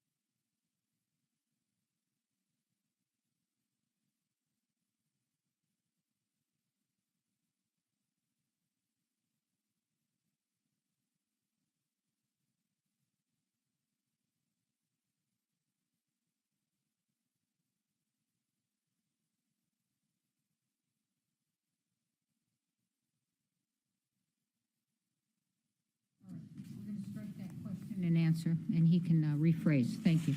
Sure. Thank you. When I say strike, that means disregard the question and the answer. Thank you. You called for the state police and they didn't come, right? Yes.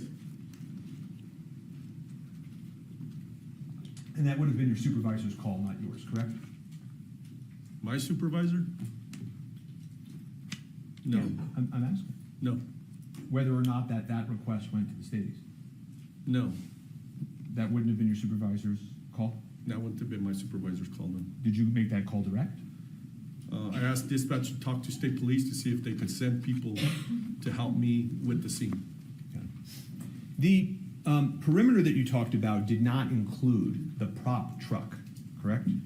Yeah, I didn't know what any of that was. I was just trying to take care of what happened in the church. Right. So, but just so that it's clear for the members of the jury, you later learned that that cart that we're looking at rolls up and goes into a prop truck that housed the rest of the firearms and ammunition. Objection, speculation. If he knows. I did not know that. I did not. No, I know you did. I know you're saying you didn't know that then. I'm saying you did become aware later that there was a prop truck, right? Objection, hearsay, and speculation.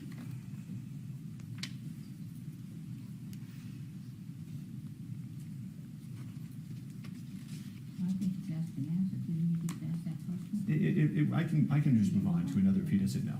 Okay. But fair to say, law enforcement wanted to find the origin of the bullet that struck Ms. Hutchins, right? My personal involvement was just taking care of the evidence, and I don't know what happened after that. Well, you collected those white boxes, right? Those Yes. 2 white generic boxes, didn't you? Yes, exactly. Okay, so, I mean, you wanted to, as I think you testified direct, find the source of the ammunition, correct? Yes, whatever Hannah directed me to, yes. And you wanted to talk to Hannah about this, correct? I kept her for the detectives, yes. She said, "Oh my God, fuck, I'm so sorry." I did hear that on my lapel, yes. Okay. Everyone's been yelling at her. I did hear that in my lapel. And you placed her in the police car, right? In the back of my patrol car, yes. Right. Nobody placed Mr. Baldwin in a police car, correct? Objection, relevance. Correct. Correct. Now, you know, when you're at the scene talking to witnesses, which you can hear yourself doing on that lapel, you know, you're letting witnesses give you information. Fair? Yes. You're not, you know, trying to put words in their mouth, right? No. You're not cutting them off, right? I probably did some of them, but I try to listen to them, yes. Well, you're trying to look at the facts and circumstances and trying to figure out whether or not a crime occurred or whether this was an accident. Fair? All I was trying to do was preserve the evidence for the detectives. That's all I was trying to do. And you understood that the detectives were trying to rule out if it was a crime, correct? Objection, speculation. Overruled. He can ask if he understood that or not. You understood from meeting with the detectives that they were trying to figure out and rule out if this was a crime. Well, that's our main function, is to see if there was a crime committed or not. So you agree with me, right? That's our main function as law enforcement, yes. Okay. You don't know how the live bullet got on the movie set? I do not. You don't know why the armorer loaded into the prop gun. She didn't tell you that. No, I do not. And you don't know why the first AD failed to detect it? The what? The first assistant director, that guy Dave. Oh, I do not. I don't. Okay. And you still work for the Santa Fe Sheriff's Office? Do I still work? No, I'm retired. You've retired. Okay. I have nothing further for this witness at this time. All right, thank you. Redirect. Yes, Your Honor, briefly, thank you.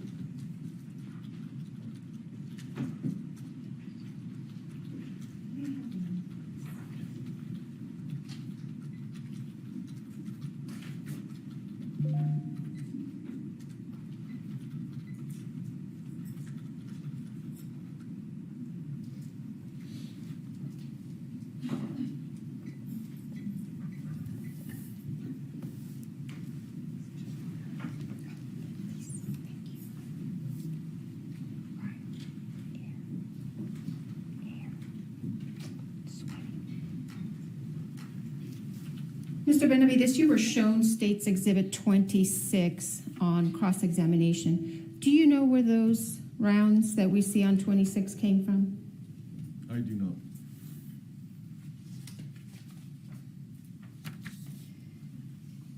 You testified on cross-examination that this cart was disorderly, I believe is what you said. It was a mess? Yeah, it was a mess. Was that cart in a place where it was visible to everybody who worked on that set? Objection. Calls for speculation. Well, if I'll rephrase, Your Honor, was it in a visible place? Objection. Vague. Unclear. Why don't you describe where you saw it? I believe it was next to a tent, and there was people all around it. Now, you were asked a question about leaving the cart, this prop cart, unattended. Did you leave it unattended where anybody would come and be able to remove and take things off it? When I took custody, when I saw the gentleman bringing it Yes, to sir. front of my unit, Yes, it sir. stayed right there, and nobody messed with it. No. Now, you were shown photos of the, let me show you State's Exhibit number 7, if I may.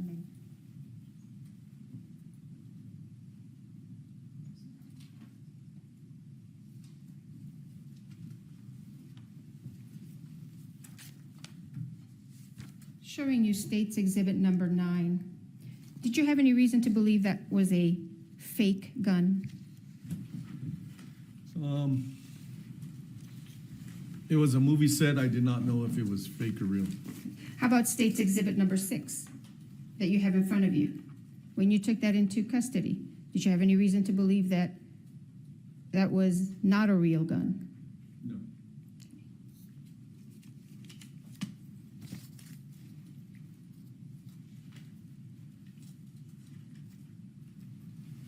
Did you have any involvement in this prop truck that you were asked about? No, at the time I didn't know anything about a prop truck. Why did you place Ms. Gutierrez in the back of your police car? She was a main person that was handling the firearm, and common sense told me that detectives wanted to speak to her. Were you asked about where to place Mr. Baldwin? No, I believe Deputy LaFleur asked me, but there was so many witnesses on his side. I just told him to keep him separated from everybody and everybody from each other as much as possible. Now, is the reason he was not placed in a police car because he wasn't a suspect? At the time, I don't remember if somebody told. At the time, I don't remember if somebody told me he was handling the gun. I don't remember. So no. So he wasn't placed in a police car just because Objection. there were other reasons? She has not asked the question yet. So, I'll rephrase, Your Honor. Now, Mr. Spiro asked you, you didn't place Mr. Baldwin in a police car, but you placed Hannah. Is it because Mr. Baldwin was different from Hannah, or was it other reasons? It was other reasons. Like I said, Deputy LaFleur had a lot of people on his side of the movie set. So keeping one person in a police car, you got to watch them, and then you got to watch everybody else. So he was able to watch everybody all at once. May I have a moment, Your Honor?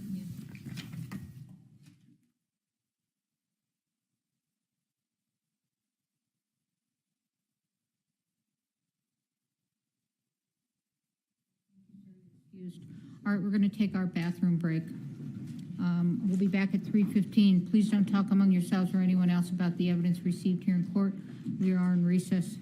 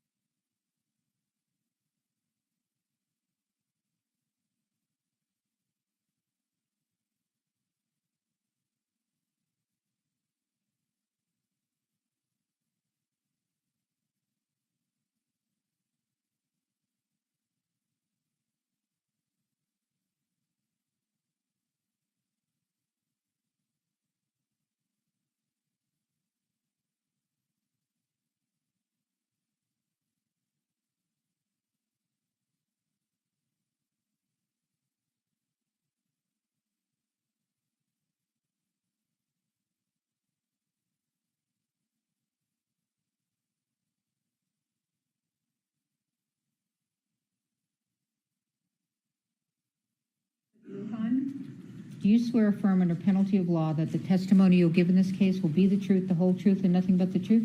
I do. All right, have a seat, talk into the microphone. Yes, ma'am. Might proceed, Your Honor. Mm-hmm. Good afternoon, Deputy Lujan. Would you afternoon. please introduce yourself to the members of the jury? Deputy Joseph Lujan, Santa Fe County Sheriff's Office. Would you pull that microphone a little bit closer to you, sir? Thank you. How are you employed? With the Santa Fe County Sheriff's Department. And how long have you been with the Santa Fe County Sheriff's Department? A little over 10 years now. And what are your duties? I'm currently assigned to the Court Services Division. And how long have you been assigned to the Court Services Division? About 10 months now, I believe. And prior to that, where were you assigned? I was on the Patrol Division. And what does a patrol division do? We answer calls throughout the county, anything from DWI, crash investigations, criminal investigations, that type of thing. Were you on duty on October 21st, 2021? Yes, it was. And do you recall what you were assigned to do that day? Just normal patrol duties.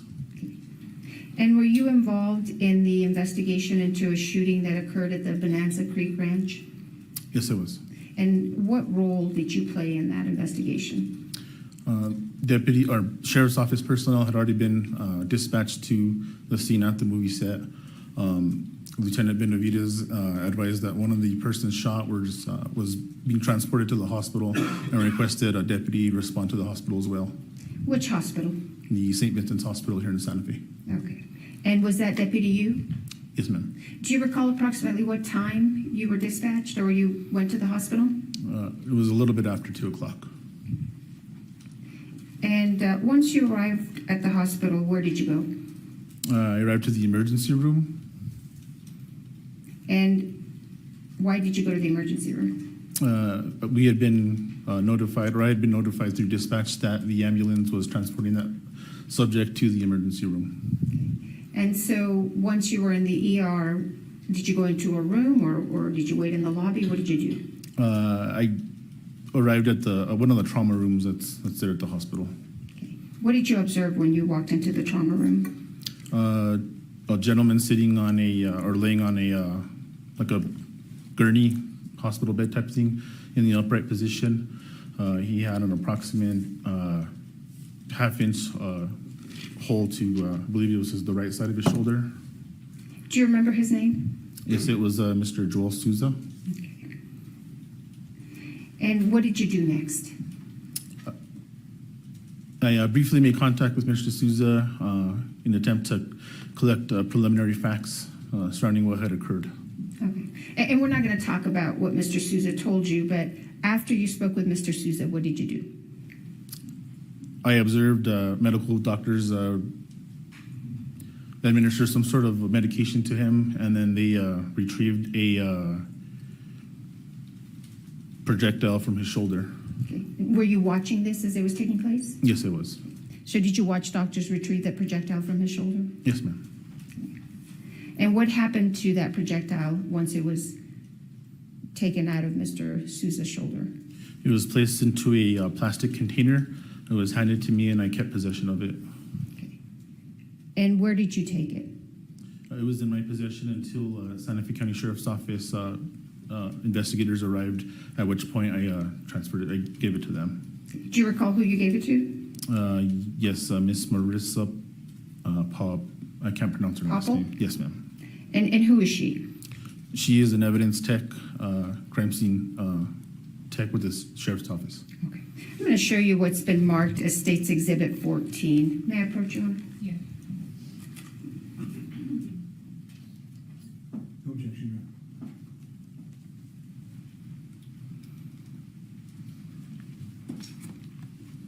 Do you recognize State's Exhibit 14?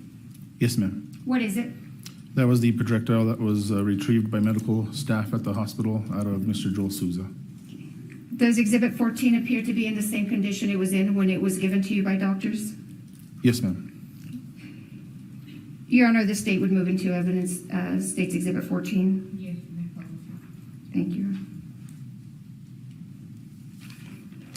So after you provided this to the crime scene technician, did you have any other involvement in this investigation? other than just writing a report, and that was it. May I have a moment, Your Honor? I have nothing further. Thank you, Deputy. Yes, ma'am.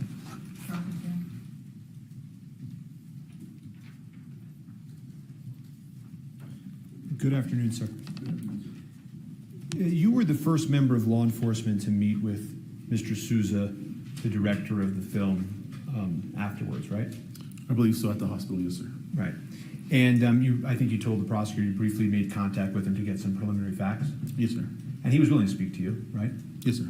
And he never once mentioned Alec Baldwin, did he? Objection. Calls for hearsay. Not hearsay. Never once mentioned Alec Baldwin, correct? Objection. Hearsay. All right, I don't think that, no, I'm going to overrule. He never, in describing the preliminary facts to you, ever mentioned Alec Baldwin, correct? Correct. No further questions for this witness? Any redirect? No, Your Honor. All right, thank you, sir. You're excused.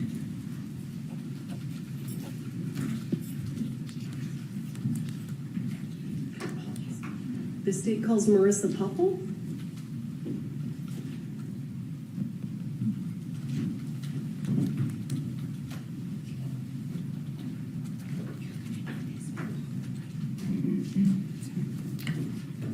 Yeah, that she took it. Okay.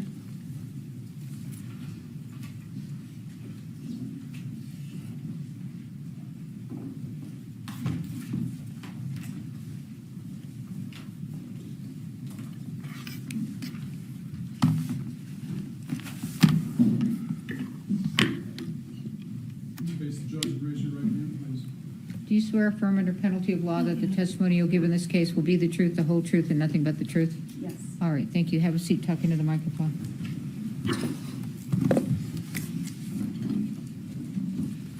Good afternoon. Good afternoon. Please state your name for the record. Marissa Popple, Would you spell your last name? Poppell. How are you currently employed? I'm a crime scene technician with Santa Fe County Sheriff's Office. How long have you held that position? 3 years. Prior to being the crime scene technician for Santa Fe County Sheriff's Office, were you a crime scene technician elsewhere? Yes. Where was that? With the Fort Myers Police Department in Fort Myers, Florida. And how long did you do crime scene technician work in Florida? 4 years. And can you briefly describe for the ladies and gentlemen of the jury what a crime scene technician does?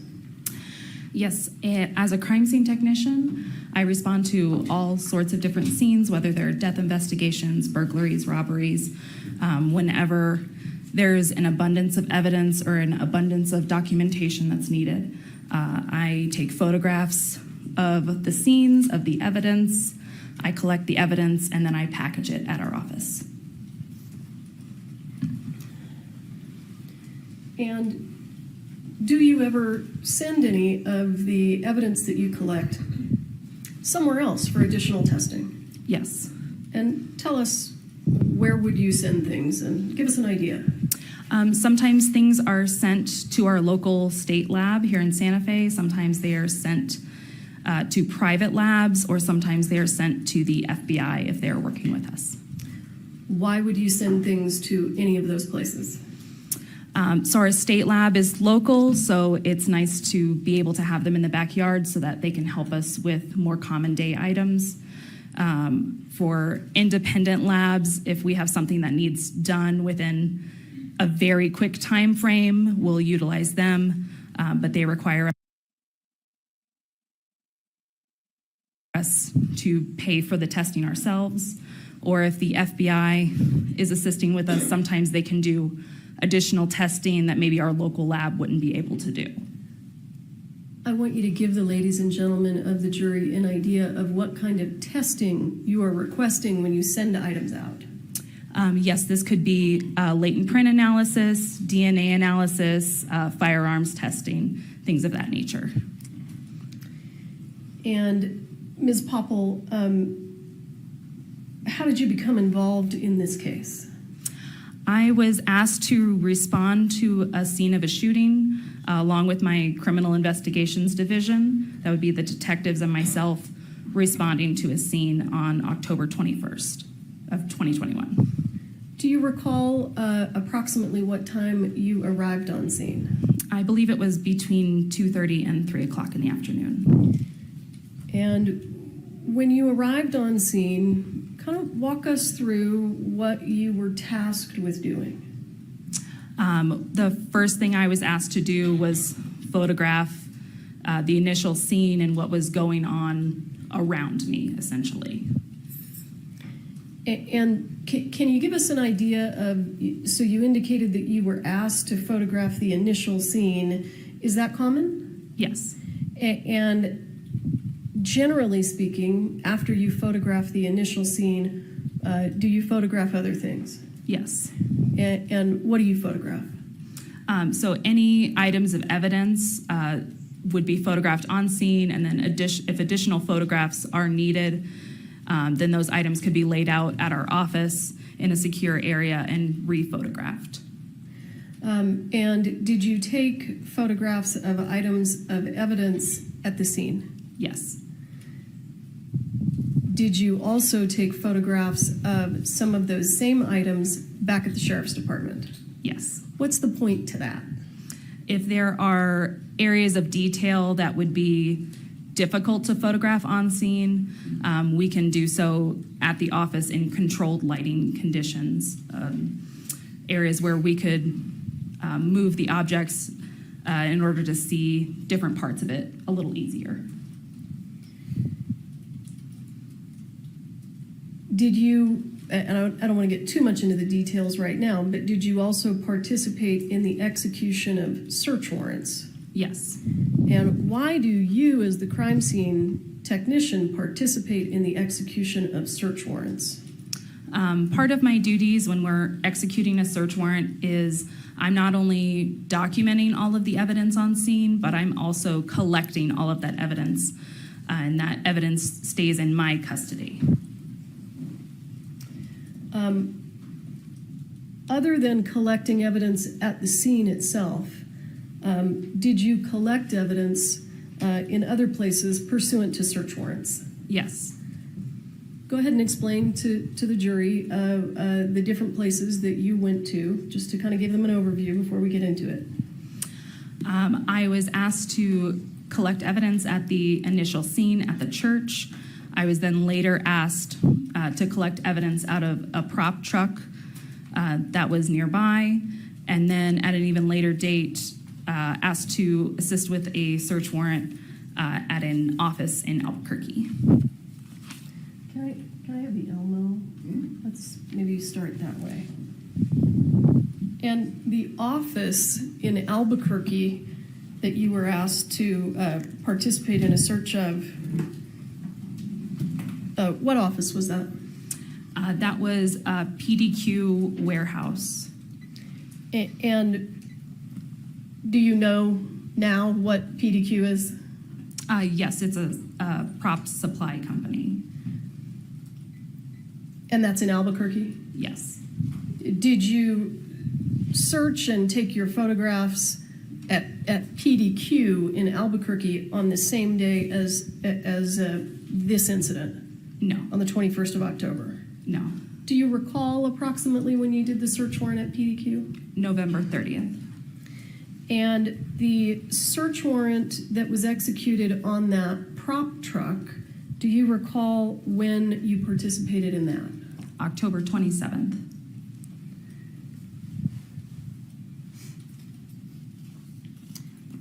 I'm going to show you what's already been admitted as State's Exhibit 7. Let's see if I need to adjust.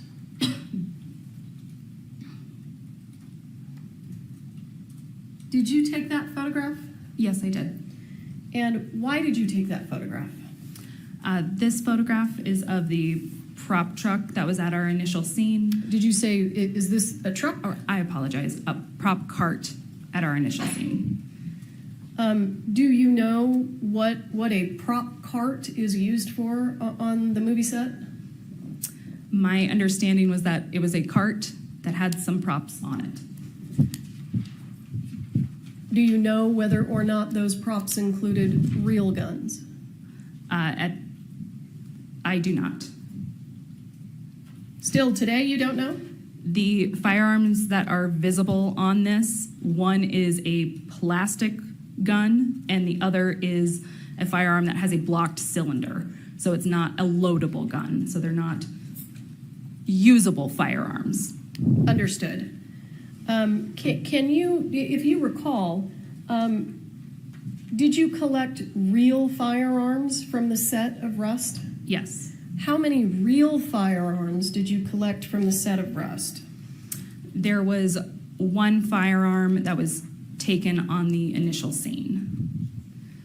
But when you continued your searching, when you indicated you searched the prop truck, is that right? Yes. So let me back up. The initial real firearm that you took, where was it when you first saw it? And do we have number 6? What happened to the item of evidence? He's got it.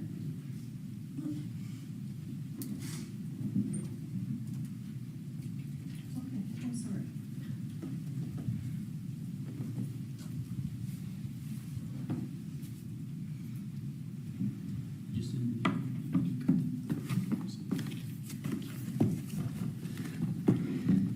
Ms. Popple, this is State's Exhibit 6, and it has previously been admitted into evidence.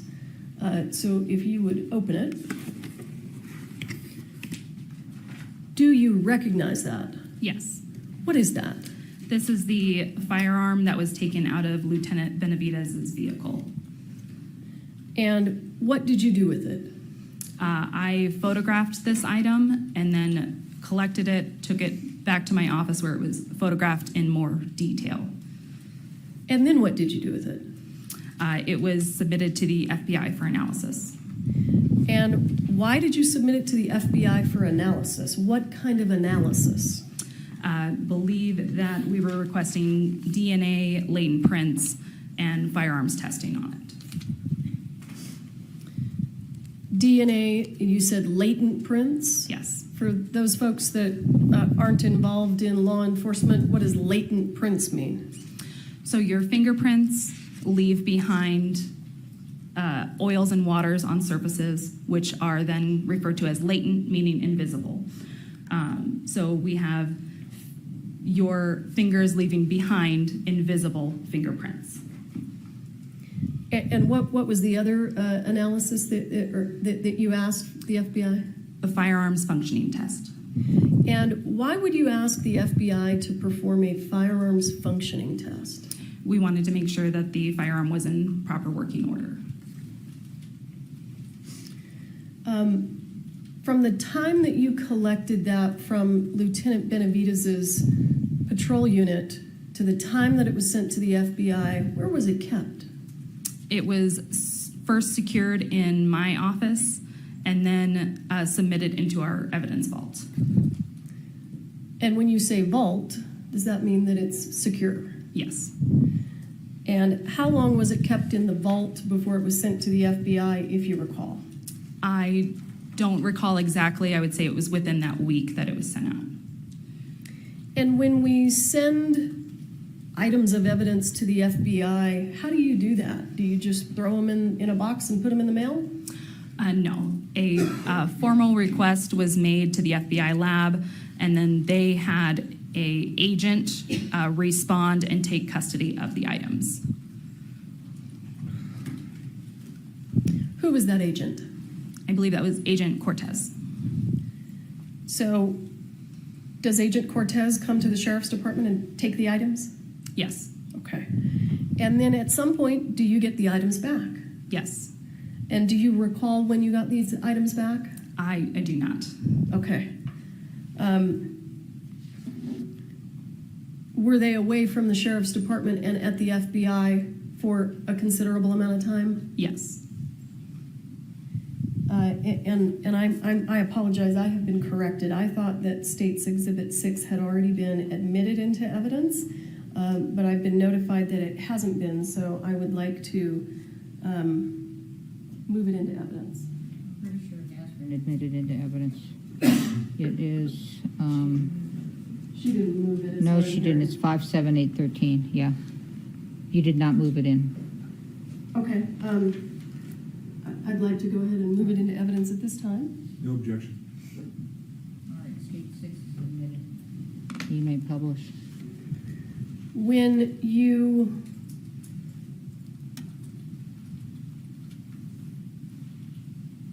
you sent this firearm to the FBI, did it appear intact? Yes. At some point, did you receive it back from the FBI? Yes. Had its condition changed? Yes. Describe just generally, when you opened the box, what had changed about its condition? The cylinder of the firearm had been removed and placed separately, and there appears to be an internal component that was bagged in a small plastic bag separate from the firearm. Okay, and may I approach? I just want to, I haven't actually seen what's in the box. Yes.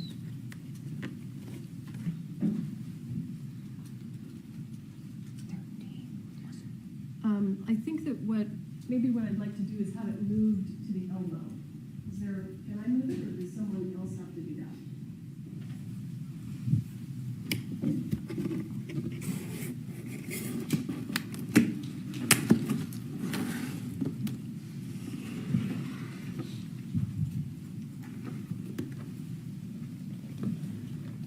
You want to get the package? Let's open it and set it right there so that the jury can see what we've been looking at and talking about as best we can. Thank you, sir.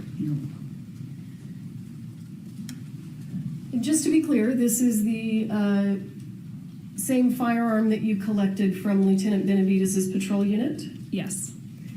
And is this generally the condition that it was in when you received it back from the FBI? Yes. I see that there's a little plastic bag. Can you tell us what's in that plastic bag? So there are 3 small metal broken pieces in the plastic bag. Okay. But other than those broken pieces, was the firearm in generally the same condition? Yes. Okay, thank you, sir. And does this stay at the courthouse overnight? Yes. Okay, so I don't know if you If you sit want back there with it or... We leave it here. Yeah. We'll secure it. Okay, great, thank you, sir. I want to go back to State's Exhibit 7 if we can. This cart, did you go through the items that were on it? Yes. And did you photograph them? Yes. Can you give the jury an idea of what's on that cart? Because it's kind of hard to see everything. There were multiple boxes of ammunition on the bottom section of the cart, bags, the fake firearms, gun belts with ammunition, earplugs, candy, a fanny pack with ammunition inside, just a multitude of items. Did that cart, did those items appear to be in any discernible order? No. Was there loose ammunition on the cart? Yes. And did you collect that? Yes. And when you collected that ammunition, did you take it back to the sheriff's office? Yes. And what did you do with it when you got it back there? It was then laid out and photographed. Now, is this the first time that you've been called to an investigation on a movie set? Yes. And have you learned, based on your work on this case, what a dummy round is? Yes. Can you explain to the ladies and gentlemen of the jury what a dummy round is? A dummy round is essentially ammunition that is not designed to fire a projectile. It is ammunition that's made distinct by either a hole being drilled through the side of it, so it's obvious that there's no gunpowder inside. The primer has been removed so that it can't be fired, so it makes it obvious that it's a dummy round. And I'm going to stop you real quick. I want you to explain to the ladies and gentlemen of the jury what you mean when you say primer. The primer is the base of the round, so it's the small circle that the firing pin hits. So since that's removed, there's nothing there for the firing pin to hit and project that projectile. The dummy rounds are also indicated by, if you shake them, they make a rattle sound. Instead of having gunpowder inside, they have ball bearings inside so that you can shake them and know that they're not live ammunition. So you just kind of went through some of the distinguishing characteristics of dummy rounds. Would a dummy round have all three of those distinguishing characteristics? No, it could have 2 out of the 3, but I haven't run into any that have had all 3. So approximately how many dummy rounds did you end up taking into evidence?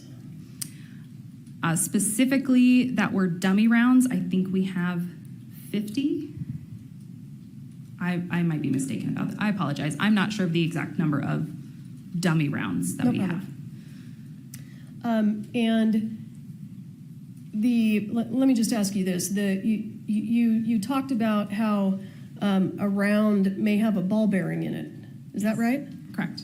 Would that dummy round that has the ball bearing in it, would that also have a hole in the side? No, because then the ball bearings would fall out. Okay. So do the dummy rounds either have a hole in the side or a ball bearing? Correct. And based on your work on this case, how would someone know that the dummy round with the ball bearing in it is actually inert? They would shake it and it would make a rattle noise. Okay. And did many of the dummy rounds that you took to the sheriff's department make those noises? Yes. Did you also collect any other kind of ammunition from the movie set? Any other types? Yes. What other types of ammunition? It's a type of ammunition that's referred to as a blank. And can you describe to the ladies and gentlemen of the jury generally what a blank is? So a blank is a round of ammunition that has gunpowder in it. However, it does not have a projectile head on the top. So it has a crimped end, kind of like you would see a dumpling have crimps. And that way, there's nothing for that gunpowder to project out the barrel of the gun.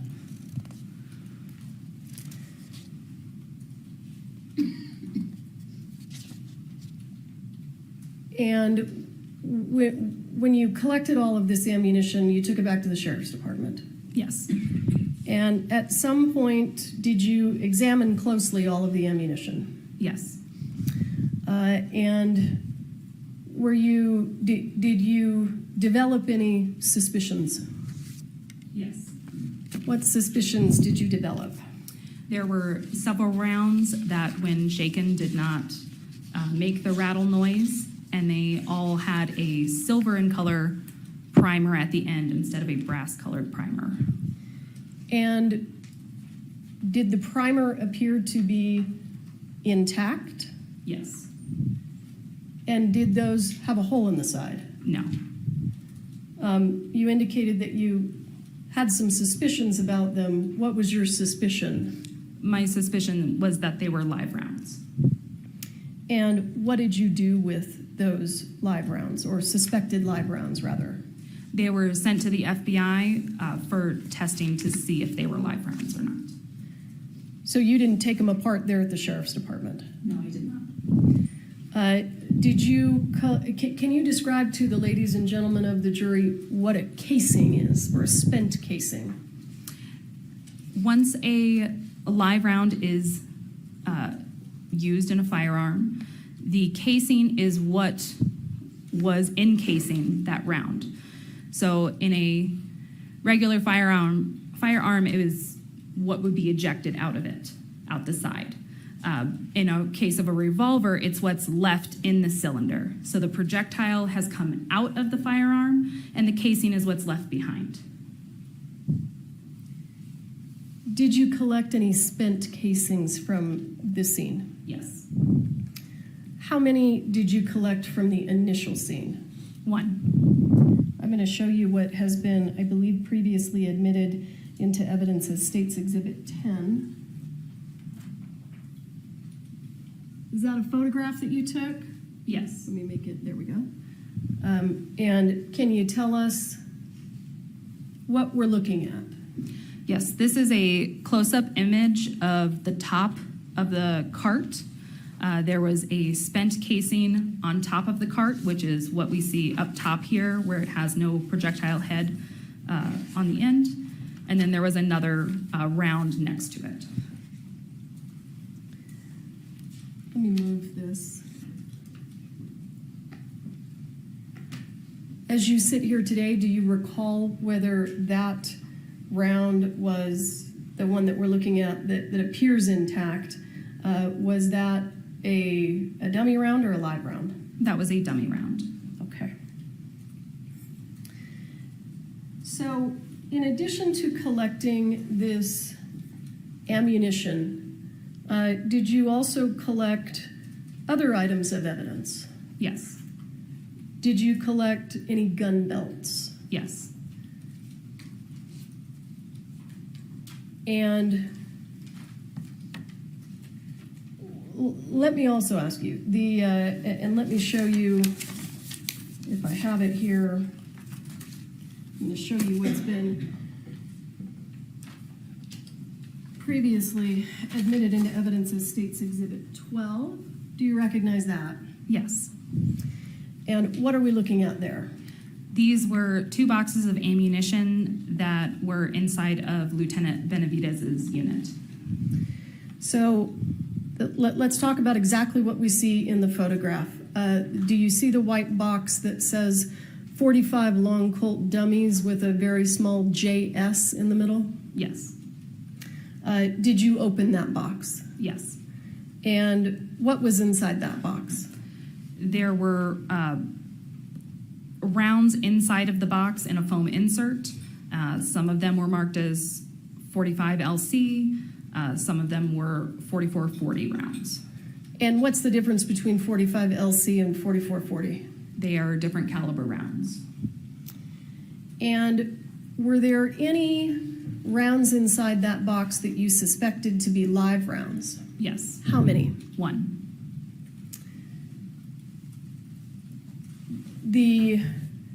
Let me ask you this. How many rounds altogether did you discover that you thought were suspected live rounds on the set of Rust? 5 and the spent casing, so 6 in total. And I want to talk a little bit about where those rounds were located. So we've got 1 that you suspected came out of this box. Is that right? Yes. And just so that we're clear, the box on the right in the photograph, what was inside that box? There were blank rounds inside that box. And were they all legitimately blank rounds? Yes. And give me just one moment to pull up some additional exhibits here.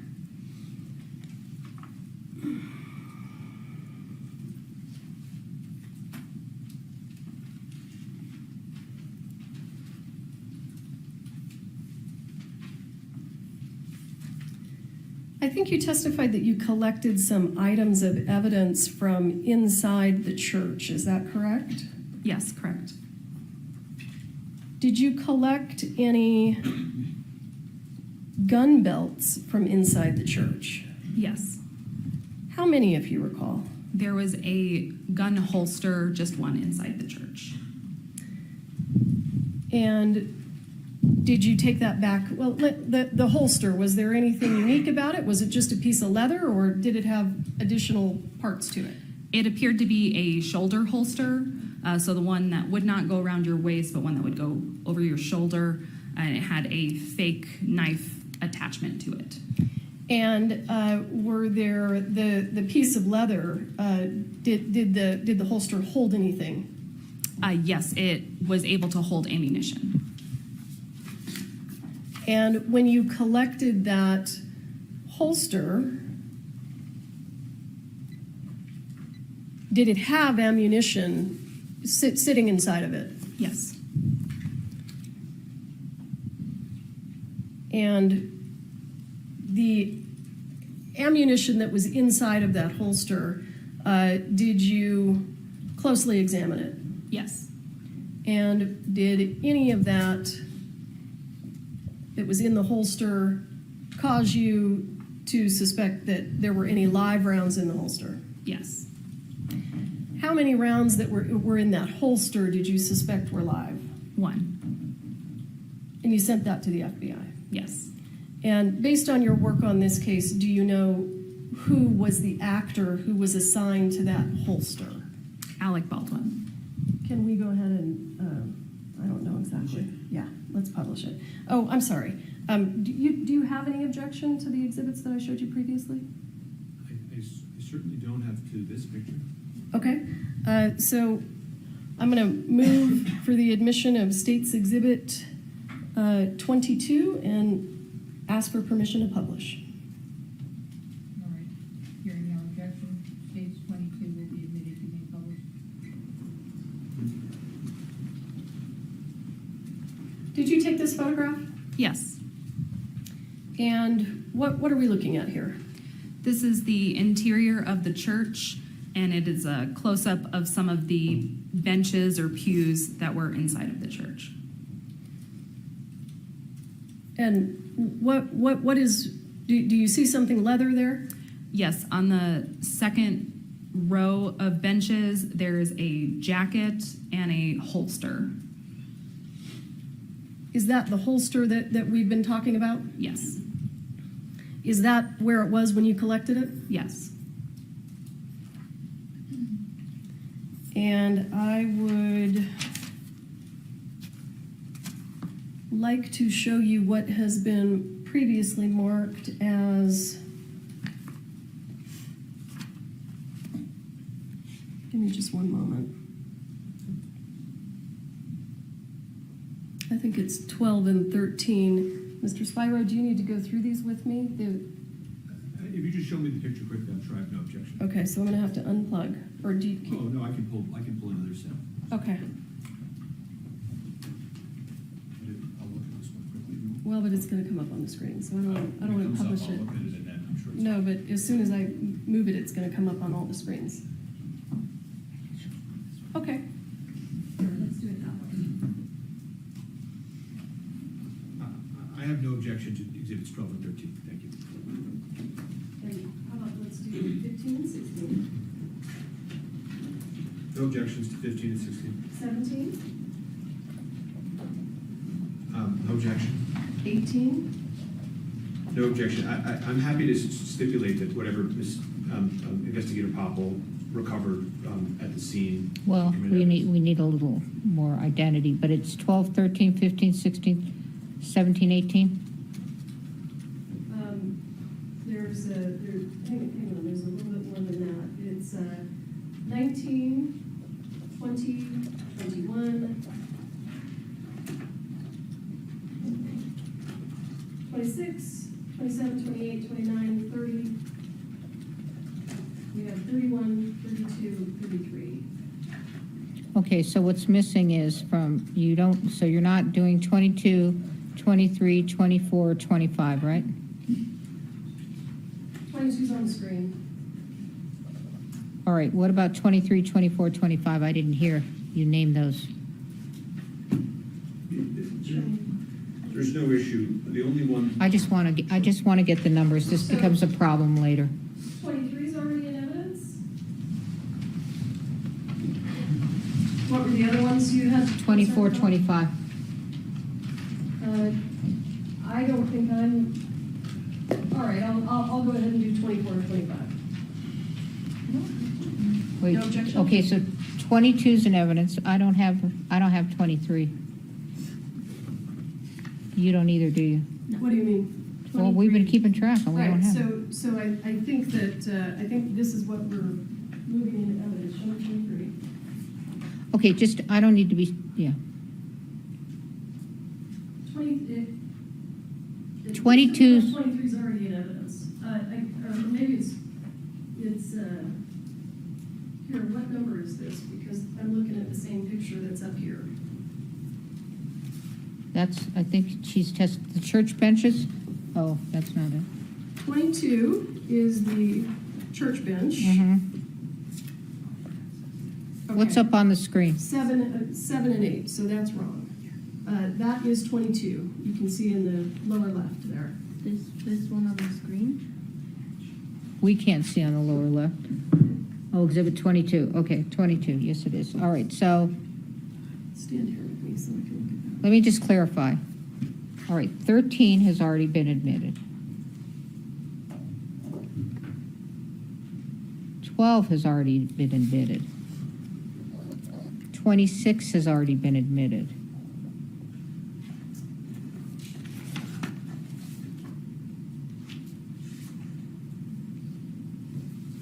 You're tracking me as well, right? Me? Yeah.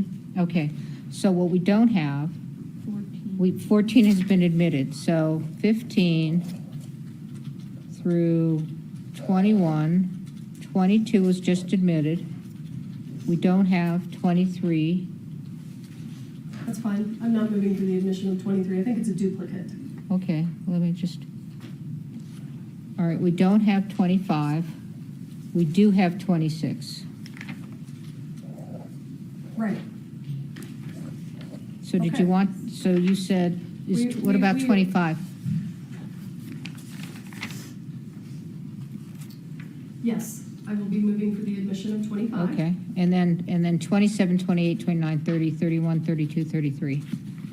Correct. Okay, so on the record, the court is going to admit 15, 16, 17, 18, 19, 20, 21, 23, 25, 27, 28, 29, 30, 31, 32, 33. Your Honor, there's objections, as I think the court might remember, to 31, 32, 33, they're not relevant.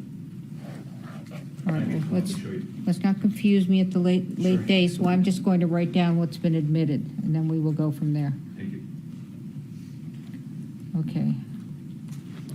This gets to be a real mess later, so 15.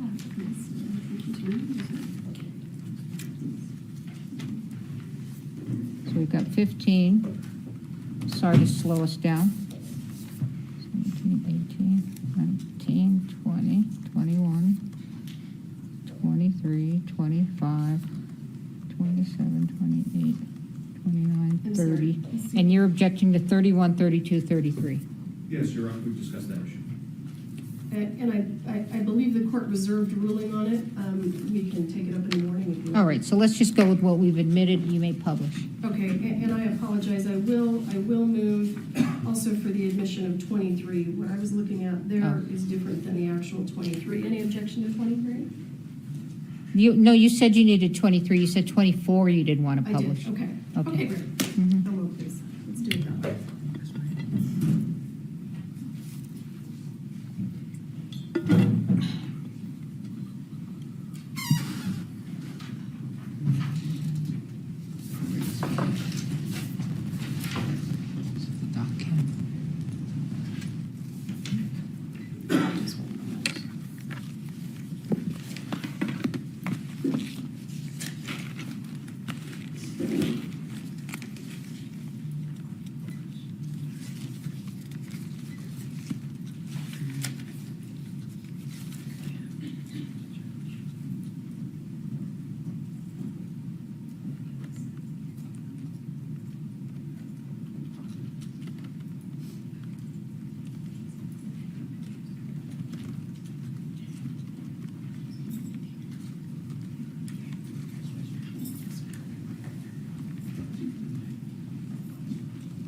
Okay.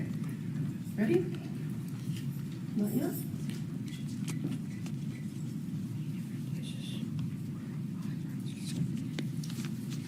Okay, do you want to approach? What's this, court's 4? This is court's 4. Court's 4?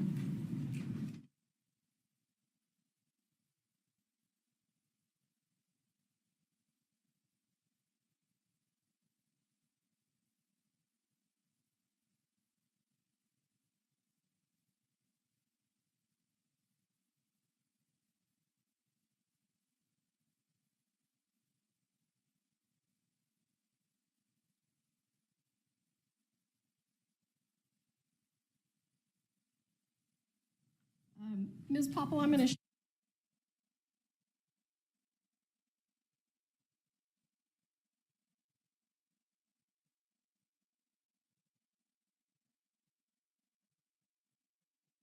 show you what has been marked, and I think these are all stipulated too, so we've just moved these into evidence.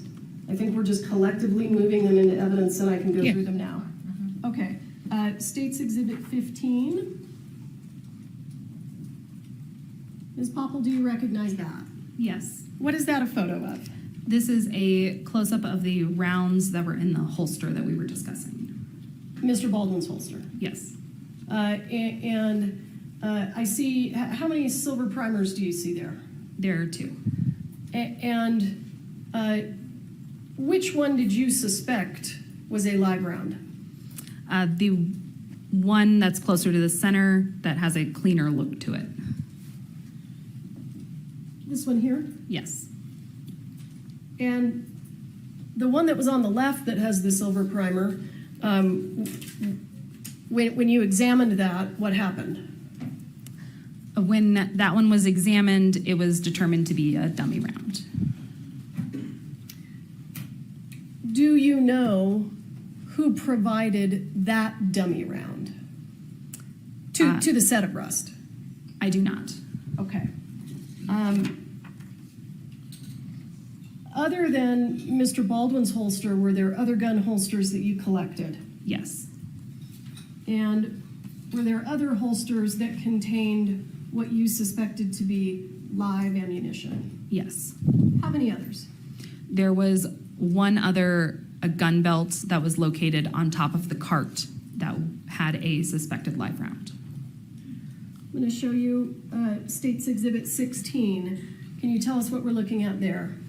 Yes, this is a close-up of the gun belt that was taken from the top of the cart, and it is a close-up specifically of the rounds that were inside of it. And was the suspected live round the one with the silver primer? Yes. We talked a little bit about that box of ammunition the box of dummies that you took out of Lieutenant Benavidez's unit. I'm going to show you what's been marked as State's Exhibit 17. Do you recognize that? Yes. And can you point us to the suspected live round that you testified to inside that box? Yes, it's the round on the far right with the silver and color primer. This one right here? Yes. And I think you testified that there was some loose ammunition on the top of that prop cart. Is that right? Yes. And did you collect all that? Yes, I did. You took it back to the sheriff's department? Yes. Any of the ammunition that you collected from the top of the prop cart, did you suspect any of that to be live ammunition? Yes. I'm going to show you State's Exhibit 26, which I believe was previously in evidence. Do you recognize that? Yes. And did you take that photo? Yes, I did. So what is this a photo of? This is an overall photo of all of the loose ammunition that was collected from the top of the cart. So these 6 items here at the top, what are those? Those are all blank rounds. They have the crimped end. So they're missing the projectile? Yes. Do they ignite? Do they make a sound? If you know. Yes, they do. Do they have gunpowder in them? Yes. What are they missing? Just the projectile? Correct. And these here on the left, these two rounds that look very much like each other, were you able to determine whether those were dummies or suspected live rounds? Those were dummy rounds. And the two rounds over here on the right, when you examined those, did you have any concerns? Yes. What were your concerns? My concern was that they were live rounds. And did you send those to the FBI? Yes. And then we see this round down here at the bottom, and I see a hole in the casing. Do you see that? Yes, I do. Is that what you were describing as a dummy round with a hole in the casing? Yes. So was that sent to the FBI? It was not. Okay. Now, I'm going to show you State's Exhibit 27. Do you see that? Yes. And those rounds that we're looking at right there, are they also in the previous photo? Yes, they are. Let's go back to 26. Are they these right here? Yes, they are. So they had silver primers, is that right? Correct. And did you collect and photograph that spent casing? Yes, I did. I'm going to show you what's been marked as State's Exhibit 28. Is that the spent casing? Yes, it is. I'm going to show you what's been marked as State's Exhibit 29. Do you recognize that? Yes, I do. And what is that? This is the bottom of that same spent casing. So when you talked about the primer being the area that the firing pin of the gun strikes, are you referring to this silver right here? Yes, I am. And do you know what that little dimple in the top is called? That is made from the firing pin. Okay, that's the mark that's left? Yes. All right.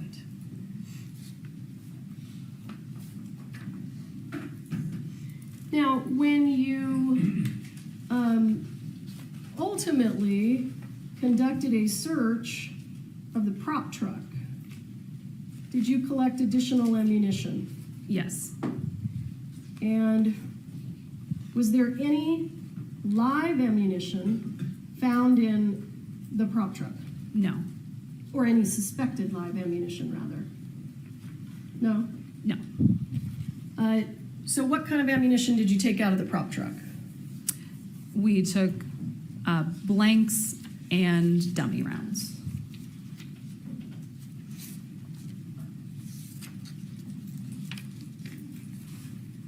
Do you remember approximately how many? I would approximate 1,000 to 1,500. Did you closely examine each and every one of those? Yes. Hang on, here we go. I'm going to show you what's been marked as State's Exhibit 19. Do you recognize that? Yes, I do. And where was that located? This was located in a bag on the prop truck. And when you say on the prop truck, because we weren't there, can you describe this truck? I apologize. It is a storage truck, so almost like you would see a moving vehicle. It has that amount of storage in the back area of it. And does it have a door that comes down? Yes. So you found this inside that prop truck in a bag, is that right? Yes. And did you go through the contents of this box? Yes, I did. And there were no dummy rounds? I'm sorry, there were no suspected live rounds? There was one round that did not make a sound, so it was sent to the FBI as well. But okay. I'm going to show you what has been marked as State's Exhibit 30. Do you recognize that? Yes. And what is that, and how does it relate to the previous photo that we saw? These are the rounds that were inside of that box, but they were taken out of the box and laid out to be photographed. Is there anything unusual or noteworthy about these dummy rounds compared to the other dummy rounds that you found on set? Yes. What is that? The dummy rounds found on set had this almost new shine to them. These rounds that were located have this antique look to them. And do you mean that kind of brown color, that sort of antique color on the brass? Yes. And was one of these dummy rounds located in Mr. Baldwin's bandolier? Yes. Let's just jump back for a moment. I'm going to show you what's been marked as State's Exhibit 23. Just for completeness, can you tell us what that is? Yes, this is a close-up of the jacket and holster that were found on the bench inside of the church. And I'm going to show you what's been marked as State's Exhibit 25. Can you tell us what that is? This is a projectile that was recovered from Joel Souza's shoulder. And how did you get that? I responded to the hospital and received it from Deputy Lujan. And when you took it from Deputy Lujan, what was it in? It was in a plastic cylinder container. And what did you do with it? I took it to the office and photographed it with scale. And after you photographed it, this is your picture here, right? Yes. After you photographed it, did it get sent anywhere? Yes, it got sent to the FBI lab. State's Exhibit 20, can you just tell us what that is? This is the exterior of the church. State's Exhibit 21, can you tell us what that is? This is the interior of the church. State's Exhibit 24, did you take that photo? Yes, I did. When did you take that photo? This was after the firearm was recovered from Lieutenant Benavidez's vehicle. Is this the condition the firearm was in when you recovered it from Lieutenant Benavidez's vehicle? Yes. Is this the condition it was in when it was sent to the FBI? Yes. All right, bear with me. Let me catch up with you here.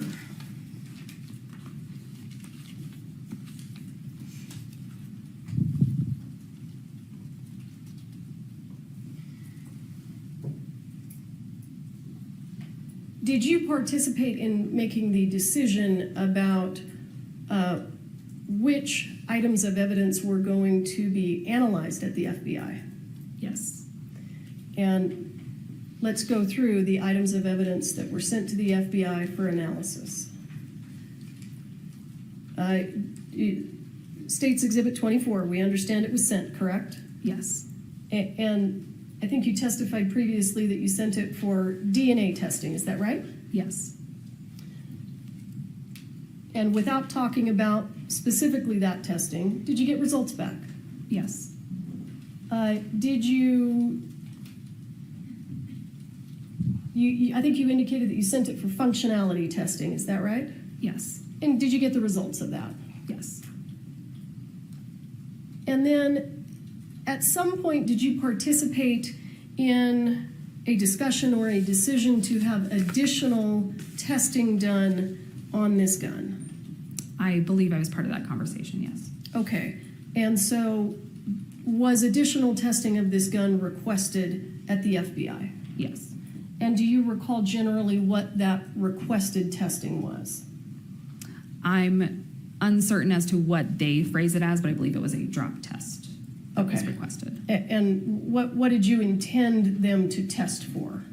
That the firearm, whether or not it would be able to go off without the trigger being pulled, I believe. Okay. And did you send some of the boxes of ammunition to the FBI? Yes. Why? We sent all of the suspected rounds, suspected live rounds, to determine if they were in fact live rounds. One additional round was sent that did not make a sound to determine whether or not it was a dummy round.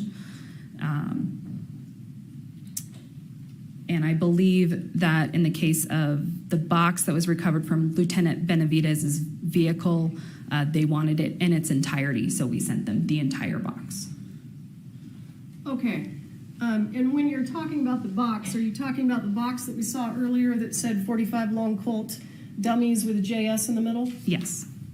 And what kind of analysis did you want done on the box? Did it have anything to do with the box itself? We wanted latent prints completed on the box itself. Okay. And is it customary, if you can explain to us how this works, is it customary that the Sheriff's Department swabs items of evidence for DNA? There are times where we will swab items for DNA. However, most labs, when we are requesting that they assist us, they want the items in their entirety. So they want to complete the swabbing themselves. So with regard to State's Exhibit 24, which is a photograph of the firearm, with regard to that firearm, did you swab it for DNA? No. Why not? Because we were sending it to the lab and that determination had already been made, we wanted to send it in its entirety to the lab. So was it swabbed at the FBI? Yes. And in terms of, it sounded like you did another search. You did a search of a business in Albuquerque. Is that right? Yes. Do you know why the Sheriff's Department wanted to search that location? It was my understanding that because the owner of that business had assisted in supplying dummy rounds to the set, that we wanted to ensure that we weren't finding any additional live rounds. And to determine that, we needed to search that warehouse as well. And what was that person's name, the person who owned that business? Seth Kenny. And was Mr. Kenny there when you conducted the search? Yes. And did you find live ammunition inside that business? Yes. Visibly, in terms of the details of the ammunition, did it appear to be identical to the live ammunition that you collected from the set of Rust? No. What did you do with the live ammunition that you collected from PDQ, Mr. Kinney's business? It was sent to the FBI. Why? What were you asking them to do? We were asking them to compare the gunpowder inside of the rounds found at PDQ to the gunpowder found inside the live rounds on set. Why? We wanted to determine if they originated from the same place. And did you get the results back? Yes.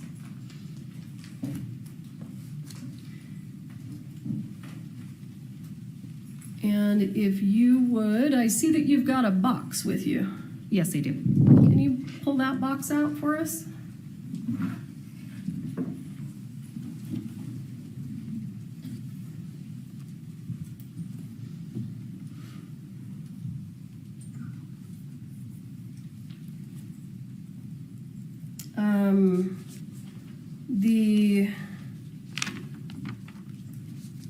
May I approach? Yes. Let's have a look at what's in your box.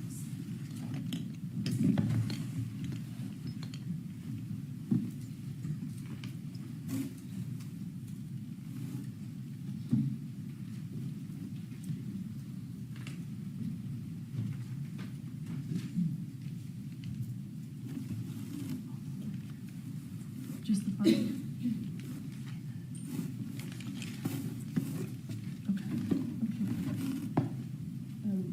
Can you give them to me?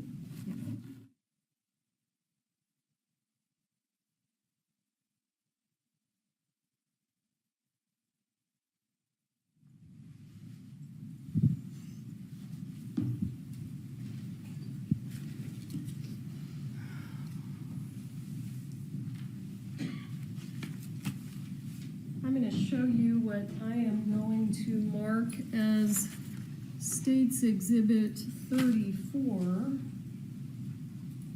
Mr. Spyro, do you want to have a look?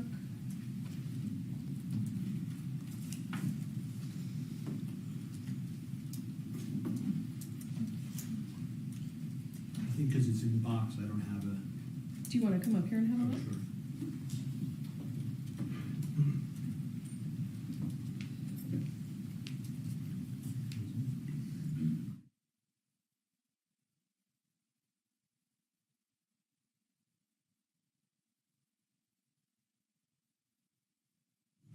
For searches in this case.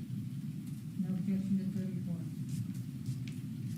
34. Okay, I'm going to show you what I've marked as State's Exhibit 34, and I would ask you to tell us what we're looking at here. So this this is the live round that was taken from the box located in Lieutenant Benavidez's vehicle. It's been deconstructed by the FBI. Therefore, we have the casing, the projectile, and the gunpowder that was inside all separated. And is the gunpowder in this container here? Yes. For all of the 5 live rounds, suspected live rounds that were sent to the FBI, were they all disassembled by the FBI? Yes. And were they all returned to you in this condition? Yes.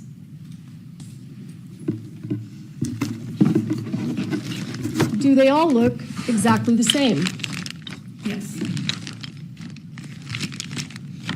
I'm going to move into evidence State's Exhibit 35, 36, 37, and 38. Your Honor, if I could just ask one clarifying, just to find out the date of that, just so I know, because I haven't examined this. The date of what? When she received them back, or the date around, I think she- approximately even is fine. Do you know approximately when you received them back? I do not. I have that back at the office, but I don't have it on me at the moment. Can you give us an estimate? Was it a month? Was it a year? I would estimate 6 months to a year. That's fine, Your Honor, thank you. Did you also say 39 or just end at 38? I ended at 38, but there will be a 39.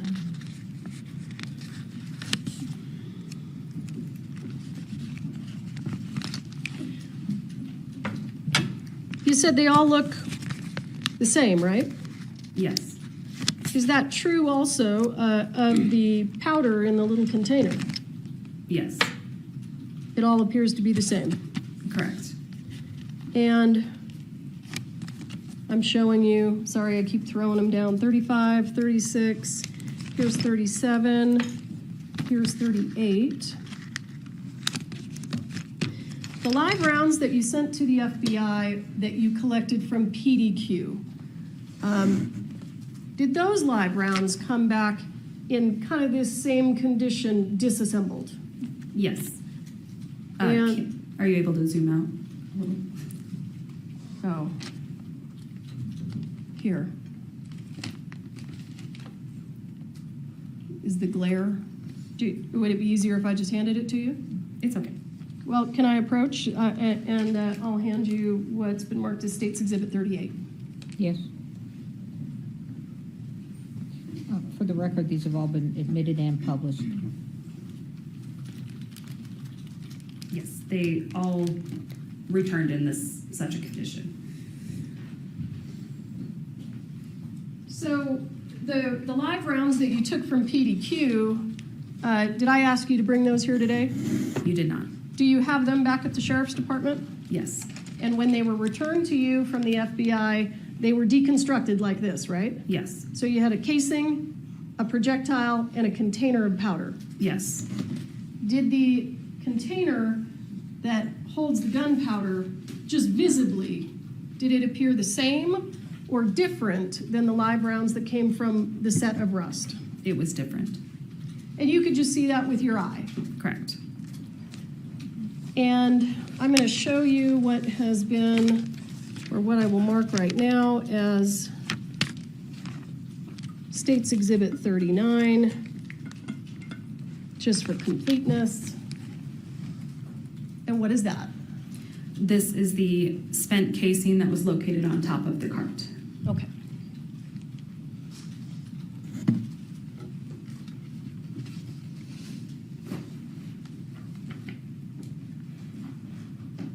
Is there anything else that you did in this case, generally? In general terms, I was also asked to collect DNA standards, fingerprint standards from various parties so that those could also be sent for comparison at the FBI. And what parties did you collect DNA standards from?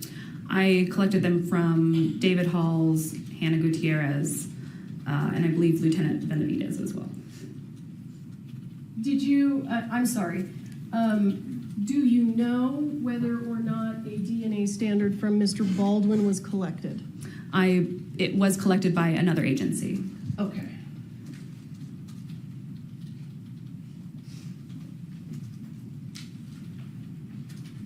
Bear with me.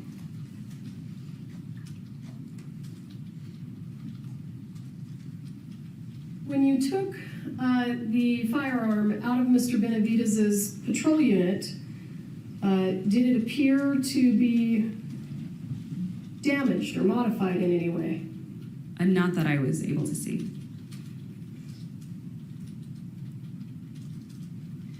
And let me go back to State's Exhibit 21. What are we looking at there? This is the interior of the church after I've laid down evidence markers. So just explain to the ladies and gentlemen of the jury so that they know what are evidence markers and where do we see them in this picture so they can make sense of what they're looking at. Evidence markers are utilized so that when we go back and reference photos, we can easily determine where things were placed in a scene, where things were when we went there. So in this photo specifically, any numbered areas were physical items of evidence or possible evidence that was collected by myself. Any areas that are marked with a letter were areas of suspected blood that were also swabbed and collected. And just to be clear, the evidence that we've looked at that was photographed, all of these, is that all the evidence in the case? No. And the items of evidence that you brought in the box, that's not all the evidence in this case, right? Right. Do you still have all of the evidence? Yes. And where is it? It is in the evidence vault at the Santa Fe County Sheriff's Office. So if anyone wants you to bring it in, you can do that, is that right? Yes. All right.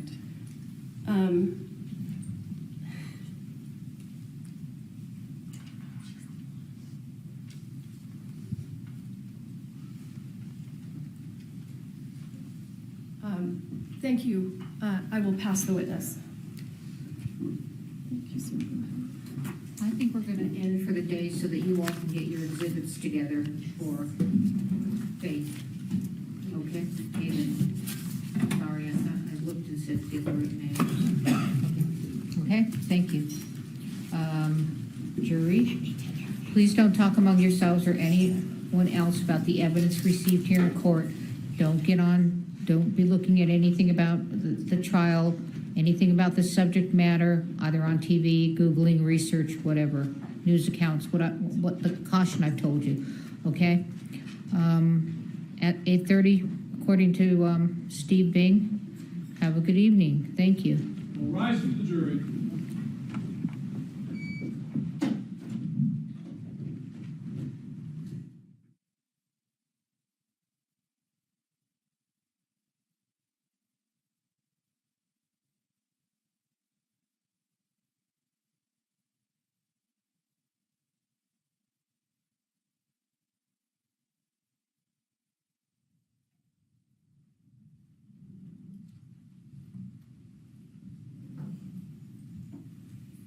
All right, you may be seated. Is there anything we need to put on the record before we recess? Just two quick things from the defense. First is, I just want to confirm who's testifying tomorrow. I thought you all agreed to that with the order that I haven't seen. The order is en route, Your Honor. Just haven't seen it if you've been here. Yeah, okay. Well, I thought that's what was agreed to. Order of witnesses. It absolutely was. I just wanted to confirm as we're running out and everybody's checking that nothing's changed. Okay. We'll confer you on that. All right. Anything else? If I could just beg the court's indulgence to quickly look at Exhibit 6, which I wasn't able to see when they opened it, the firearm. Exhibit sticks? Six. Firearm. Oh, 6. That's just all I just wanted to Where is it? Is it here? If it's not here, never mind. No, Martine Oh, he took took it it to save it. Never mind. You can, I could ask Corporal War, if It's okay. Deputy All right. Apodaca. I don't have my glasses on. Are you sure? I was trying to catch it, but it's okay. I'll save Okay. something. Thank you. All right. I'm happy to call him up. I can get it. Worked hard enough today. Thank you. Okay, anything else? Ms. Morrissey? No, Your Honor. Okay. All right, have a good evening. Thank you.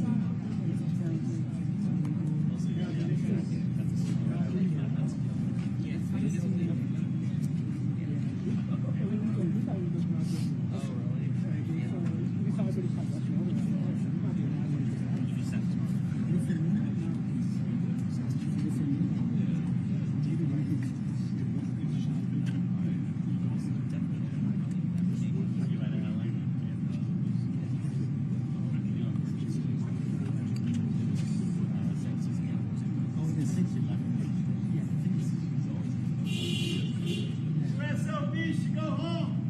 All of y'all. Go back to Albuquerque. You're not wanted here. Get out of town.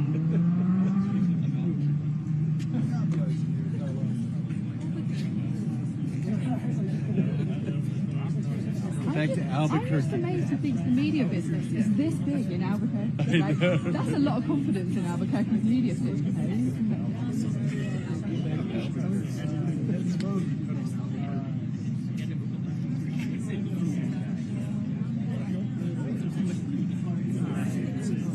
We can change from go back to English, which is all I've heard for the last 5 years in Northern Ireland. Right.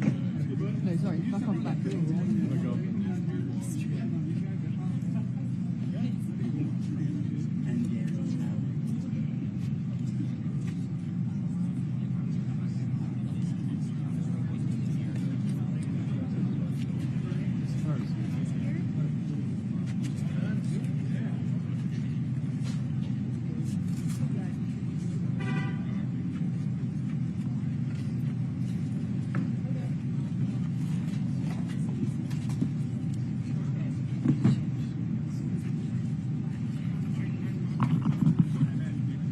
You don't need to. Don't lean. I won't. I'm just leaving just to see it. I'll leave. Thanks.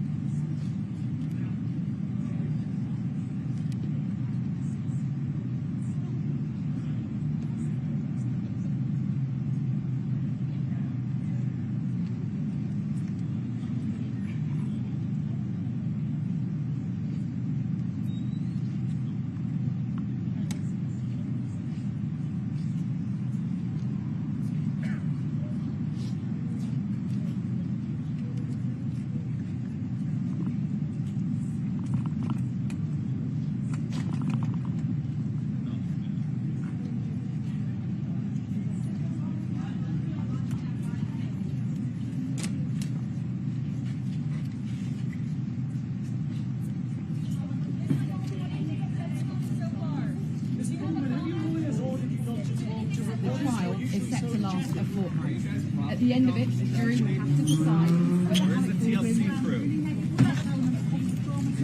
How did today go, Alec?